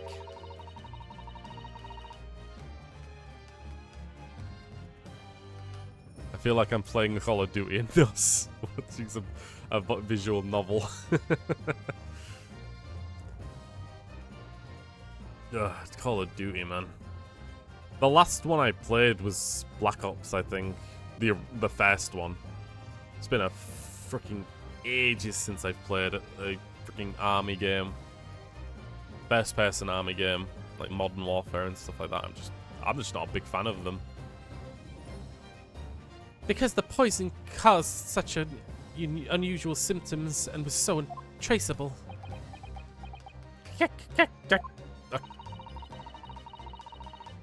As you listened in from the far side of the beach hut's thin walls, you've learned of these facts. But you'd already given the victim the poison at that point. It was too late. So you hatched a plan to disguise your mistake. A plan that involved stabbing the victim in the back through the reed screens. But what could that possibly do? Isn't it obvious, Counsel? The plan was to kill Miss Brett before the poison could take effect. Once in the blood, the poison causes the onset of pupil constriction. But he had hoped to perpetrate the victim's death before that happened, didn't he? Question, which subject do you hate the most? And which subject was your worst? Like, worst in grades? In secondary school, the worst subject I was at, ironically, was English. I was good at a lot of subjects, but my favorite was honestly art. I just found so much more enjoyment in creativity and making stuff than anything else. But I was also pretty good at religious education, ironically, and that's mainly because I grew up in going to church and summer school, or like church Sundays, basically. So I had like a lot more knowledge about religion, and I was also really into creative stuff. But art is definitely the one I enjoyed the most. I didn't enjoy English all too much, but was it the worst? I mean, to be honest, I failed English because the tutor, the class I was in was fucking terrible. Every day was like screaming and angry, like it was just terrible. Like the tutor was not great at holding the class or teaching the class really, or keeping them, or teaching them anything about like exams and answers and like what you're supposed to be looking out for. So while that would be the worst one, I would say, thinking through all of them,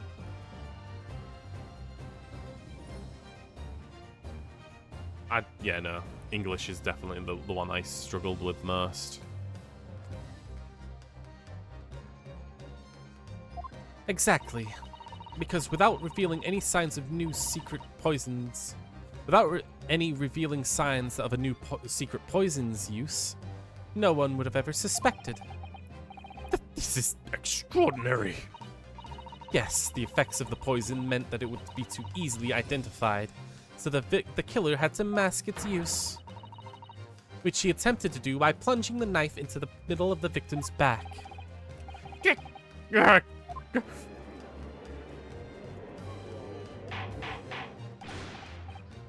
Order! Order! Order! the arguments presented is sound, the court is satisfied with and it warrants consideration. Does the prosecution have a counter-argument that it wishes to put forward? Well, there's a number of, yes, I could counter completely. The prosecution's evasive response clearly shows that in much the same way that he nurtures the remnants of his top knot, that he's clinging to lost hope. Lost hope? Hold it. I'm guessing it's him. Yep. Oh boy. It's just like he run out of there. Ah, you pathetic, useless, fallen samurai! Fallen? Who are you calling fallen? I'm a merchant growth. I don't need a counter-argument. What are you talking about? It should be blatantly obvious. I stole the poison, you say. Gave it to the victim, you say. Stabbed her, you say. A lot of fine theories. But I don't need a counter-argument because you don't have an argument yourself. Where's your evidence? Yes, you make all the sounds so plausible, don't you? But without evidence, it means nothing.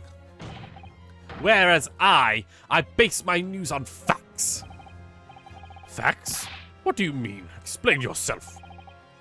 I mean, what the professor said early in this trial. It's all here, in my many memos. Every word, every slip of the tongue, all noted. That's what the show you news is famous for. The power of the printed word.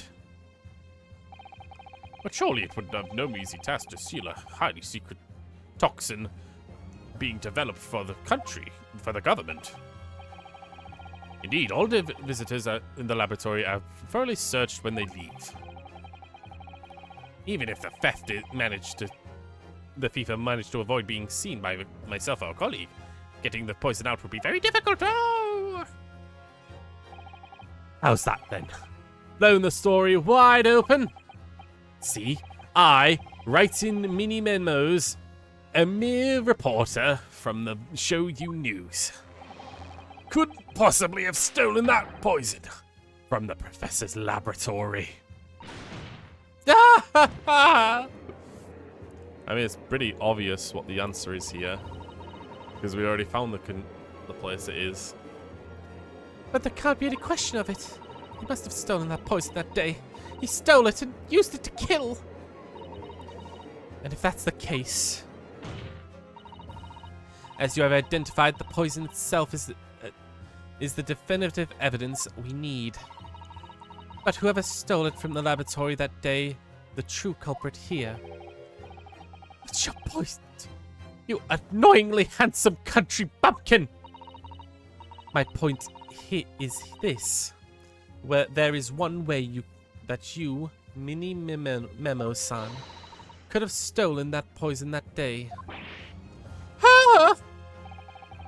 I've heard enough verbal conjecture. Now, thank you. What the court must be shown is evidence. What proof do you have that the witness stole the poison on the day of question? Fountain pen. That's where I think... Am I going too far ahead?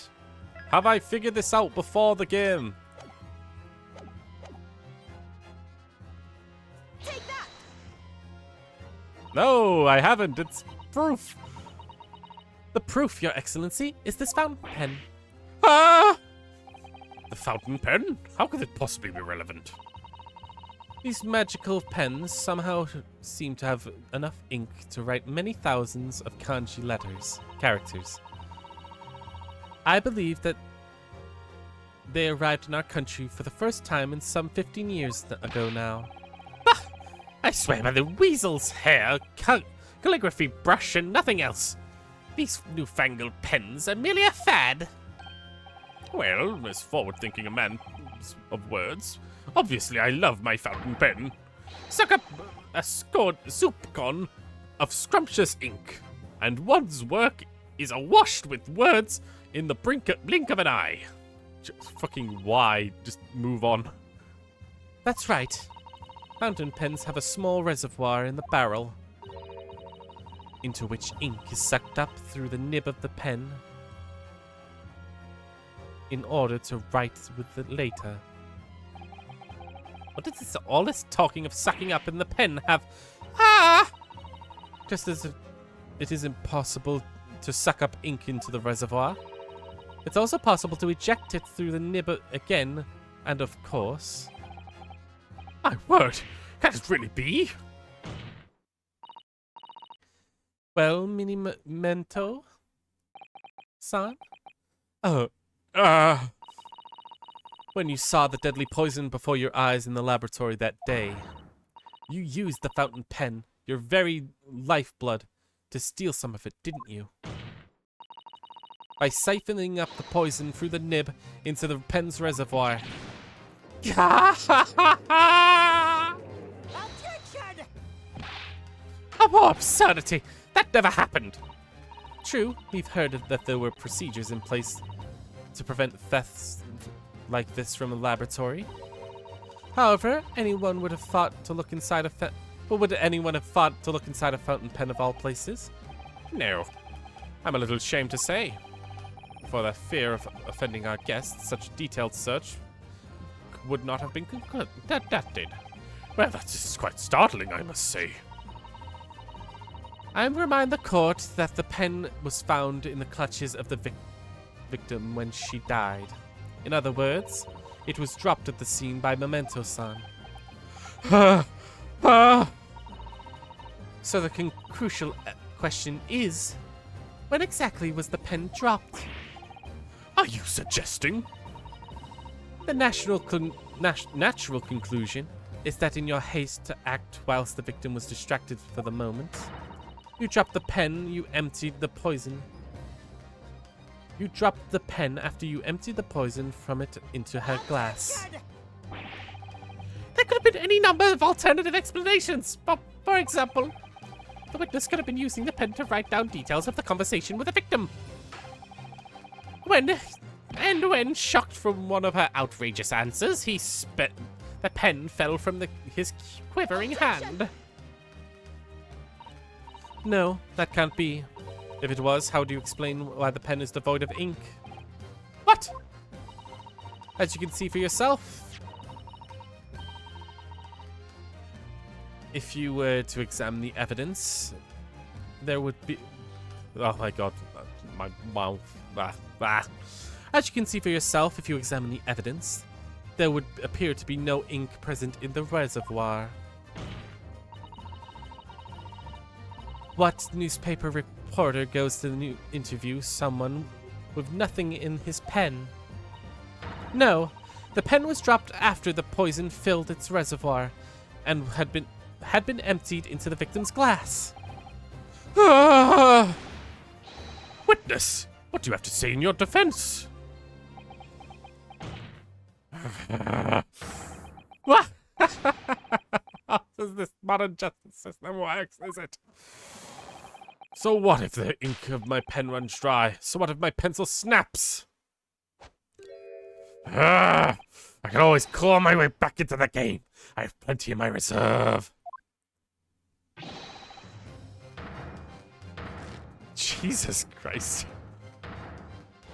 Flashbangs are galore. Jesus Christ, this dude. Your brother whipped your ass with a belt? Jesus.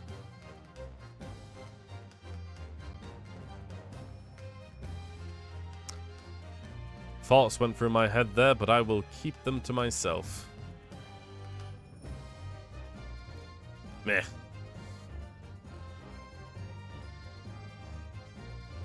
Yeah, I've never even really had to use a belt in my life. Weird thing to say, but I have nothing else to say. No, I will not reflect my mind upon this world because it's too damn strange. You claim I snuck the poison up into my pen? That's a wild speculation, nothing more. If you thought that you could bring down a fine, upstanding citizen with a trick like that, think again. Looks like as though we're going to have to take one final decisive blow to finish this matter. As I can see it, the situation now is very simple. It rests upon whether or not the witness did indeed steal the poison on that day in question. And therefore, it all depends on whether or not the defense can prove that he did with evidence. No such evidence could possibly exist. Memo sound. Ugh. This is how our modern justice system works. What? In the courtroom, evidence is everything. Something you would do well to remember. Because we are all well past the point of speculation at this stage, I assure you. Very well then. I call upon the defense to present the aforementioned evidence. This is it then. This will be the final piece of the puzzle.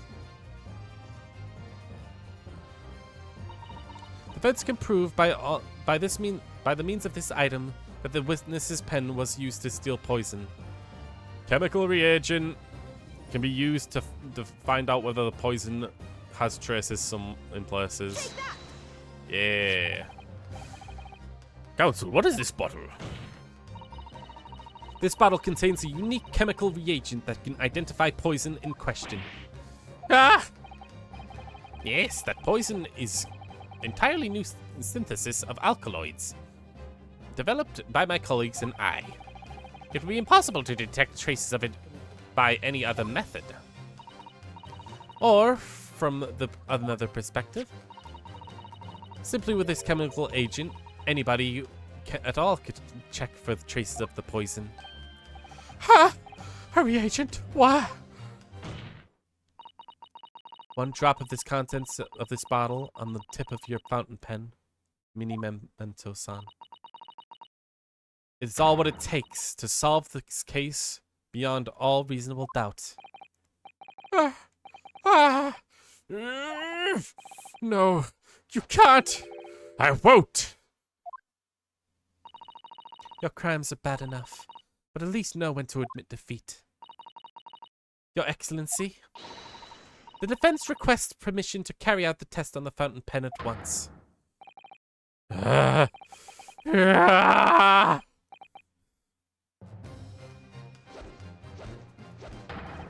This isn't my fault! The Empire drove me to this! You're trying to hold up a citizen nation, bowing to the nation of other trumps and arms of the righteousness. Susato, with me! Right here.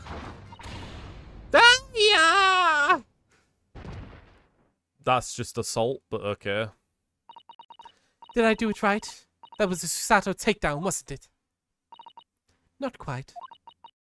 That was the Ryotaro takedown.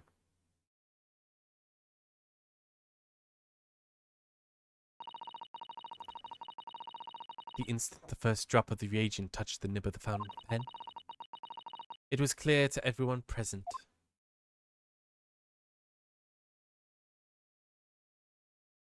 Sad face now.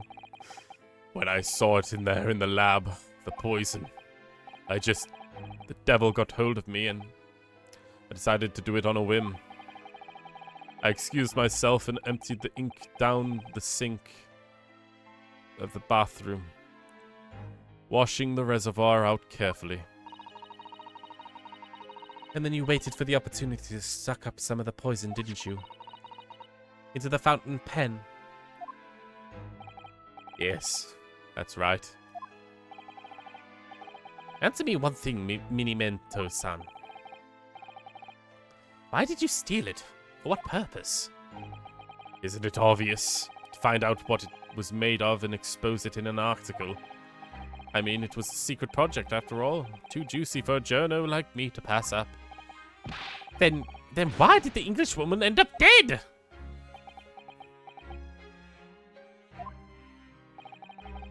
I went to that hut intending to quiz her on the situation. That's all, as a reporter. A known killer enjoying a full freedom, evading justice by leaving the country. I told her what I thought about it. And she just laughed in my face! Oh, what's this? A Far Eastern caveman.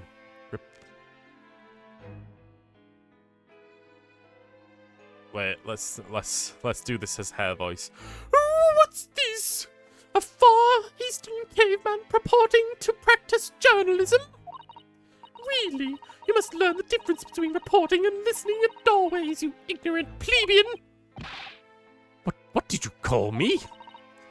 This country is, with its pretensions into the justice system, to a free press. It's really, really depressing to see our superior ways in the West, yet you lack this mental capacity to emulate them. Get out of here, you elf! Get out and crawl back to the cave whence you came.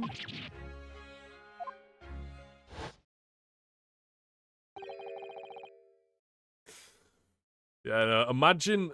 So she was actually the, as we've all, like, this whole trial's been saying, she did kill someone, and in the first case of the first game, basically the first case of this entire Great Ace Attorney Chronicles, she was the killer.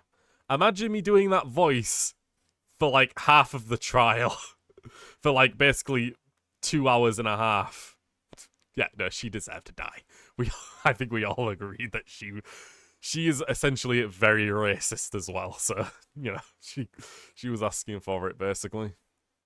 That's what I remembered about the deadly poison that I happened to have up in my pen at the time. What a terrible tale. In my head, I knew I should just get out of there as quickly as possible, but I couldn't. I couldn't let her get away with what she'd done. But she clearly had no remorse at all. I suppose it was my Jono spirit getting all fired up. He's got some amount of redemption to him, I guess. Being that he was doing it because he genuinely believed she didn't deserve to get away with it, which she would have. But he also was condemning another person to death because of it. A underage girl, by the way, 16 years old. Kind of a dick thing to do. I'd like to ask you something. Yes? You often talk about justice.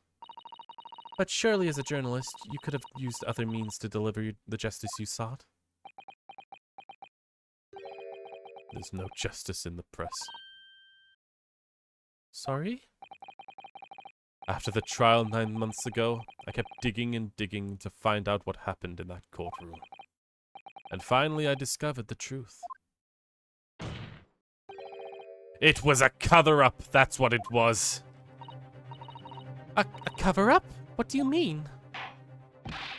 I would remind you of your position, witness. Be careful what you say. Oh, come on! Doesn't it strike you as strange? We were suddenly not allowed to convict a foreign national. Consular jurisdiction should never have come into it. And yet that puffed-up Englishwoman was going to sail away into the sunset a free woman.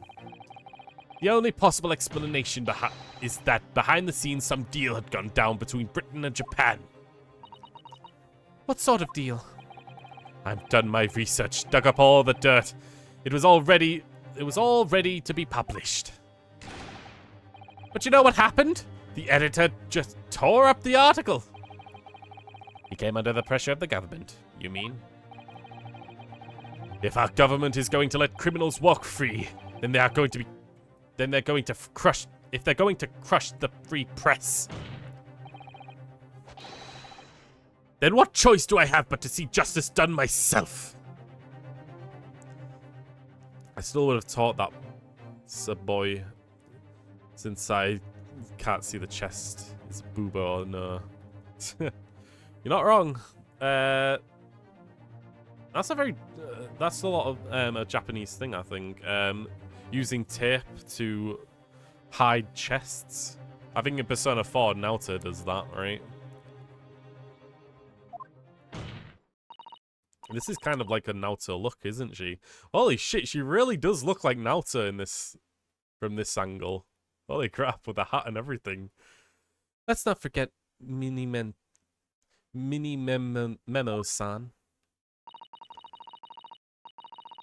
That you committed murder yourself and you tried to lay the blame at the defendant's door. I'm sorry, but you are no better than Giselle Brett. Let me look it up.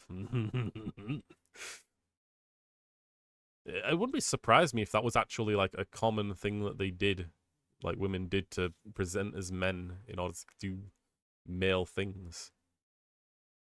During this time, that is. What? The truth is, you have no right to talk about justice at all. I suppose. Oh. Well. It would appear that we've reached a conclusion in this trial at last. Counsel for Defense, Ryotaro Naruhodo. Oh! Yes! Sorry, Your Excellency. Just musing in my manly ways here.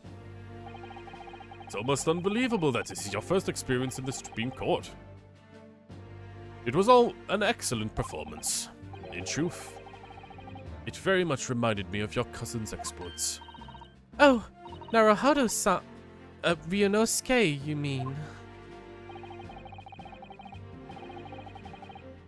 The way he handled the trial 9 months ago, and the way you handled this one. It gives me hope that we are genuinely entering a new era of justice in the land. That's very flattering, Your Excellency. Hearing the defense you put forward today made me feel almost keenly that the future of our justice system will be forged by you and your contemporaries. Thank you. So, Prosecutor Ouchi, do you have any final thoughts? Uh-oh. He's got a knife. He's got a knife and a cat box. I don't know what this is. Prosecutor Ouchi? I, Takuchi of the Ouchi clan, have been bested by a callow youth not once but twice. If there was any shred of my former self, it has withered and died here today. Gosh, your journey to cultural enlightenment sure took its while, didn't it? Silence! Rather than living on in shame. Oh no, is he gonna Sabuku himself? Oh dear. I will end it all now with this blade. For the true path of Ouchiism. Ouchiism? One hopes that the only way which he'd be modeling himself after this witness. Seppuku. He's cutting off his hair. Spring of my top knot. The time is right for farewell. Hope is lost forever. Tetsuchi.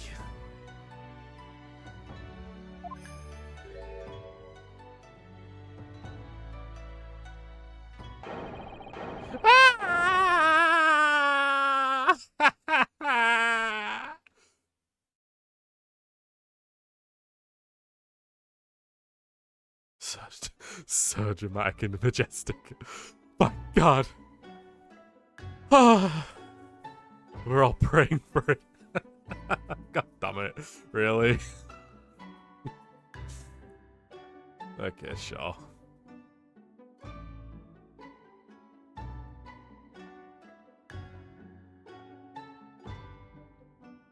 That is quite the end to a goddamn trial. Anyway, back to the important stuff. Now, in regards to the defendant, Rei Membami-san.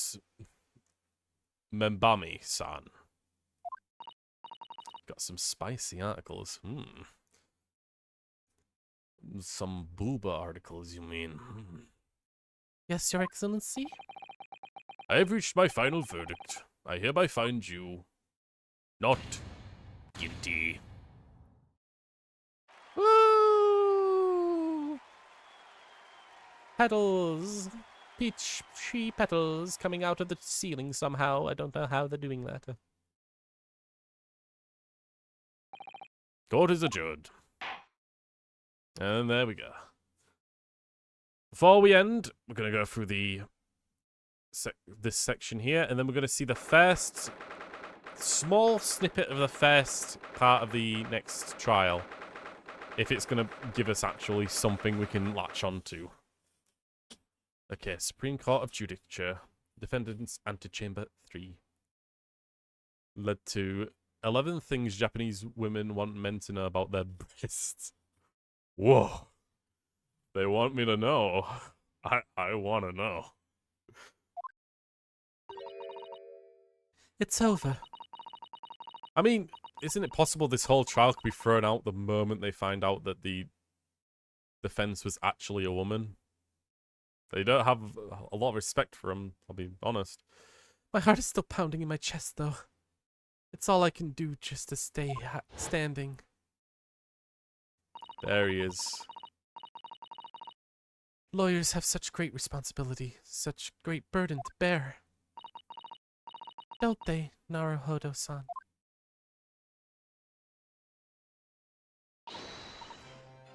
Susato! Susato! Thank you so much. You were so dashing in there. Ray and Father. Honestly, I'm so touched by everything you've... Oh no, I think I'm going to cry. It wasn't easy, but together we made it. I was on the verge of tears at the end too. There's only one reason I'm still here. It's because of you. Oh no, I can't take all the credit. You courage to tell the truth in there. You did wonderfully, Ray. So I would have to say that the congratulations belong to you. Susato, don't be so standoffish. Sorry? We're friends, equals. The trial is over and there's no more of this formal super humility nonsense. It's time to celebrate with swagger. Throw caution to the wind. Caution to the... what? I'm a great defense lawyer, Ryotaro Naruhodo, and I'm taking you out to the milk bar tomorrow. Or something. Right, I see. I'll think about it, Ray. At any rate, we really knocked the wind out of that horrid man. It felt so good. Yes, it was satisfying.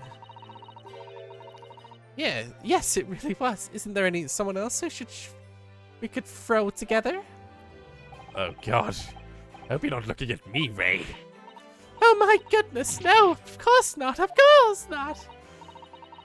Ah, there it is at last. Ray's lovely smile. You fought for your friend to the very last. As your father, I'm extremely proud of you. Defense attorney Ryutaro Naruhodo.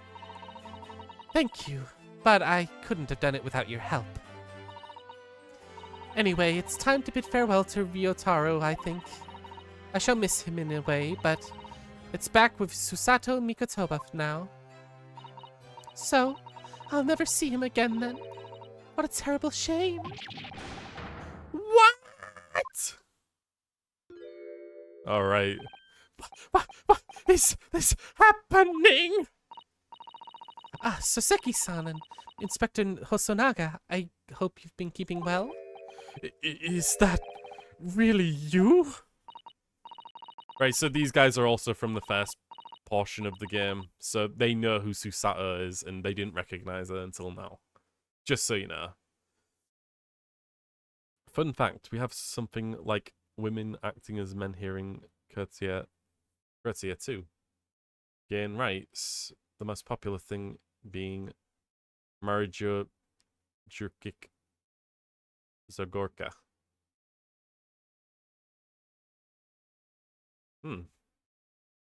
Interesting.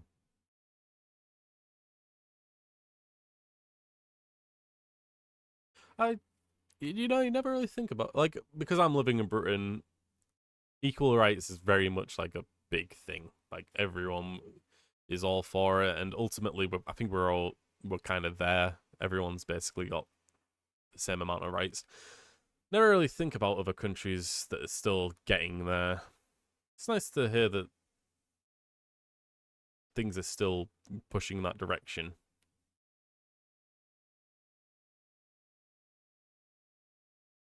We had some... Oh, so... Never mind, I might have misread that. So, you had something like that. Yeah. So, it's probably not still happening now, but who knows? Many countries have interesting history. I agree. Yes, I had to change my appearance for, well, obvious reasons, I hope. But it's me, Susato Mikotoba. I don't. So dashing, so divine. No. Doubly dashing, yes, and devilishly divine. Just look at you. Don't worry about that guy coughing up blood. I had no idea Miss Susato-san Esquires. You were locum student Naruhodo-san's Esquire's cousin. The French had Napoleon Bonaparte. They did. And he went freaking ham on Europe. Jesus Christ. Astonishingly astounding as Ace Attorney. Poor Soseki-san, so confused. Right, so this is showing what happened in the previous trials, previous game. I still remember the first time I met him. He was in a prison cell in London. What an extraordinary conundrum it was that the unwitting student from Japan found himself embroiled in.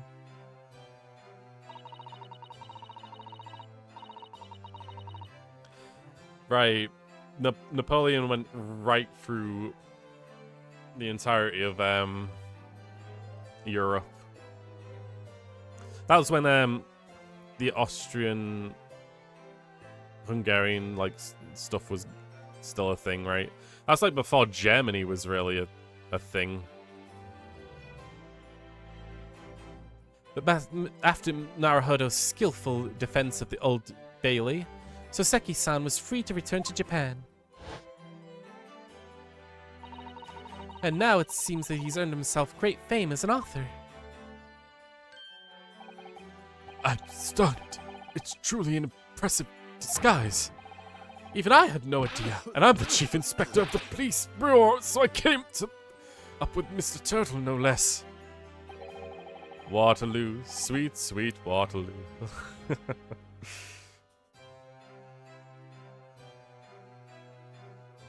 Is Waterloo the is that the one where like all of the nations were essentially coming together to fight the French? I can't remember if that's pre-Napoleon taking over France and attacking everyone, or if it was basically the end. Right. Exactly. That's what I thought.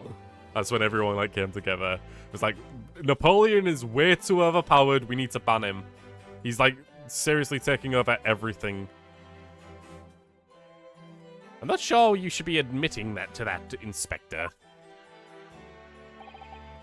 Amazing. You're a woman of many faces, I see.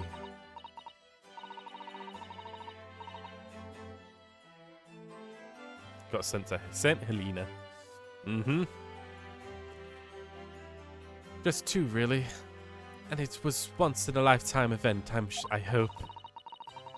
Oh, I'm not in a patch on you, though. I'm not a patch on you, though, Inspector. What?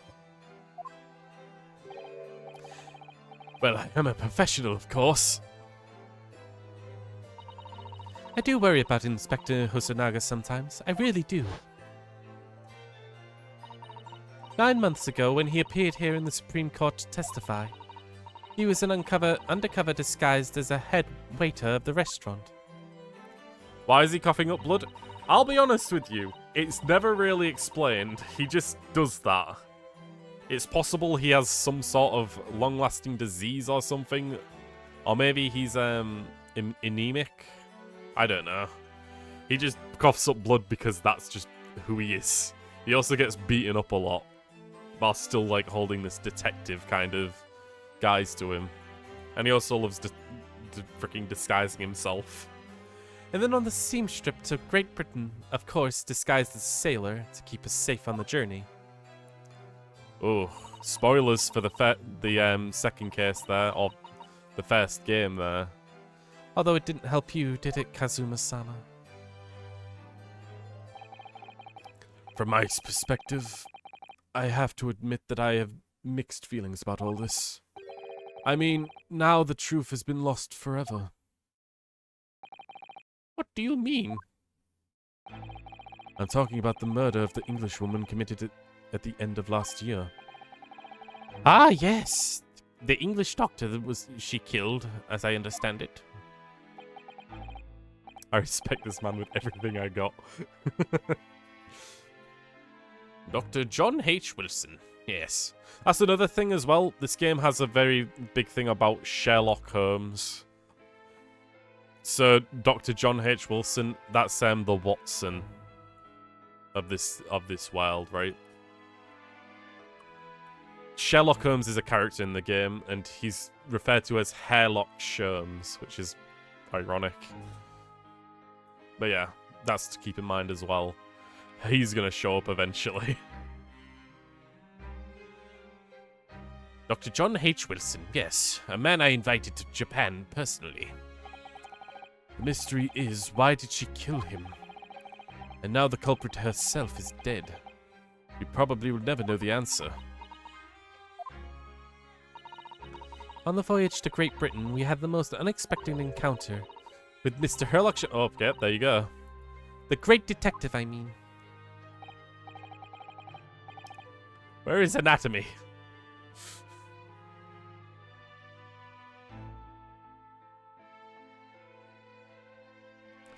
Yes, I remember Mr. Sholmes well, of course. Ah, my arch nemesis. How likely you utter his name. Well, according to the stories published about him in his Adventures of Herlock Sholmes, the detective once had a partner who helped him solve crimes, a best friend. And that man was an exceptional doctor of medicine by the name of John H. Wilson. What?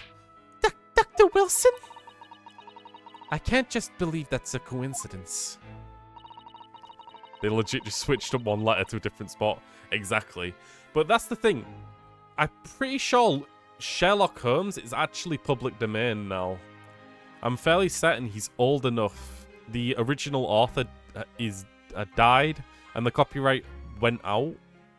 So now that's why Sherlock Holmes shows up in so much different media now, like pretty much with a similar name. Or like a similar gist with all the characters as well, because it's public domain now. At least I think so. Don't quote me on that. I think the English doctor of medicine killed here in Japan 9 months ago must have been a friend of and partner of Dr. Sholmes. I'm sleepy. And if that really were true, and this is his this is kind of the replacement Watson. Little girl Iris, really cute, but also really unfortunately sad that her father died, was the first victim of the game. So I can play Queen's songs on someone's stream if every member is dead.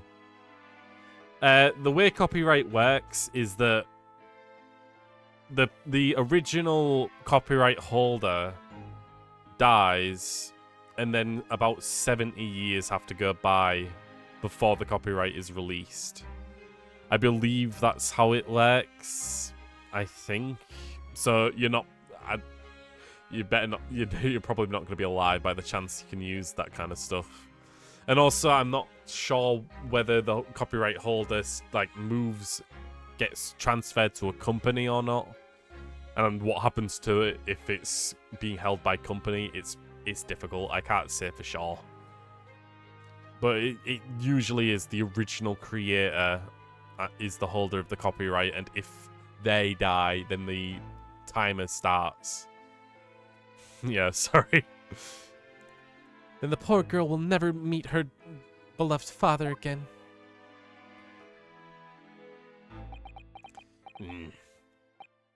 As you know, I traveled to Great Britain once to myself to study it around the time you were born. Yes, grandmother told me about that. Upon returning to Japan, I took up my professorship. I've never heard that word before. Professorship. Huh. At the Imperial Yumi University. I also served another role as an advisor to the government on political matters, on diplomatic matters. Yes, I'm aware of that as well. Gonna go to sleep since school starts at 5 in the morning. 4 for the British people. Damn. That sounds rough. Anyway, take care, Marco. We're almost done anyway, by the way, so, yeah. In that case, I'm sure you understand that there's some confidential matters that I cannot divulge to you. So you know. Could you just tell me one thing? Why did you summon me back to Japan? Alright, so last game, they mentioned that this guy was actually sick and that she needed to go back to Japan. Susato, the judicial assistant. And that was like the ending thing, that she was going back to Japan. But now it seems like he's not ill at all. It's been 2 months now since I returned. When I left England, it was because an urgent telegram had arrived from Japan. It said that you had collapsed with a high fever and that you were growing weaker by the day. What? Where did that news come from? That was what I'd like to know, because after the long sea voyage, I found you in fine health, Father. Was there something in Great Britain that you perceived as might inconvenience me in some way, or harm me? That really is the only explanation I can think of. I'm not going to tell you. Dear me, do you reserve the most cutting glares for your father, Susato? I'm sorry, my dear, but I simply can't. Ah! Let me go! Ah! Ah! Ah! Mimimeno-san! One fro wasn't enough for you. Thanks for the plug again, Marco. High school can be tough. I agree. Take care. So 1 fro wasn't enough for you. I got one last thing to say before they take me away. Professor! Me? I know the truth. I know you had a hand in what went on. In that visiting student's fate. Oh boy. Visiting student? Giselle Brett, you mean? No, not her! The student of law who left the Great Britain 8 months ago. What? Student of law? He must mean... Kazuma-sama? What are you talking about? What does any of this have to do with Kazuma-sama? No one here in Japan knows anything about it. They don't know that guy never made it to England, that he died on the steam strip, that he never... Ah! Oh, hey, the judge. Hold on. That he will never... Oh. Well, I didn't expect to find him here. What were you officers playing at? Terribly sorry, Your Excellency. Terribly sorry. I was coming to tell you that the rickshaw has arrived, Eugene. And good job I came by. Yes, thank you for dealing with him. I'll be there shortly. Oh, Your Excellency? The trial's over. I'm not your excellency anymore. I'm merely your father's friend. Seishiro Girogiku. Wow, a judge that's actually been given a name. That's never happened in Ace Attorney. And may I say that since I saw you last, you seem to have taken a more dashing appearance, Susato. Huh. Did you know all along? Before the start of the trial? A judge sees everything, Susato. I couldn't take the risk. If Seishiro here hadn't known, and then he recognized you. So I put a word in his ear beforehand as an old friend. So, Seishiro, shall we? Yes, having ruled on that case, we now have various diplomatic issues to address. Before you go, Father! Sorry, my dear. We have to return to our earlier conversation at a later date. I'm not telling you shit. Well done again. Hope both of you did well admirably. I'm totally not going to die in the next few moments. Oh, thank you so much. What did you think of my Sheisho sling, hey? It's been a while since I've had to set a band flying like that.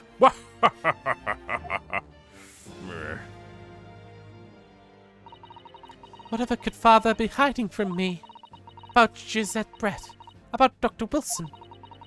And now it seems, according to the reporter, about Kazuma-sama. I'm going to have to bring this up with Father sometime. When nobody's around. Judicial Assistant Mikotoba-san Esquire. Could I have a word? Oh, yes, of course, Suseki-san. What is it? I think perhaps I could be fate. It could be fate we're meeting again like this now. You see, there's something I need to tell you. Oh? I believe it may be related to a reason why your father summoned you back to England. This I have to hear. Please, Suseki-san, tell me at once. I will! As you know, my time in England was terrible. Cursed, I have no doubt. Such awful things I was embroiled in, thanks goodness to locum student Naruhodo Esquire stepped in. After he secured my freedom, I couldn't wait to get onto a ship back to my homeland. Having arrived in Japan, I submitted a report about my experiences in to the Ministry of Foreign Affairs. The next thing I knew, I had a visitor. It was your father, Professor Mikotoba. He wanted to ask me all sorts of things about my report. But my father? It seemed he had been especially taken with a particular part of the report. Anyways, he left eventually, having thoroughly quizzed me. But the very next day, he sent a telegram asking you to return to Japan. What was it then? The particular part my father was interested in?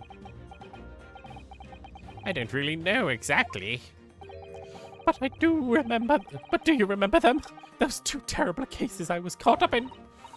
Of course, I could never forget. Your father seemed to concern himself mainly with the second case. The second one?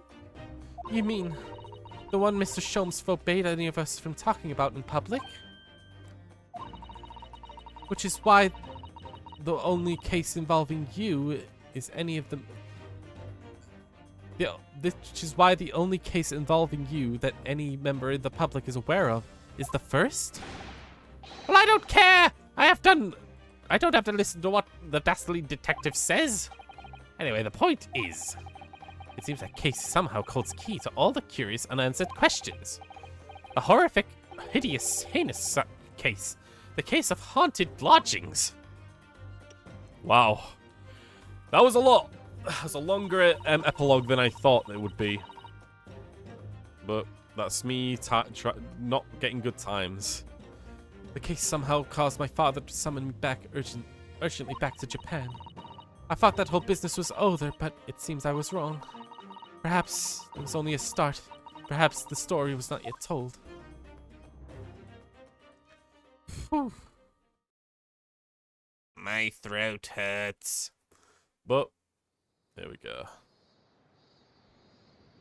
So, the mystery of that English woman's death is solved, thank goodness. And having stood in the Supreme Court now, I think I can comprehend a little better. How you must be feeling as you fight for people's freedom in a foreign land, Naruhodo-san.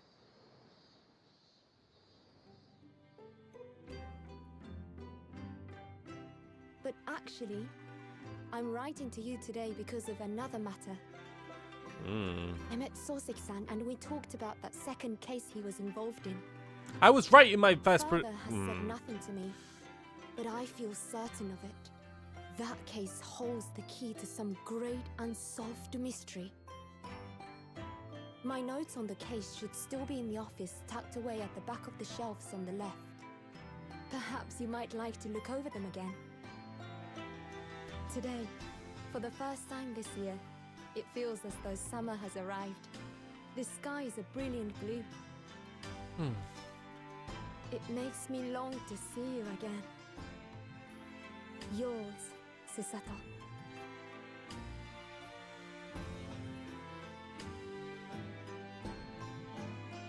So I was right in my initial attempt at saying Susaki's name was Susuke, right?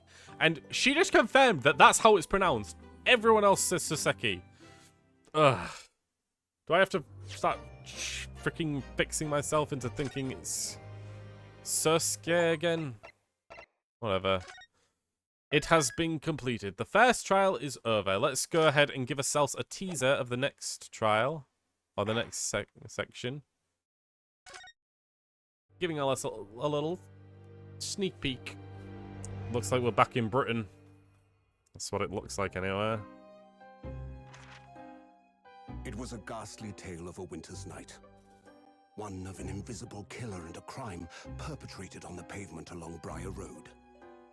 As the victim lay at death's door, the mystery of just who had stabbed the young lady from behind had been resolved. But no sooner had my friend saved that Eastern Exchange student from his harrowing plight, than in the dim, flickering shadows of gaslight did a second bizarre crime rend the stillness of that very night. I dare say most can still recall the sensational headlines of the day. Haunted apartment of death. The condemned criminal's curse. The dread demon of coal gas. Yet, though the great detective had at once discerned the truth upon his arrival at the scene, it only proved to be the overture that announced the rising of the curtain on a most tragic play.